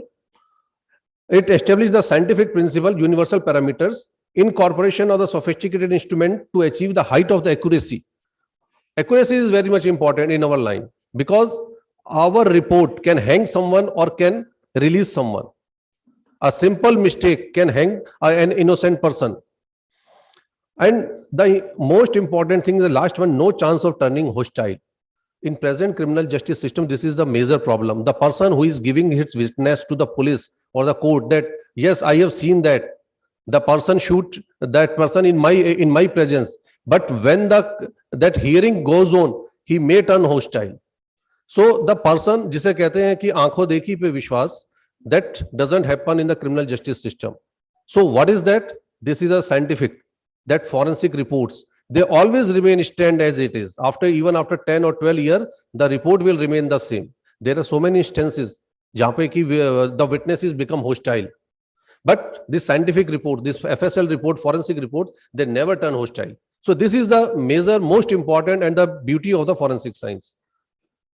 In our forensic science lab, we have so many divisions, nearly 13 aspects we are having. We have physics, chemistry, biology, serology, and some advanced, some specialized forensics fields are also there, ballistic, document, and new emerging fields are also there, DNA, cyber forensic, polygraph, light detection, then brain mapping, narco analysis. All these are the new aspects which we are adding beside the pure scientific fields.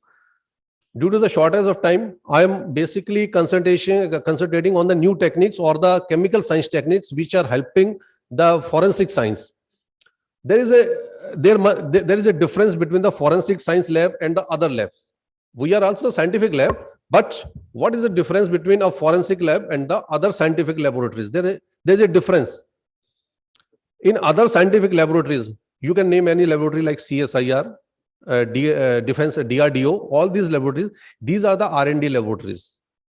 We are also adopting the same principle, same instrument, but the limitation with us is that we have the limited sample. Any research laboratory or any principal laboratory like your laboratory, you may have the plenty of the raw material for the work upon that. What we got for doing the work? A single strand of hair, a drop of blood, a nail clipping, a fingerprint.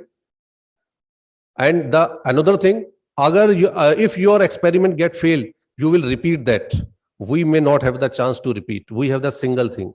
We have to work on that single strand of hair. If we miss that, nothing is there. No second attempt is there. Third thing is accuracy. The accuracy must be the 100%. We cannot repeat. If an experiment fails, if your experiment fails, you don't get the desired result, you can repeat. But we cannot repeat. A single mistake can hang someone, an innocent one. And it is a principle of the law कि लाखों बेगुनाह बच जाए मगर एक innocent नहीं फंसना चाहिए. So on the same principle, accuracy. So these are the three things on the way on which we are different from other laboratories, other scientific laboratories. Now concentrating on the forensic chemistry, the techniques which we are adopted from the forensic chemistry for solving the crime, we also have the full-fledged chemistry division. But the nature of work which we are doing, the cases related to the illicit liquor, and then the Excise Act cases, trap cases, adulteration, murder, acid burning, Prevention of Corruption Act, like all these type of cases, we are dealing with the chemical science techniques. And on the instrumental side, we have GC mass, GLC, HPLC, UV with all the basic these scientific instruments which are needed for a chemical analysis. As I told you, we are doing the science of comparison. With the help of all these instruments, we first of all, we test run the sample which is collected from the crime scene. Then the sample which is the standard one. For example, in the case of arson, we are also dealing with the cases of arson where a fire break out. Then what is the reason of the fire? The seat of fire. Kahan se fire start hui? There are so many investigating points regarding that. So, and one more thing, that is for the forensic lab, we never get the pure sample. We always have the adulterated samples. We always work on the remnants. We never have the pure sample. We always work on the remnants. Whatever we get from the scene of the crime of the arson, the remnants of the inflammable substance. The remnants would be there. The ash would be there. The burnt cloth would be there. The burnt material would be there. And we have to identify from those burnt material what was the inflammable material used. So we are working on the remnants.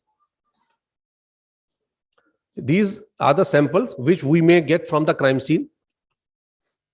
One of the finest example of this case, Godhra train burning case. In this case, the controversy was whether that inflammable substance was thrown outside or it was present inside. That is a seat of fire. Fire start kahan se hui? From the forensic angle point, when it was reported, so the result was that all these things, they are carrying those inflammable substance. It was not thrown from the outside. This was very sensitive case, and only on the basis of the forensic evidence it gets solved. Otherwise, lot of controversies was there. Trap cases. Trap cases, basically the bribe cases in which the Anti-Corruption Bureau catches the person while taking the bribe. In this, we use the phenolphthalein. The phenolphthalein powder, you are very well aware. The phenolphthalein, the currency of the article, it get laced with that powder, and if a person touches that or keep that thing in his pocket, it get transferred on the basis of Lockhart principle. It get transferred to that. What we get that after getting that person that when anti-corruption bureau caught that person, they washed his hand with the lime solution or the basic solution so that it turns into the pink, because indicator is there. So that pink solution it's sent to us, and we have to give report whether this pink color is due to phenolphthalein or something else, because in the court of law it has to be proven that the phenolphthalein was laced on the currency note, that person took that currency, and that's why he is the culprit of taking that bribe. So in these cases, trap cases, our report is very much important to prove the act of the anti-corruption bureau. Liquor analysis, the type of liquor, whether it is illicit liquor, what is the percentage of alcohol in that way. Then narcotics cases, narcotic substance, whether that powder is a cocaine, morphine, what is that, whether it is a distyl morphine or some artificial chemical methods are there. So we have to identify the chemical part.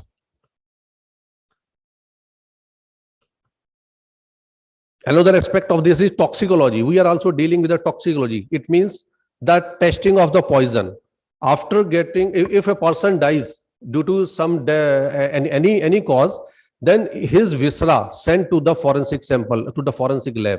We have to analyze from the visceral organ that what type of poison is present, whether this death is natural or not.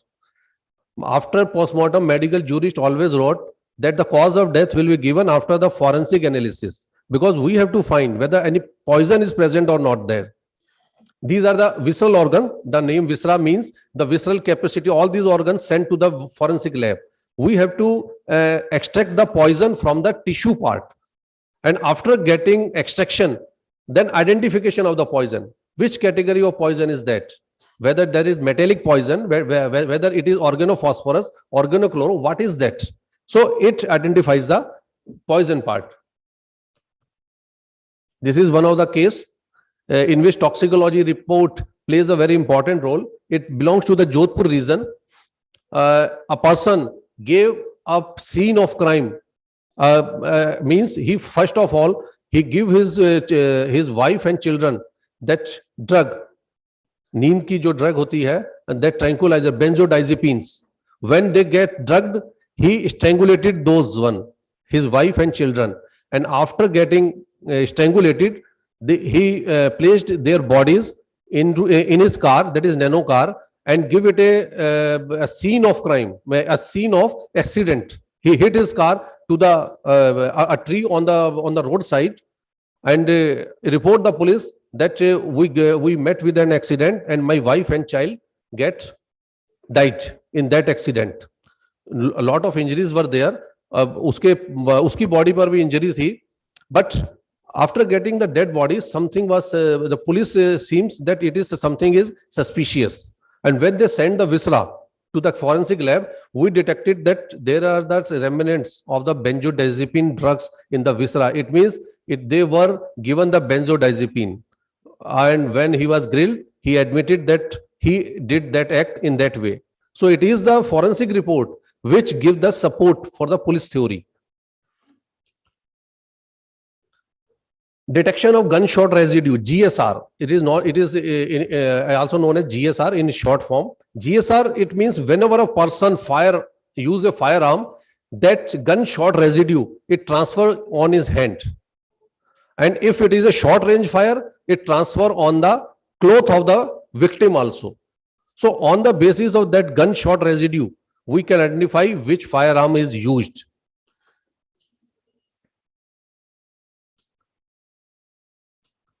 Basically, heavy metals are there in the gunshot residue. So we identify these metals. We take the swab and smear of the hand on the cloth, and from these swab and smears, we identify the type of metals present in that and connect it with the propellant which is used in the firearm.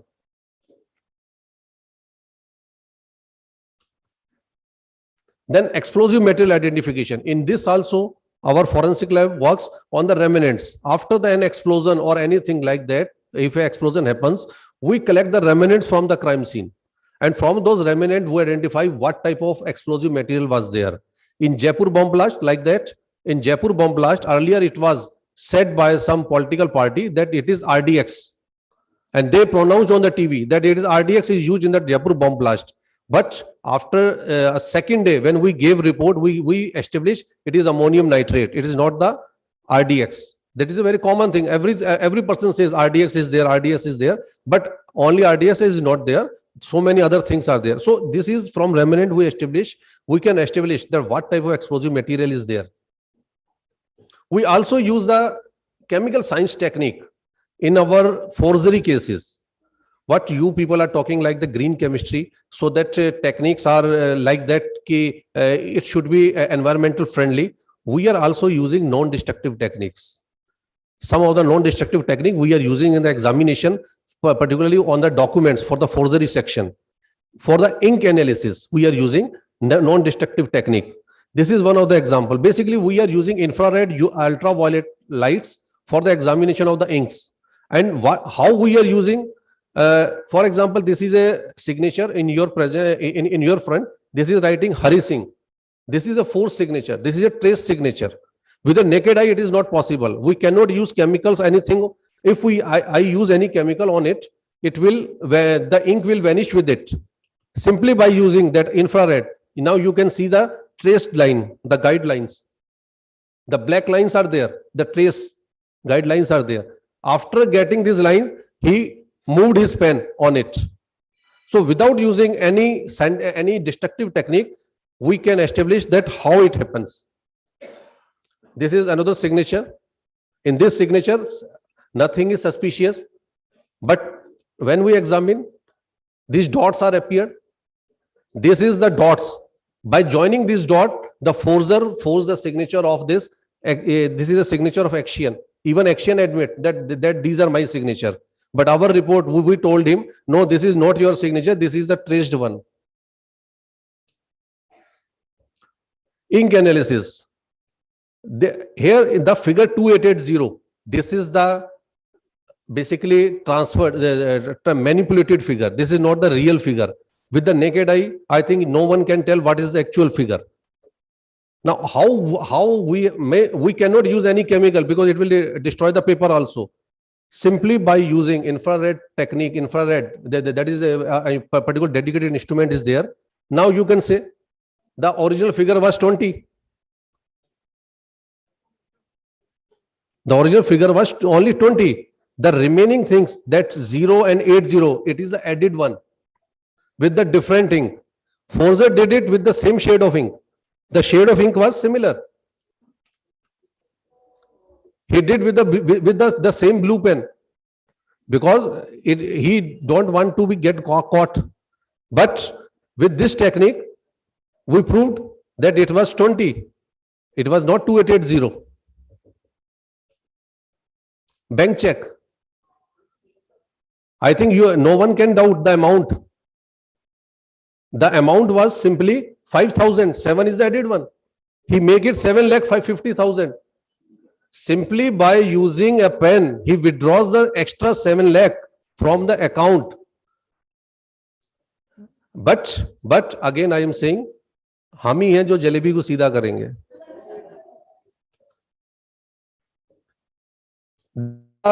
Physically erased writing. The person erased the original name and write his name. Now, the present name is Revant Ram. This is Revant Ram. But what was the actual name? The question before us is, what was the actual name? To find that, now you can read, it was Shanti.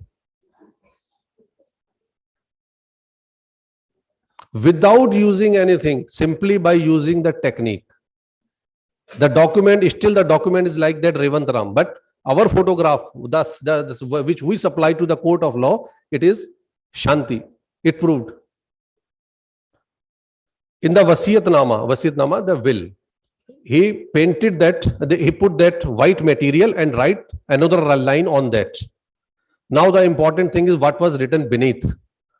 If I use acetone to remove this white part, acetone, we can remove the acetone with the help of the acetone, but it will take the ink of the below writing also.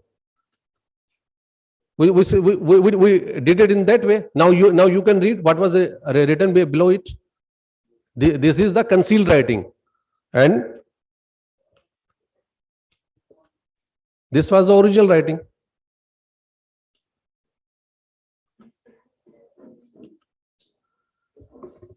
This is another interesting case in which different techniques of the forensic science is there. A rave party was there in the Jaipur, and on the second day, a boy was found in the drowning condition in this pool. His parents claim that the other friend circle who was present there, he murdered their boy and thrown in them in the pond region. It is not the death due to the drowning, but it is a murder case. So we have to prove that what actually happened. From the viscera of the boy, this is the GC mass, FTIR spectrum. We find ethyl alcohol and morphine in the viscera of the boy. It means he consumed the alcohol, the drink, and plus that morphine, that diacetyl morphine, the smack was there. So this is a synergic effect of that he slipped from the edge of that swimming pool and drowned in that swimming pool. But it doesn't prove that he fell into that swimming pool or someone thrown him. Means whether he was alive or he was drawn to the death. Another technique is there, diatoms. I think you might not have heard the diatom. Diatom are the small biological organisms which are present in the water body. If a person get the natural death, drawn death, then diatom enters into the buccal cavity in up to the that sternum part. If it is present in the sternum, it means the drowning is there. If we throw a dead body into the pool, it doesn't enter into the sternum. So on the basis of the diatom, we proved that it is the death to the drowning. Means he first took the drug, alcohol, and then he slipped into that.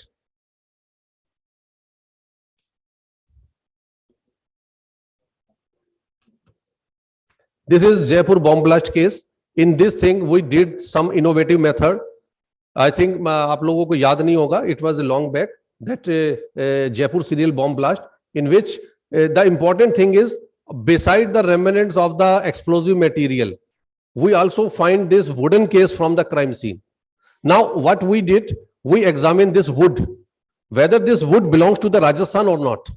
If it belongs to the Rajasthan, it means bomb is basically manufactured in the Rajasthan, means it is clubbed into the Rajasthan. And on the basis of this, we established that this is not belong to the Rajasthan. This is the chewed wood. Basically, we establish it. So it means they transported this from that region. So which active group is there linked with that? This is another aspect of the forensic science. The Fateh Sagar Lake, which is in the Jodhpur, High Court ordered the FSL to examine its water quality. This is not our part. Forensic is nothing to do with the water quality, but this is the faith of the scientific thing that High Court ordered the FSL for that thing. Another interesting case, this is the NLU Jodhpur student suspicious case. This one case, it will remind you that what actually forensic science is. A dead body of the boy is found along the side of the railway track. अगर आपने NLU Jodhpur देखा हो, इसके just सड़क cross करते ही railway track है, उसी के पास में डेड बॉडी मिलती है बच्चे की, and his parents are the senior army officers. उनका कहना था कि no, this is not a hit by the train, इसको तो किसी ने धक्का दिया है, this is a case of murder.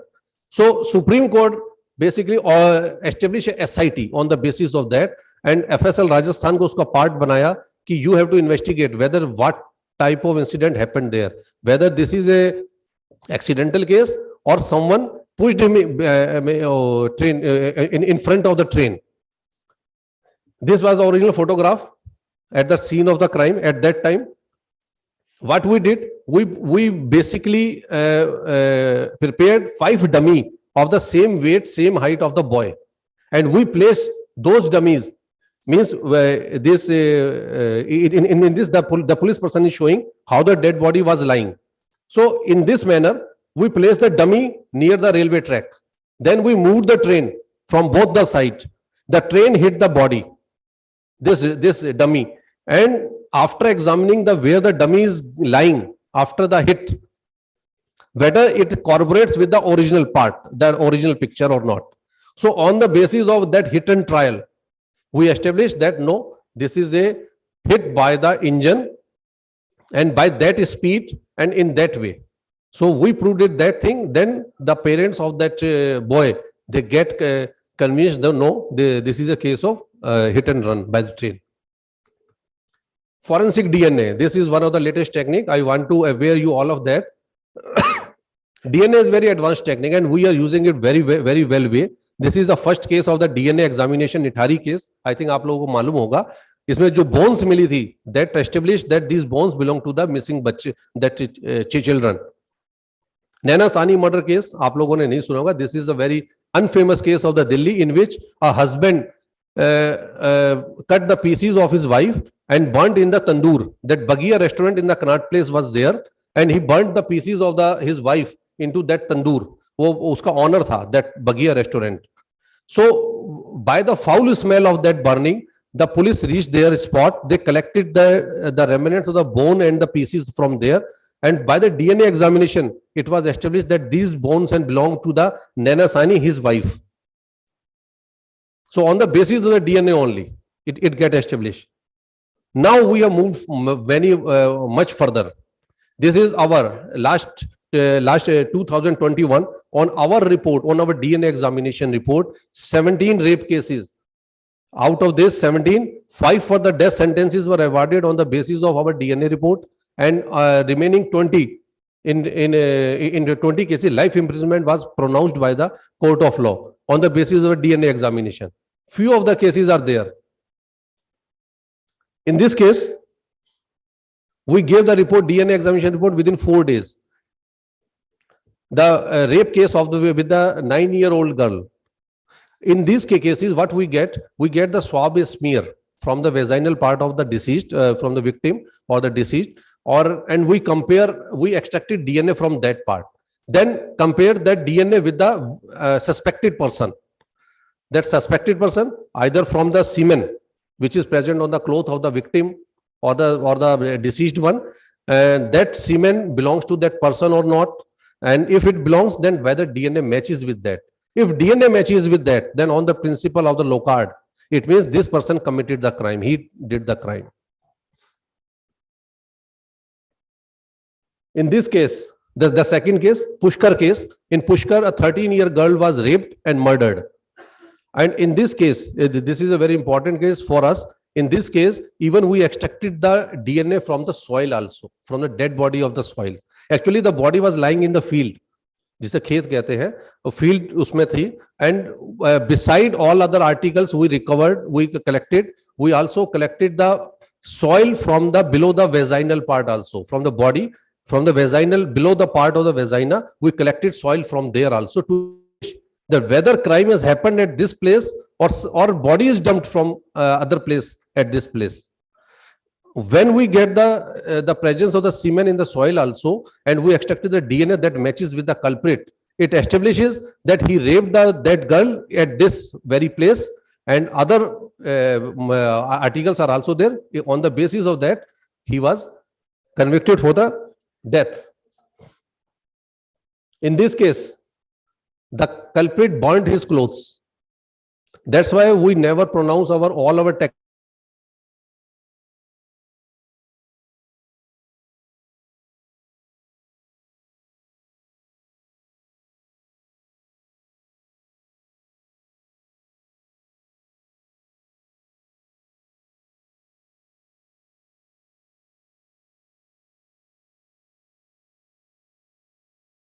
Connected it with that, the part of the criminal. Yes, sure. But only few slides are there. In this case, nothing, no other evidences were there, but only the swab and smear on the basis of that DNA. Narayana case. This one I want to, I will take only few minutes. In this case, we use an innovative technique. Not only comparing the DNA. In the Bhilwara case, इसमें पूरा गांव suspected था for raping a girl. A girl was innocent and उसके साथ जब rape हुआ, he was not able to identify the person. So nearly 30 persons हमारे पास sample भेजे गए, इनमें से कौन हो सकता है? We established इसमें से कोई भी नहीं है. इन 30% में से कोई भी किसी का भी डीएनए मैच नहीं है, he is not the culprit person. But out of this 30, 2% are there. इनके पेरेंटल साइड में से कोई ना कोई पर्सन है जिसने ये किया.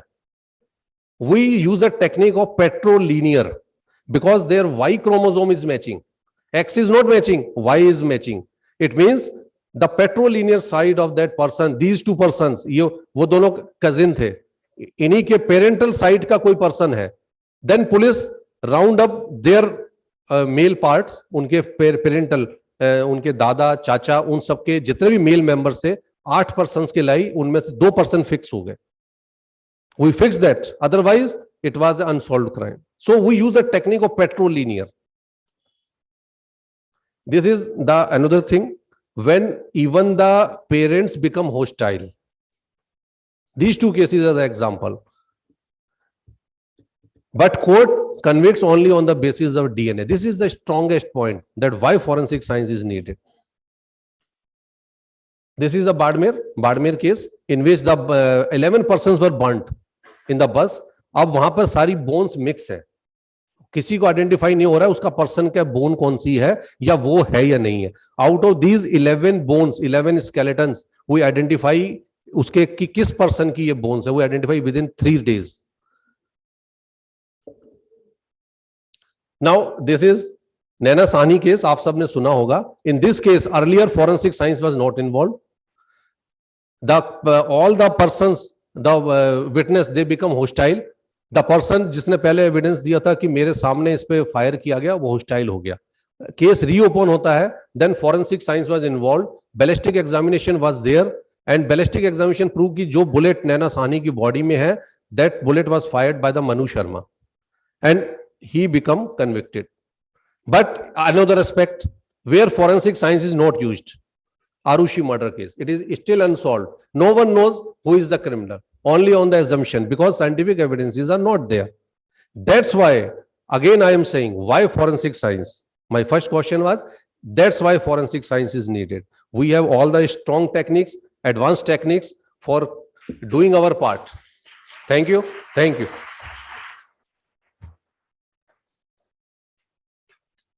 I think there are so many questions. I mean, so many cases of where forensic science is involved, and I think forensic science comes after the crime, no, and forensic science should do something for that the crime should not occur, no. Preventive forensic. Yeah.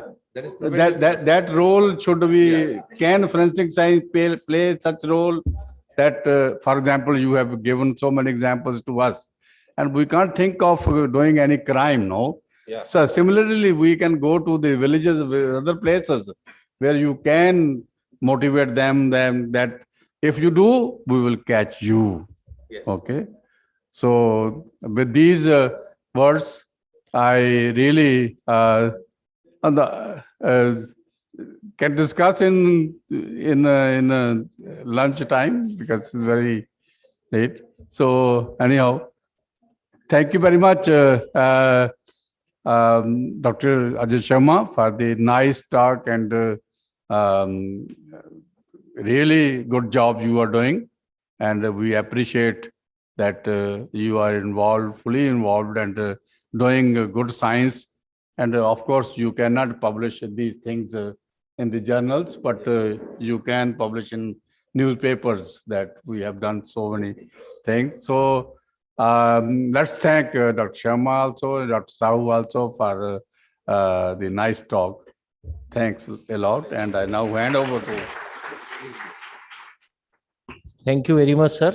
Now, with a quick note, I request Professor R.K. Mahajan, sir, Dr. Manoj ji and Dr. Ranveer ji to kindly felicitate our plenary speakers. First is from NRCC Bikaner, Dr. A. Sahu. May I request you to kindly be on the dais, sir?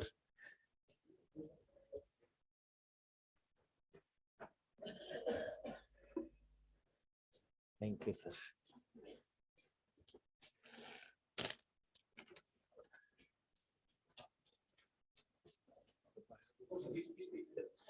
We are really, I think Dr. SN Jatoli, I request you to be there.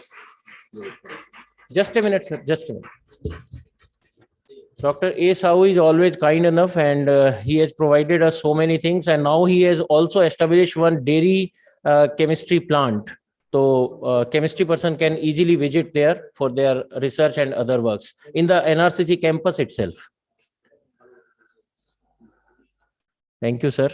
Now I request Dr. Ajay Sharma, sir. Sir, one more we have. Dr. Ajay Sharma, sir, to be on the dais. Sir, it's really privilege to be with you here.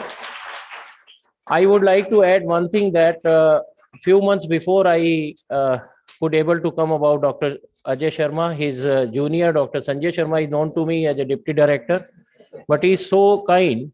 Sir, may I complete, sir? Sir, I want to add one thing here. You be there. Yes, sir. Yeah.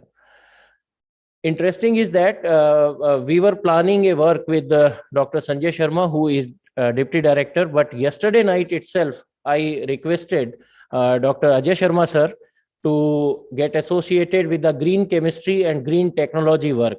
And you cannot imagine that he has not only given the sanction at that time, but he has giving his permission and willingness to work with the GCRC Government Dungar College, as well as he is also planning to work with Professor R.K. Sharma and Ladakh University. So if principal sir permit us, we will be happy to work with Dr. Ajay Sharma, sir. Thank you so much, sir. So a group photography.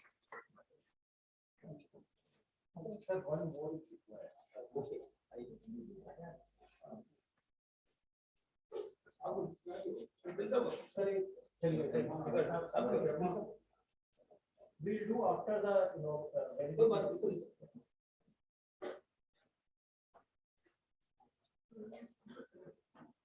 Sir, finally, I request Professor R.K. Mahajan, sir, to present two more, yes, sir.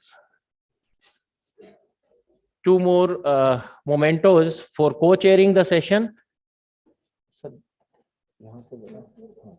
Dr. Manoj Shekhawat and Dr. Ranveer Singh ji, please be there for your Manoj Shekhawat.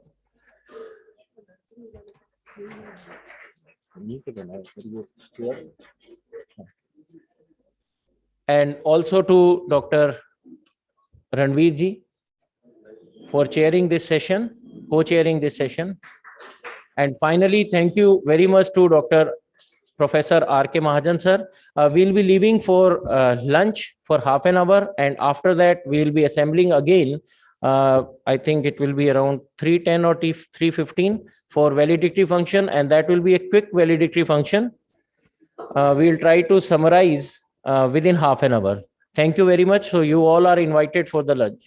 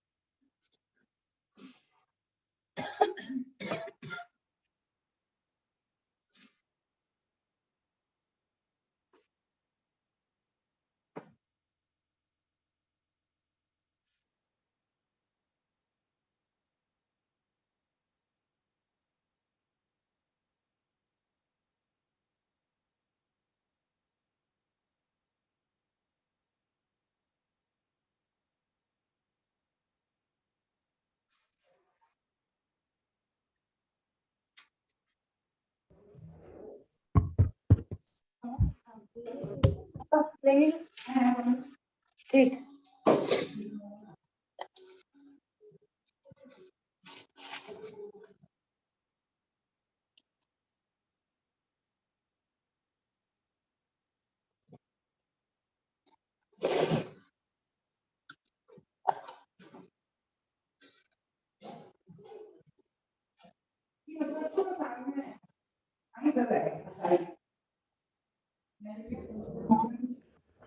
Announcement please. सभी delegates participants जो बाहर खड़े हैं प्रताप सभागार से, सभी से निवेदन है कृपया अंदर आएं, अपना आसन ग्रहण करें ताकि शीघ्र हम लोग जो वैलिडिक्टरी सेशन है उसे स्टार्ट कर पाएं। Thank you.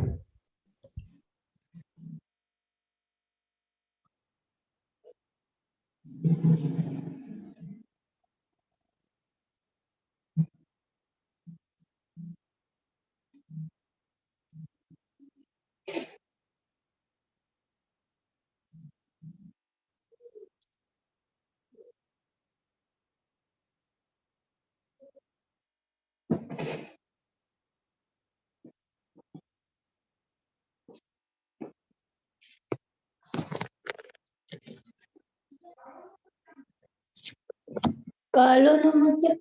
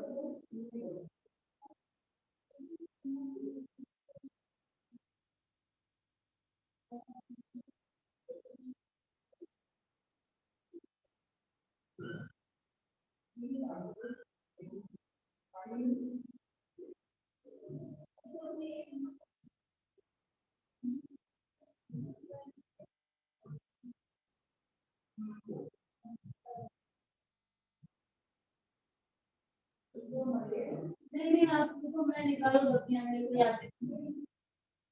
अरे यहाँ पे एल्यूमिनियम और ढक्कन बड़ी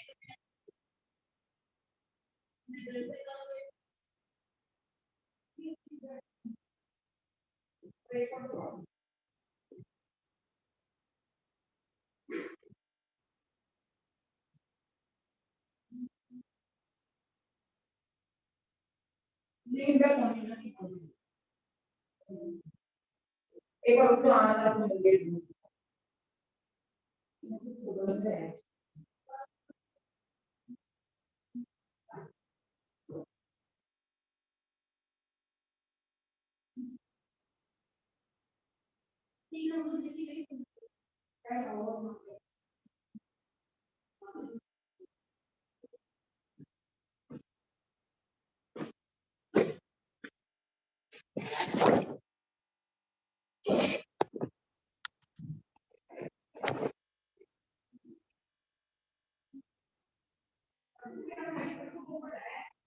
चक्कू तो है ऊपर लाल वाला। चक्कू तो रसोई में है लाल वाला।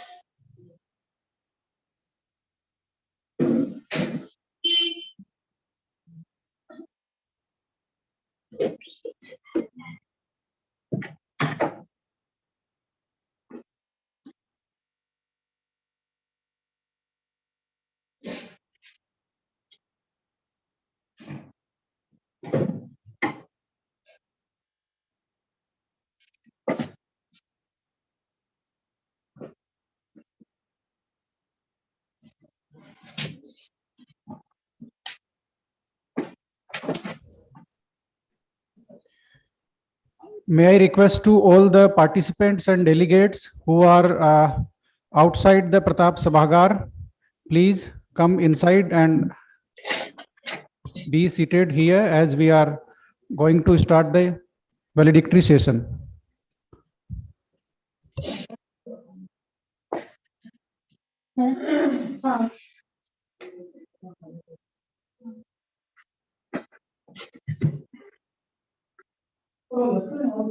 हाँ। हाँ नीचे और एक अस्सी को कपड़ा है हाँ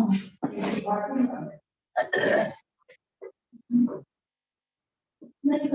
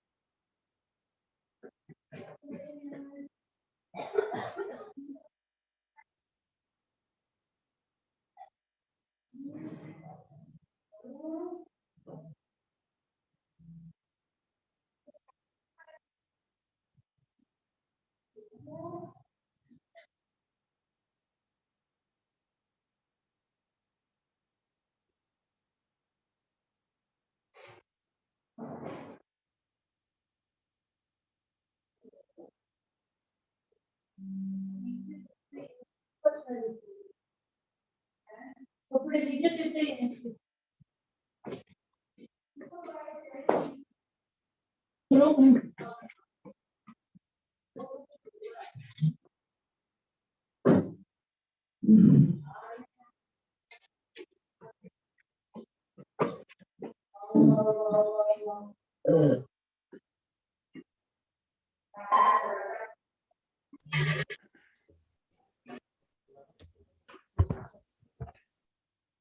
Hello and a very good afternoon to everyone present here. After having highly appreciated keynote sessions, technical sessions, oral presentations, video presentations, e-poster presentations, poster presentations, and a marvelous cultural evening also. Now it's time to conclude or to draw a curtain on this international conference. So I welcome you all in the valedictory function of this 3 days international workshop on international workshop and symposium on green chemistry and technology. I'm delighted to inform that our guests and other dignitaries are with us. We welcome and have deep gratitude to our dignitaries and distinguished guests with the request to please occupy the respectable chair on the dais. We have with us President of the program, Honorable Principal, Dungar College, patron of this international conference, Professor Dr. GP Singh ji, Chief Guest of the program, Professor RK Sharma ji, Honorary Secretary, RSC London, Coordinator GCNC Delhi. As special guest, we have with us Dr. Ajay Sharma ji, Director, State Forensic Science Laboratory, Rajasthan. Special guest, Dr. A. Sahu sir, Director, National Research Center on Camel, Bikaner. Special guest, Dr. Rakesh Harji, Assistant Director, College Education, Rajasthan, Bikaner Division. We also request to our HOD ma'am, Dr. Susma Jain ma'am, please be on dais. We request to you as head of family of Department of Chemistry.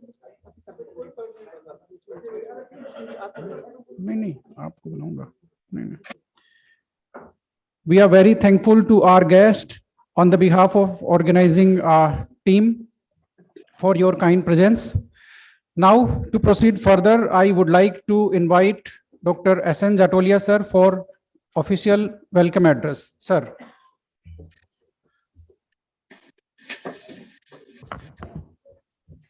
Thank you Varma sir.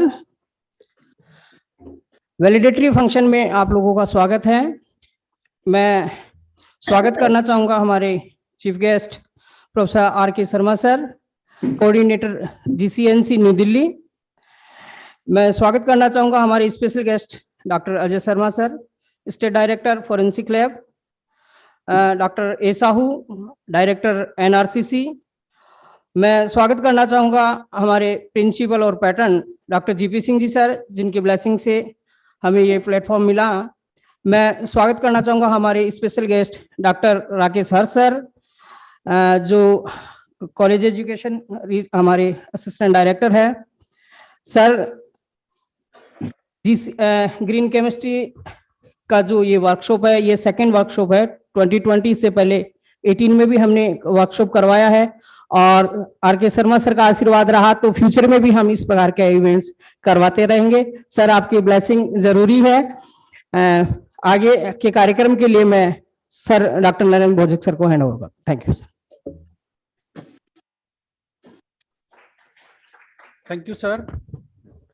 Now it's time to present floral welcome to our distinguished guest. First of all, I would like to invite our HOD ma'am, Dr. Susma Jain ma'am, to present a floral welcome to our chief guest, Professor R.K. Sharma sir.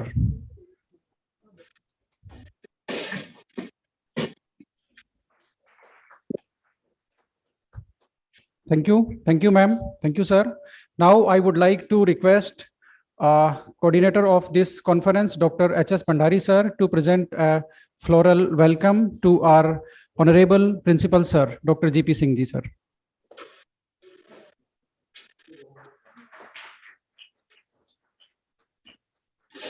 Thank you, sir. Now I request to Dr. S.N. Jatolia sir to welcome Dr. Ajay Sharma sir.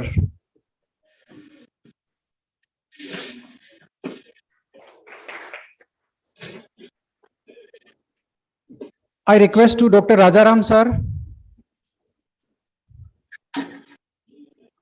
Dr. Rajaram sir.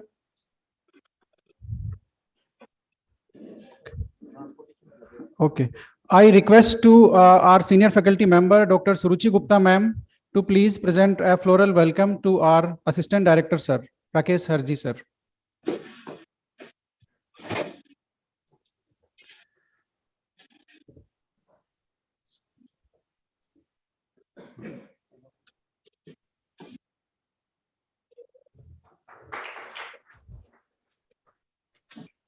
Now I request to Dr. Uma Rathod ma'am to please present a floral welcome to Director of NRCC, Dr. A. Sahu sir.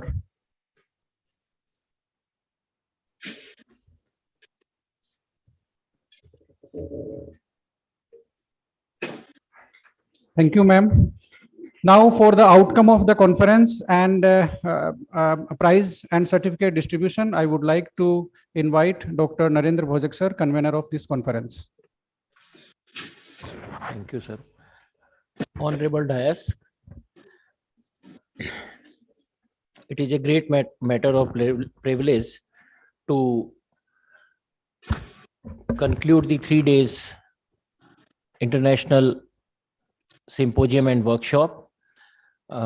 Because of time constraint, I'm leaving most of the things, but in general, I would like to highlight that total 27 invited lectures, including the keynote and plenary addresses, have been conducted in last 3 days, and 26 27 oral presentations were there, out of which 12 were conducted, including the e-presentations, and 87 posters were presented, including the e-poster one. And the first day, we were having the 2 industrial presentations, including the PerkinElmer and Exaler company, which is based on the augmented and virtual reality. And in the second day, you have seen the poster session as well as some food product presentation. At the same time, we were also having the visit to SSL as well as SIL. Though it is also planned for today, those are interested, they can visit the Smart Science Lab as well as SIL after this valedictory function. So not taking too much time and coming to the real outcomes of the symposium is that this is the not only the awareness program initiated by Green Chemistry Network Center, Delhi University, but it is also the development of students for teaching learning perspectives. When we are saying that we are developing the research and development activities, it should be mentored and motivated towards the teaching aspect. As you have seen that one of the paper was presented by Dr. Ranjana Dikshit ma'am, and initial presentation which was given by Professor R.K. Sharma sir was based on the chemical education. From IIT Mumbai, there were 2 lectures, Professor Nand Kishore ji, who is still sitting here. We are really thankful to you, sir. And Professor Sandeep Kar, who has presented their research in terms of teaching aspect, particularly for the PG teaching aspect. Similarly, Professor Bhaskar Datta from IIT Gandhinagar was there. He presented lot of things for innovatively. And there was a complete group from CIT Kokrajhar who has given the research in a different way. And we were also having several online presentation, including the Christina's presentation, George presentation. I think one of the students from George lab is still there. So I really like to thanks and appreciate Professor George, who has not only given his consent, but despite of the fact that Christmas is there for 22nd and 23rd, all the times they were present there. So we start the deliberation for which this symposium and workshop is visualized. The vision was from Professor R.K. Sharma. First of all, I would like to announce, and as we will announce, the student will come here, and I will request to Honorable Dias to present these awards as well as the volunteer certificates and volunteers mementos. So shall we take volunteers first or in last? You are not volunteer? Okay, so we'll take in last. So first we are taking the e-poster presentation, because as I told that one participant will not be there. So first e-poster, that certificate is not required because she will be needing the e-certificate. Shejla Kai from Hungary, she has been awarded the first e-poster award. Then second e-poster award goes to Ryu Veri.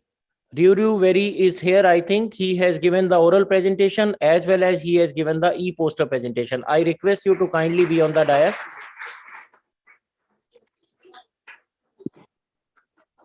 Please be on the dais. And I request Professor R.K. Sharma sir, Professor Ajay Sharma sir. Yes. Professor A. Sahu sir, Dr. Rakesh sir and Dr. Sushma Jain ma'am kindly present this award as well as certificate.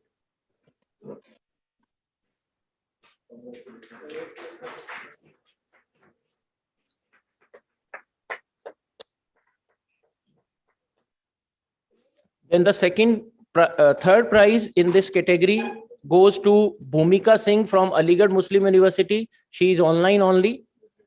And then another is to Preeti Bairwa. She is from Kota. I think her mentor is here. If Vijay Devra madam can take this, so it is for Preeti Bairwa. Otherwise, you can collect, ma'am.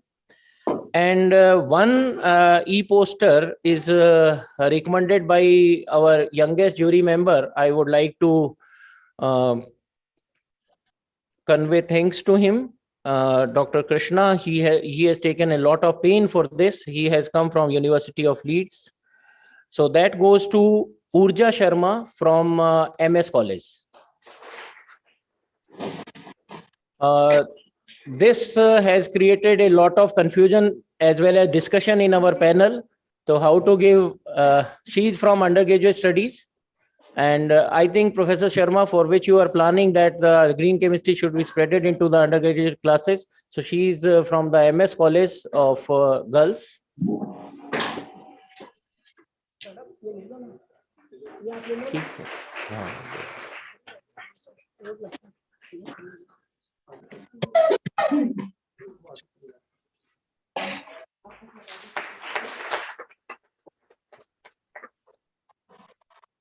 Now for the video presentations, we could not able to show all the movies. There was problem in 3 movies, but I request Mehvish is there. Mehvish and Abdul Shahid. Their movie is on camel milk and autism. That is very nice. And I also request if Divya Shekhawat is there.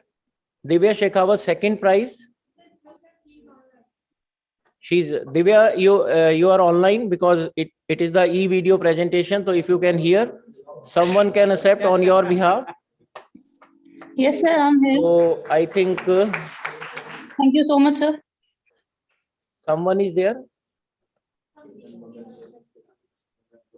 Kanhaiya Lal is there. So Kanhaiya Lal can accept on behalf of Divya Shekhawat. And then one very good video was from Anshul Kathal. Anshul Kathal, actually the video is prepared by him. I request Anshul to be on the dais.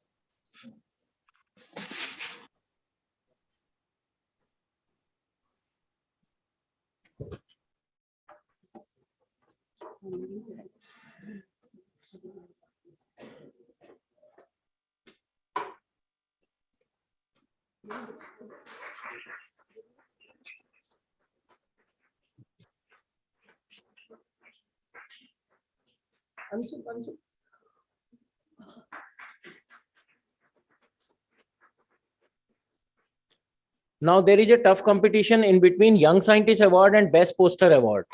So first I am announcing the Young Scientist because there was no such confusion. In Best Poster there was lot of. So in Young Scientist the first prize goes to IIT Bombay, Anu Jain.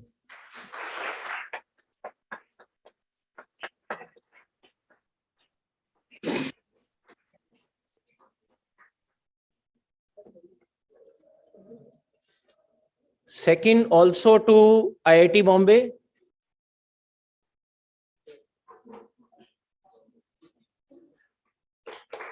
Kajal Charan.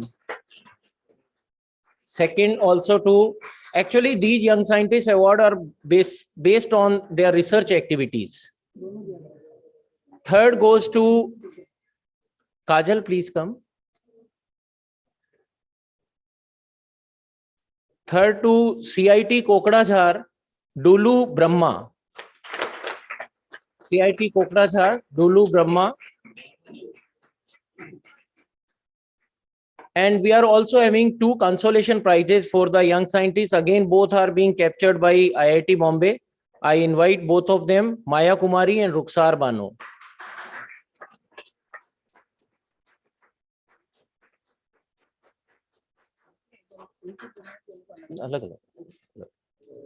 Maya Kumari and Ruksar Banu.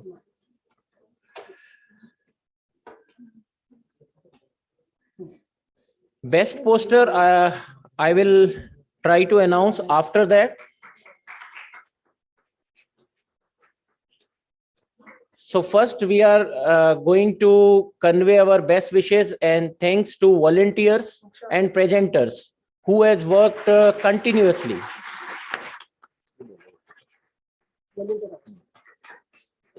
Volunteers, first Monica Rathod. Volunteers are also knowing their names, so you can come directly. You all can come.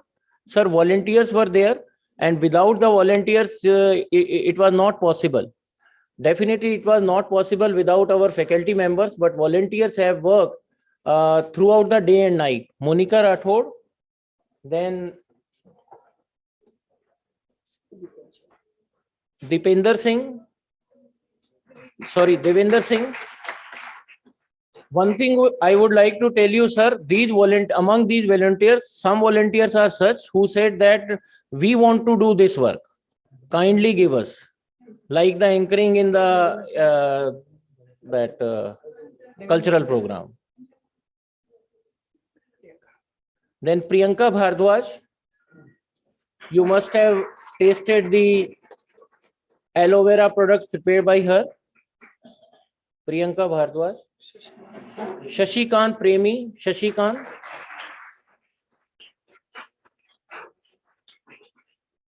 Nidhi Sharma, Nidhi Sharma, she's not here. Okay, she must be having exam today, like Abdul. Sukhjinder Singh,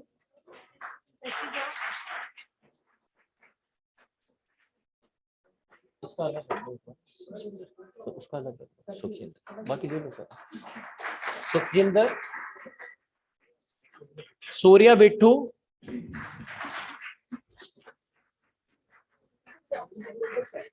उस तरफ से आ जाओ, उधर से आ जाओ. सूर्या बिट्टू, गीतिका चावला, ये खुद ही हैं, तो इनका मैं दे देता हूं. Still this stage is managed by the volunteers. Anshu Kathal, you will have to come once again. GP Singh sir, I would like to tell you whole photography has been done by Anshul and Abdul. Anshul. Then next is Pooja Rajpurohit.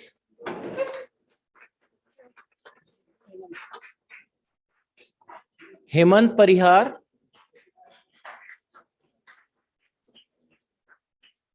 Guman Chand. Guman Chand, you must have tasted again the Kalakand prepared by him from aloe vera. Guman Chand.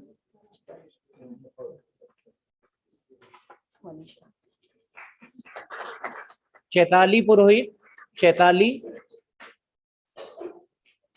After Chaitali, Manish.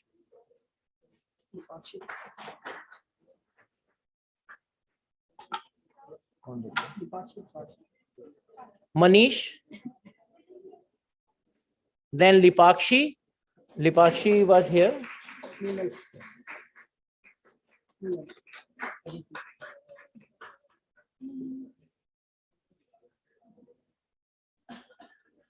Ajay Sharma sir, I would like to tell you all these are MSc chemistry students from our college.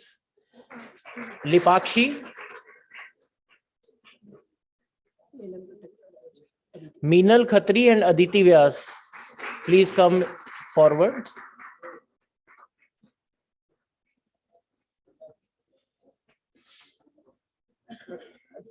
Arya.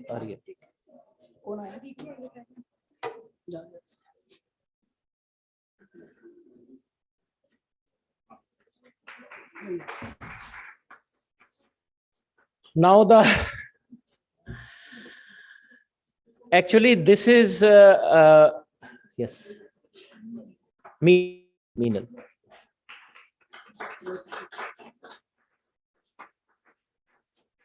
So may I request you to please sit for 1 minute only, because our task is almost over. Only the poster session, because 3 teams have assessed the posters yesterday and there was a lock. So first we are starting from the, there was no problem in the first and second. There was big problem in third, fourth and fifth. First and second was outrightly. So first 2 consolation prizes are there. One is for Durgangshi.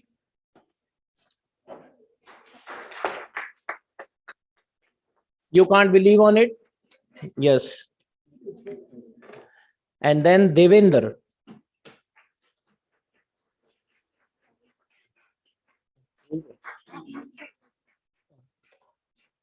They will be given the certificate as well as memento. Durgangshi and Devendra. I request all the dais.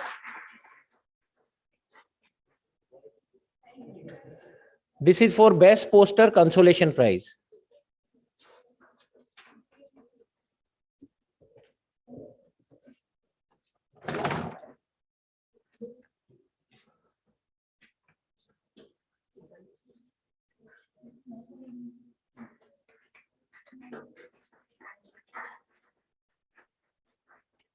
Then there is a tie at second runner-up, third position. Hani Setia Hani Setia is not here. Here? Yes, please. Hani Setia and Shubh Lakshmi. Shubh Lakshmi is there. So there is a tie for the third, and that was the toughest.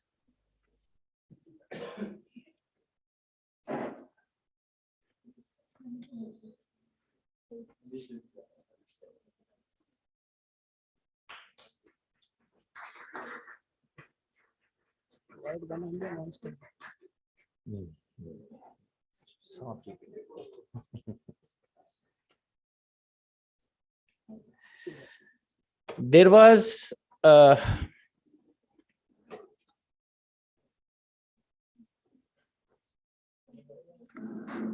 big problem to select the second prize, because as we have been told during the accreditation of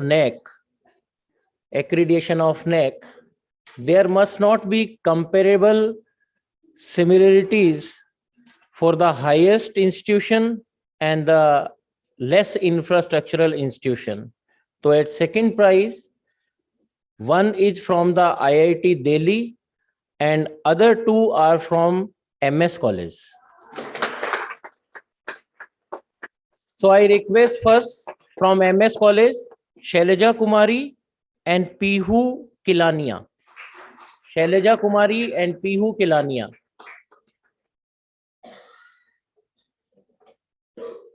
Because we cannot make the comparison when we are having the infrastructural differences. So Shailaja Kumari and Pihu Kilania. I think we must give a big hand of applause for them. And also best wishes to the teachers of MS College. I can visualize Dr. Kalpana Madam, Dr. Reena Ma'am, and Dr. there. Who is this? Pihu. हाँ. Okay. Pihu खिलानिया नहीं है? नहीं.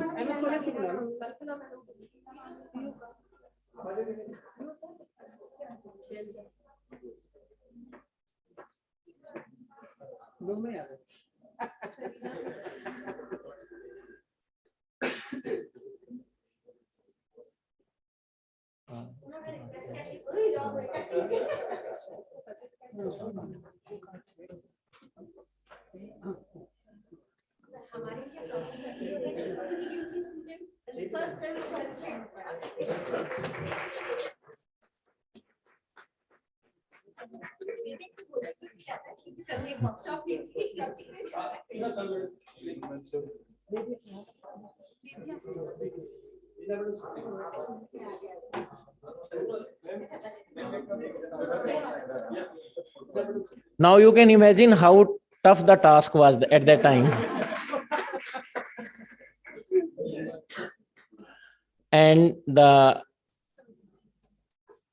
first runner-up is from IIT Delhi, Balwinder Singh.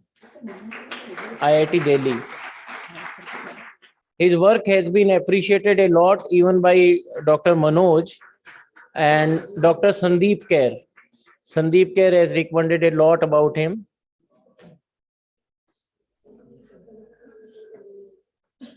There is a still hope of first prize. Yes, coming.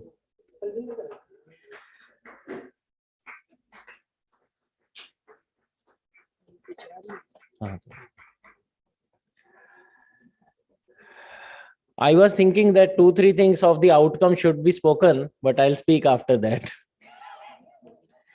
The first prize to Priyanka from Delhi University.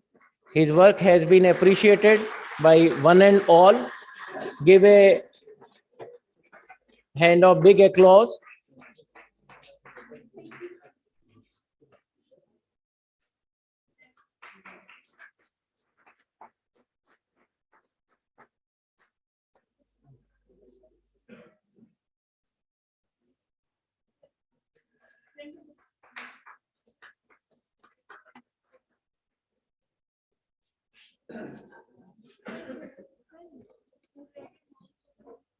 वो बताना है। हाँ, तो मुझे पता है वो। Why are you making so? There was one special jury award that will not be counted in this category, but it is the combination of the sincerity, sobriety, and presentation skill. Of course, the work that is not included in this category, but the sincerity is the maximum part, and that is to Monica Rathod, Dungar College.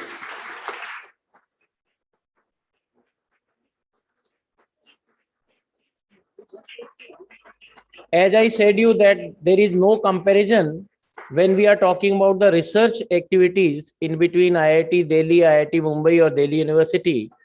And I think Professor Nand Kishore sir will be agree with me that the things should be somewhat flexible. So Monica Rathod from, thank you Dias, Honorable Dias. Please be seated. We'll take. Yes, sir. Thank you very much. मेरे ख्याल से इतना लंबा बहुत कम बार खड़ा होता है, लेकिन I am really thankful to all of you. Sir, about the outcomes, there are three things which I would like to emphasize. One has been asked when Professor Sandeep Kaur was going, so as Dr. Bhaskar Datta was going. Bhaskar Datta directly said that you should send at least 5 or 6 students. GP Singh sir, it's very important. 5 or 6 students for the internship to IIT Gandhinagar, and they will immediately accommodate. So as Professor Sandeep Kaur and Professor Nand Kishore sir was also saying that the students of this MSc Chemistry department are highly capable and they can perform much better and at a global scale. So they should go to IIT Bombay. This is the first thing. Similarly, Professor R.K. Sharma sir is always saying that the students come from Bikaner for the green chemistry development, and this is also the part. At the same time, I have got day for yesterday night 3 mails. One is from the George. He has directly said on the mail, I'll share in the group, I want a direct collaborations with the Dungar College. This is a good outcome, and this is due to your blessings, Professor R.K. Sharma sir. And third thing which we could able to visualize yesterday night when I visited to Dr. Ajay Sharma sir, he is having a different vision, different logics and different plannings. So we were trying to request them, but they initiated that you should work on the green chemistry part in the forensic science. So I said them the forensic analysis is in the syllabus of our MSc chemistry. So they said that it should be propagated, and they will be happy to deliver much more planned lectures, because that was not so planned.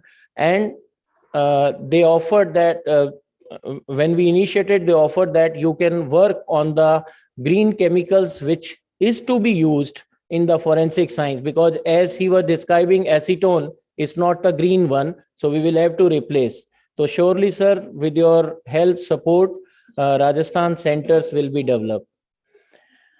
Thank you all of you, and at this platform I'm thankful to one and all, because I cannot name and I don't want to make embarrassing situation by naming my colleagues, seniors, juniors, and who are working together day and night.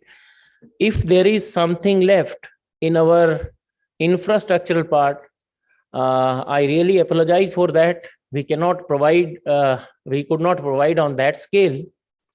But again, I request, when you judge, kindly judge us on the basis of our content. If our contents are poor, kindly inform us so that we can get better contents and we can get better publications with your collaborations. Thank you, sir.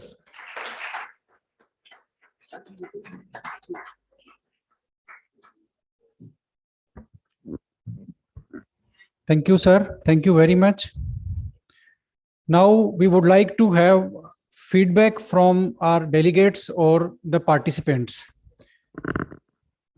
Please, if there are anyone who want to give his feedback about the 3 days about our hospitality on voluntarily basis, or maybe Dr. Pranjal Kalita from Kokrajhar, Assam.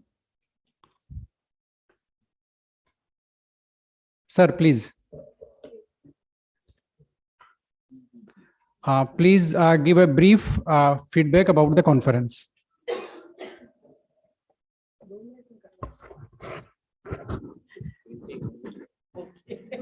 Thank you. My name is Dr. Pranjal Kolida. I am coming from Central Institute of Technology, Kokrajhar, Assam. Basically, it was a wonderful workshop as well as symposium. So from here, actually, basically, whoever given the talk, it was an excellent talk from each speakers from IIT Mumbai, Gandhinagar, even not only the from so top level institute, even the other institute people also given the very nice talk. Especially today, I have learned that Sir Dr. Otto Sharma sir, how they are going to investigate after the crime. So it is very important thing we have learned here.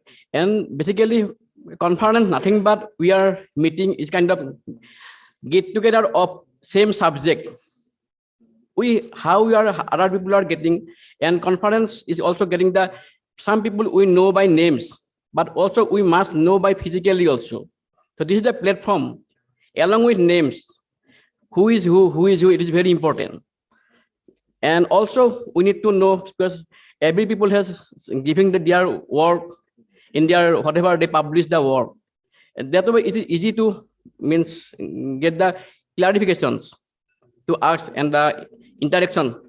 So that way is very, it is a very good, I found it. And not last, how Bojak sir has given the prize or award given the students is very means motivating. We must motivate or encourage our next generation or next our students. So we must try to give some maximum awards to our students. Then only from we get a feedback. We can think our work, but we can execute our work through students only. If no students with us, it's very difficult to execute our program, our minds. So that way, if we do like this, definitely they will also do their work in their times. So it is, and also I wish, if this is the first, I think, international conference, I wish it should be continue every year or alternate 2 years. So definitely we'll again wish every 2 years get together. And thank you very much for all kinds of like hospitality, transportation, especially food from Assam. Generally, we don't take so much spice and oil. So here we are getting the spice also. It is kind of different food we are having. And thank you to everyone, and especially Sir Bojak sir, because he has only given the opportunity to stand here in front of you people. And thank you to everyone. Thank you, Dr. Pranjal. Is there anyone who want to give feedback on voluntarily basis? Yes. Anujan, please. 30 seconds. 30 seconds. Hello everyone. The conference was very good. I enjoyed the food, the conference, the content. Everything was very good, and I learned various aspects of various research fields, which would be very helpful in my own research work. And thank you for everything. Thank you, Bojak sir. Thank you, all my lecturers from whom I studied. And thank you.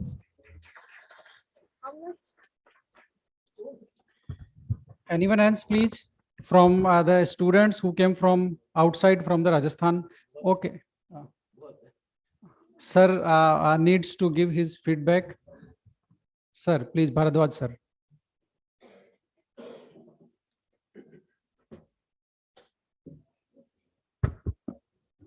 सम्मानित मंच, बहुत वर्ष हुए conference और सेमिनारों में जाते हुए, सुनते हुए, बोलते हुए। पहली बार एक कॉन्फ्रेंस विटनेस करने का मौका मिल रहा है जिसमें आम के आम और गुठलियों के दाम कि आपकी कॉन्फ्रेंस हुई 3 दिन की और इतने अच्छे कोलैबोरेशंस के आपको जो अवसर मिल रहे हैं IIT मुंबई, FSL और जो अदर डिपार्टमेंट के साथ आपको कोलैबोरेशन का मौका मिला है, ये एक बहुत बड़ी उपलब्धि है इस मंच के लिए और इस कॉन्फ्रेंस के लिए कि हमारे स्टूडेंट्स को इस तरह के एक्सपोजर का मौका मिले। बार बार नेक में भी आपके एक्सपोजर की बात की जा रही है, इंटर्नशिप की बात की जा रही है, ट्रेनिंग की बात की जा रही है, डायरेक्टेड और गवर्नमेंट के लेवल पर भी इस बात की जा रही है कि आपका कोलैबोरेशन क्या है। डूंगर कॉलेज, क्योंकि मुझे किसी रूप में जब काम करने का अवसर मुझे डायरेक्टेड लेवल पर मिला तो आई फर्मली से, एंड मैं हमेशा ये कंफर्म हूं कि डूंगर कॉलेज, और मैंने कई बार कहा भी है कि Dungar college is the best college in Rajasthan in all terms, जिसकी बहुत सारी अपने आप में एक लैब है, ये बहुत सारी चीजों के लिए, बहुत सारी योजनाओं के लिए, और इसलिए राजस्थान सरकार की जितनी भी योजनाएं आई उन योजनाओं के लिए एक एक्सपेरिमेंटल जो कॉलेज रखा गया हमेशा, वो पहले नंबर पर डूंगर कॉलेज और दूसरे नंबर पर GCA रखा जाता था कि यहाँ किसी प्रोग्राम को टेस्ट किया जाए, अगर प्रोग्राम सफल होता है तो हम उसे आगे लेके जाएंगे। So that way Dungar college perform best. और 3 दिन की ये कॉन्फ्रेंस, क्योंकि मुझे आज ही मैं यहाँ पहुंचा और आज आकर जब मैंने प्रोग्राम को देखा, प्रोग्राम के बारे में जो सुना और जो भी फीडबैक मुझे भी मिला, बहुत ही अच्छा था। और सबसे अंत में जो उपलब्धियां गिनाई गई हैं, जिस तरह के आउटकम्स आ रहे हैं निकलकर, वो बहुत अच्छे हैं। और आपसे प्रेरित होकर मैंने भी डॉक्टर अजय शर्मा साहब से, हालांकि मैं उस कैपेसिटी में नहीं हूं, पर अपने आप को रोक नहीं पाता हूं, जब कभी अपने सिस्टम का भला कहीं होना होता है तो मैंने डॉक्टर अजय शर्मा साहब से रिक्वेस्ट किया कि अगर आप हमारे गवर्नमेंट कॉलेजेस में जहां जहां MSc है और कोई विलिंगली स्टूडेंट यदि इंटर्नशिप के लिए आना चाहें तो क्या FSL उनको इंटर्नशिप करा पाएंगे। तो सर ने कहा बिल्कुल कराएंगे, आप इस पर चर्चा करें और will have a round of meeting. I will request to commissioner sir to get connected with FSL। And हम चाहते हैं कि हमारे राजस्थान के MSc केमिस्ट्री के जो स्टूडेंट्स हैं उनको इंटर्नशिप का मौका मिले, जो भी विलिंगली बेस पर आएंगे। तो एक कोलैबोरेशन का ऑप्शन मैं भी आपके यहाँ से लेकर जा रहा हूँ, जिसमें कमिश्नरेट तक कन्वे करूंगा। बहुत अच्छी कॉन्फ्रेंस रही, सुविधाएं बहुत अच्छी रही, रुकने की व्यवस्था, खाने की व्यवस्था इतनी बढ़िया कॉन्फ्रेंसेज में प्राय देखने को नहीं मिलती है। क्वालिटी कॉन्फ्रेंस के साथ या तो खाने की क्वालिटी अच्छी होगी तो कॉन्फ्रेंस नीचे होगी, और या कॉन्फ्रेंस अच्छी होगी तो खाने की क्वालिटी नीचे होगी, बट यह दोनों बराबर बहुत अच्छे लेवल पर रही। इसके लिए डूंगर कॉलेज के आयोजकों को बहुत बहुत धन्यवाद। जय Hind. Thank you, sir. Thank you much. Now, moving ahead, we would like to present some mementos to make this conference memorable to our guest as a token of our love and respect. So first of all, I would like to invite Dr. Rajaram sir. Dr. Rajaram sir, please come forward to the stage. And we would like, please sir, hand over the memento to our special guest, Dr. Ajay Sharma sir, please.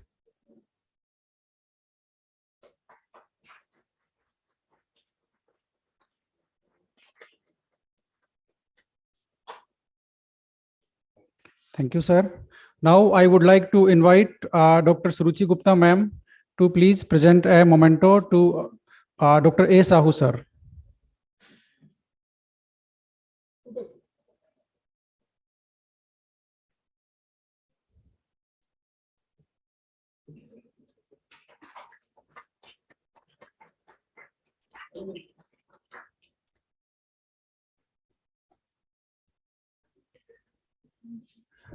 And I would like to request Dr.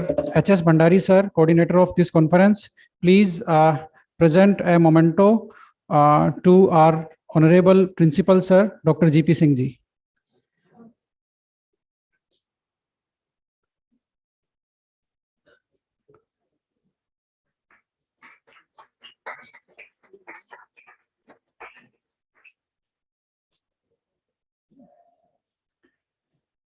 Now I would like to request Dr. S.N. Jatolia sir to please present a memento to our chief guest sir, Professor R.K. Sharma ji.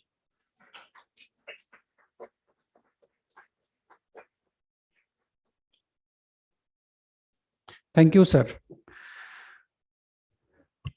Moving ahead, now I would like to invite Honorable Principal Sir for his presidential address. Sir, please.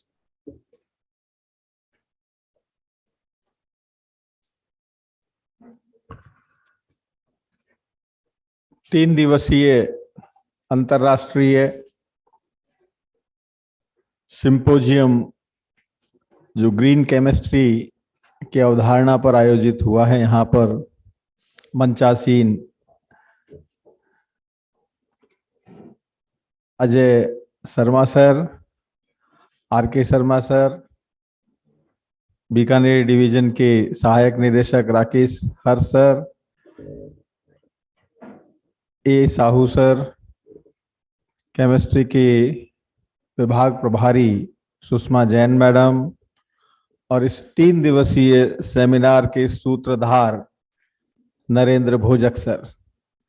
सबसे पहले तो मेरे लिए बड़ा हर्ष का विषय है कि जैसा हमने सोचा था उससे कहीं अच्छे तरीके से भोजक सर ने इस सेमिनार को करके दिखाया है। और उससे भी बड़ी बात, बहुत सारी सेमिनार सिंपोजियम्स मैंने अटेंड किए हैं 1986 से, जो स्पिरिचुअलिटी इस सेमिनार में वैलिडेक्टरी सेशन तक बनी हुई है। नॉर्मली वैलिडेक्टरी सेशन पे फेस अलग ही तरह के होते हैं, हॉल में कोई बैठना नहीं चाहता, और यहां मैं देख रहा हूं पीपल आर एंजॉयिंग। तो ये इस सब्जेक्ट की और इस सेमिनार की सफलता का सबसे बड़ा सूचक है। उसके लिए भोजक साहब बधाई के पात्र हैं। इस महाविद्यालय में वॉलेंटियर्स ने जो काम किया पिछले 3 दिनों से, मैं देखकर ताज्जुब कर रहा था कि भोजक साहब मेरे से कोई स्टाफ मांग ही नहीं रहे थे, ये काम हो जाएगा, ये काम हो जाएगा, ये काम हो जाएगा। और स्टूडेंट्स जो इनके थे, रिसर्च स्कॉलर्स और दूसरे पीजी के स्टूडेंट्स, उन्होंने ऐसा कार्य किया जो वास्तव में बेमिसाल है। नॉर्मली सेमिनार्स में यंग जो स्टूडेंट्स हैं इतनी रुचि नहीं दिखाते। मैं ऐसा अब मानने लग गया हूं, मेरा बिल्कुल दृढ़ वो विश्वास हो गया है कि अगर विषय सही हो तो किसी भी सेमिनार या सिंपोजियम में जो पार्टिसिपेंट्स हैं वो बहुत मन से पार्टिसिपेट करते हैं और बहुत अच्छे से इंटरेक्ट भी करते हैं। देखिए, रात के 8 बजे तक टेक्निकल सेशंस चल रहे थे और इक्वली लोग इंटरेक्ट कर रहे थे। ये इस सेमिनार की, इस सिंपोजियम की सफलता का सबसे बड़ा वो है, और उसके लिए मैं एक बार फिर से भोजक साहब को और उनकी पूरी टीम को बधाई देता हूं। ग्रीन केमिस्ट्री का जो कॉन्सेप्ट था, आज से लगभग 10 वर्ष पूर्व, 10-15 साल हो गए होंगे, जब मैं खुद अपनी पीएचडी परस्यू कर रहा था। You will wonder to know, थोड़ा सा समय लूंगा, हमारे साथ बड़ी प्रॉब्लम थी राजस्थान यूनिवर्सिटी में कि हम मटेरियल्स के लिए या तो कैलकाटा की तरफ देखते थे या केरला की तरफ देखते थे, और हमारे 2 से 3 साल फाइबर कंपोजिट्स पर निकल जाते थे। और मटेरियल साइंस में जो रिसर्च का मेन फील्ड था राजस्थान यूनिवर्सिटी के अंदर भी उस समय में वो ये था। एक दिन भोजक साहब और हम किसी कमेटी में काम कर रहे थे, तो मैंने यूं ही इनको पूछा कि सर क्या इस तरह के कंपोजिट्स अपन भी बना सकते हैं? तो इन्होंने कहा सर पहले मुझे समझाओ इसमें है क्या। मैंने कहा ऐसे ऐसे ऐसे है, pineapple leaf fibre composites, jute fibre composites, banana composites के जो इंटरनेशनल लेवल के पेपर्स थे 2-4 हमने वहीं बैठे बैठे पढ़े। इन्होंने कहा साहब अपनी लैब में बन जाएंगे। इन्होंने जिस लाइट वे में कहा मुझे थोड़ा सा डाउट हुआ। मैंने कहा ऐसे कैसे बन जाएंगे? कि सर ये मेरी ड्यूटी है। And you will not believe कि जब हमने यहाँ के फ्लोरा और फोना में से फाइबर्स एक्सट्रैक्ट करने शुरू किए, तो इन्होंने एक दिन कहा साहब ये नॉर्मल मेथड से तो निकाल लिए, अब एक माइसलर सॉल्यूशन हमने प्रिपेयर किया। मैंने कहा भोजक साहब ये क्या होता है? सॉल्यूशन तो बहुत सारे सुने। Then the concept of green chemistry, इन्होंने कहा साहब कुछ इस तरह के केमिकल्स हैं जो लिस्ट किए हैं, इनको हमने एक कैटेगरी में रखा है, इनको दूसरी कैटेगरी में रखा है। मुझे भी कुछ दिनों तक समझ में नहीं आया, फिर धीरे धीरे समझ में आया कि भाई संभव तो है। करना क्या है, इतना सा ही तो करना है कि देखिए आइडियल तो कहीं होता नहीं। हमें कुछ ऐसे केमिकल्स हैं जिनसे दोस्ती करनी पड़ेगी, और कुछ ऐसे केमिकल्स हैं जिनसे आज ही तो टाटा नहीं कर सकते हम, आज उनका साथ नहीं छोड़ सकते। कई जगह ऐसी हैं जहां उनको हमें यूज करना पड़ेगा, और उनको मिनिमाइज तो कर सकते हैं, और शायद इसी का नाम ग्रीन केमिस्ट्री है। और जब हम ये सीख जाएंगे, जब हमारे यंग युवा साथी ये सब सीख जाएंगे, तो आप देखिए कि उसके बाद मेरे ख्याल से 20 या 25 पीएचडी हम लोगों ने इस लैब में राजस्थान यूनिवर्सिटी पर अपनी जो डिपेंडेंसी है उसको कम करते हुए प्रोड्यूस की। और उसमें जितने भी रिसोर्सेज थे हमने बीकानेर के यूज किए।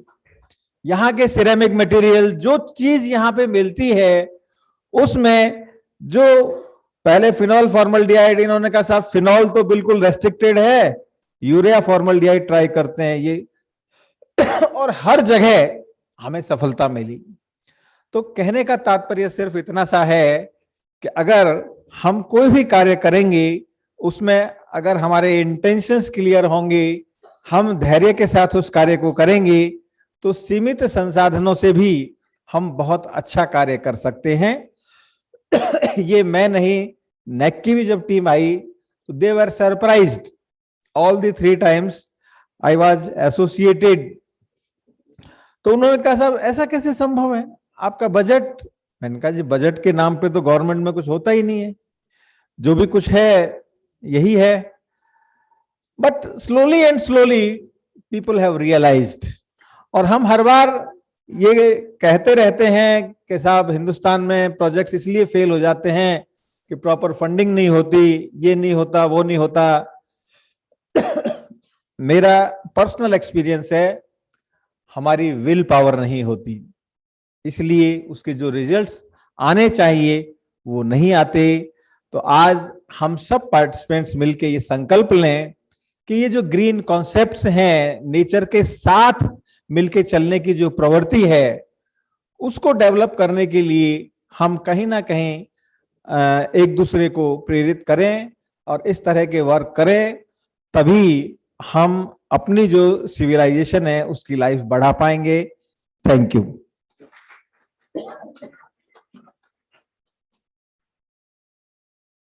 Thank you sir. ऑडियंस को मैं बता दूं कि सर ने इस कॉन्फ्रेंस के सफलतापूर्वक आयोजन के लिए ऑर्गेनाइजिंग टीम को क्रेडिट दिया है, लेकिन सर इसका क्रेडिट आपको ही जाता है। आपके दिशा निर्देश और सहयोग के बिना, सपोर्ट के बिना हम ये सब नहीं कर पाते, और इसके लिए संपूर्ण केमिस्ट्री डिपार्टमेंट और ऑर्गेनाइजिंग टीम आपके सदैव आभारी रहेंगे सर। अब मैं आमंत्रित करता हूं डॉक्टर उमा राठौड़ मैम को ऑफिशियल वोट ऑफ थैंक्स के लिए। Ma'am please.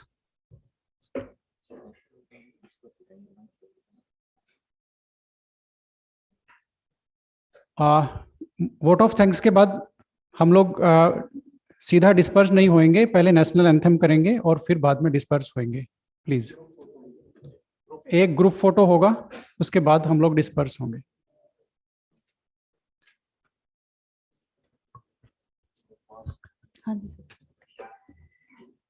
Respected Dice, it is matter of immense pleasure that today we have been able to successfully conduct this international workshop and symposium on green chemistry and technology in association with Green Chemistry Network Center, University of Delhi, Royal Society of Chemistry, London. On behalf of Dungar College and Department of Chemistry, I would like to give hearty thanks to all professors who participate in this conference from different countries and different states of India. Your participation in this conference made it meaningful. I extend gratitude and thanks towards Honorable Principal Sir for providing us permission as well as encouragement to conduct this event in welfare of our students. I also thanks our special guest, Dr. Ajay Sharma, Dr. A.K. Sahu, and Chief Guest, Professor R.K. Sharma ji. I would also like to give hearty thanks to Assistant Director of College Education, Dr. Rakesh Harsh, Professor P.K. Sharma ji, Professor S.K. Mehta, Professor Mahajan, Professor D.P.S. Rathod, Professor Nand Kishore, Professor Sandeep,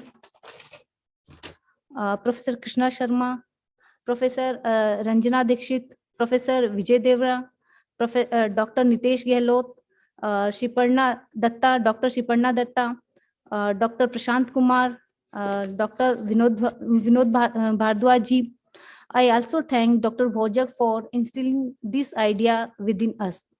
On behalf of our convener and whole organizing team, I thank our chairperson, co-chairperson to grace this occasion and encourage our students.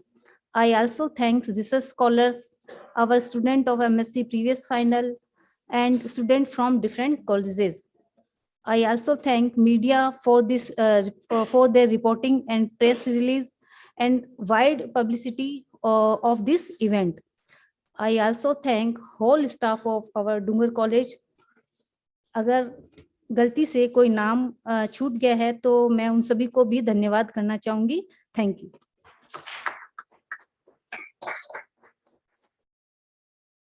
Thank you ma'am. अब honourable days और सभी audience से मेरा निवेदन है, कृपया अपनी जगह पर खड़े हो जाएं और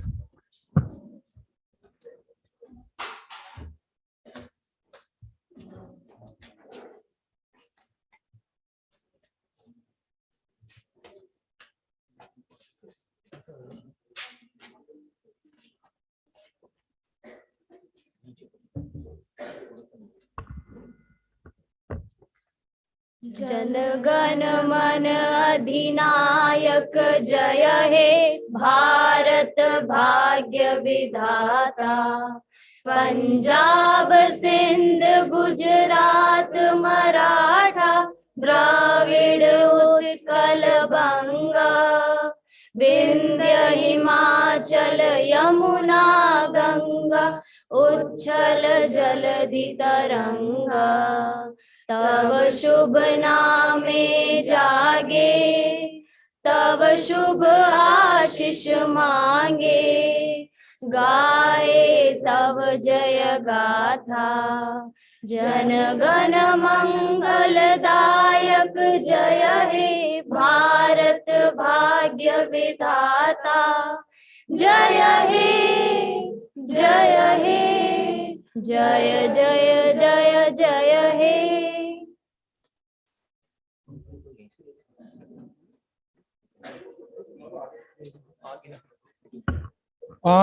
कृपया ग्रुप फोटो के लिए आप सभी से निवेदन है, आगे आए. Please, all are requested to come towards the stage for a group photo.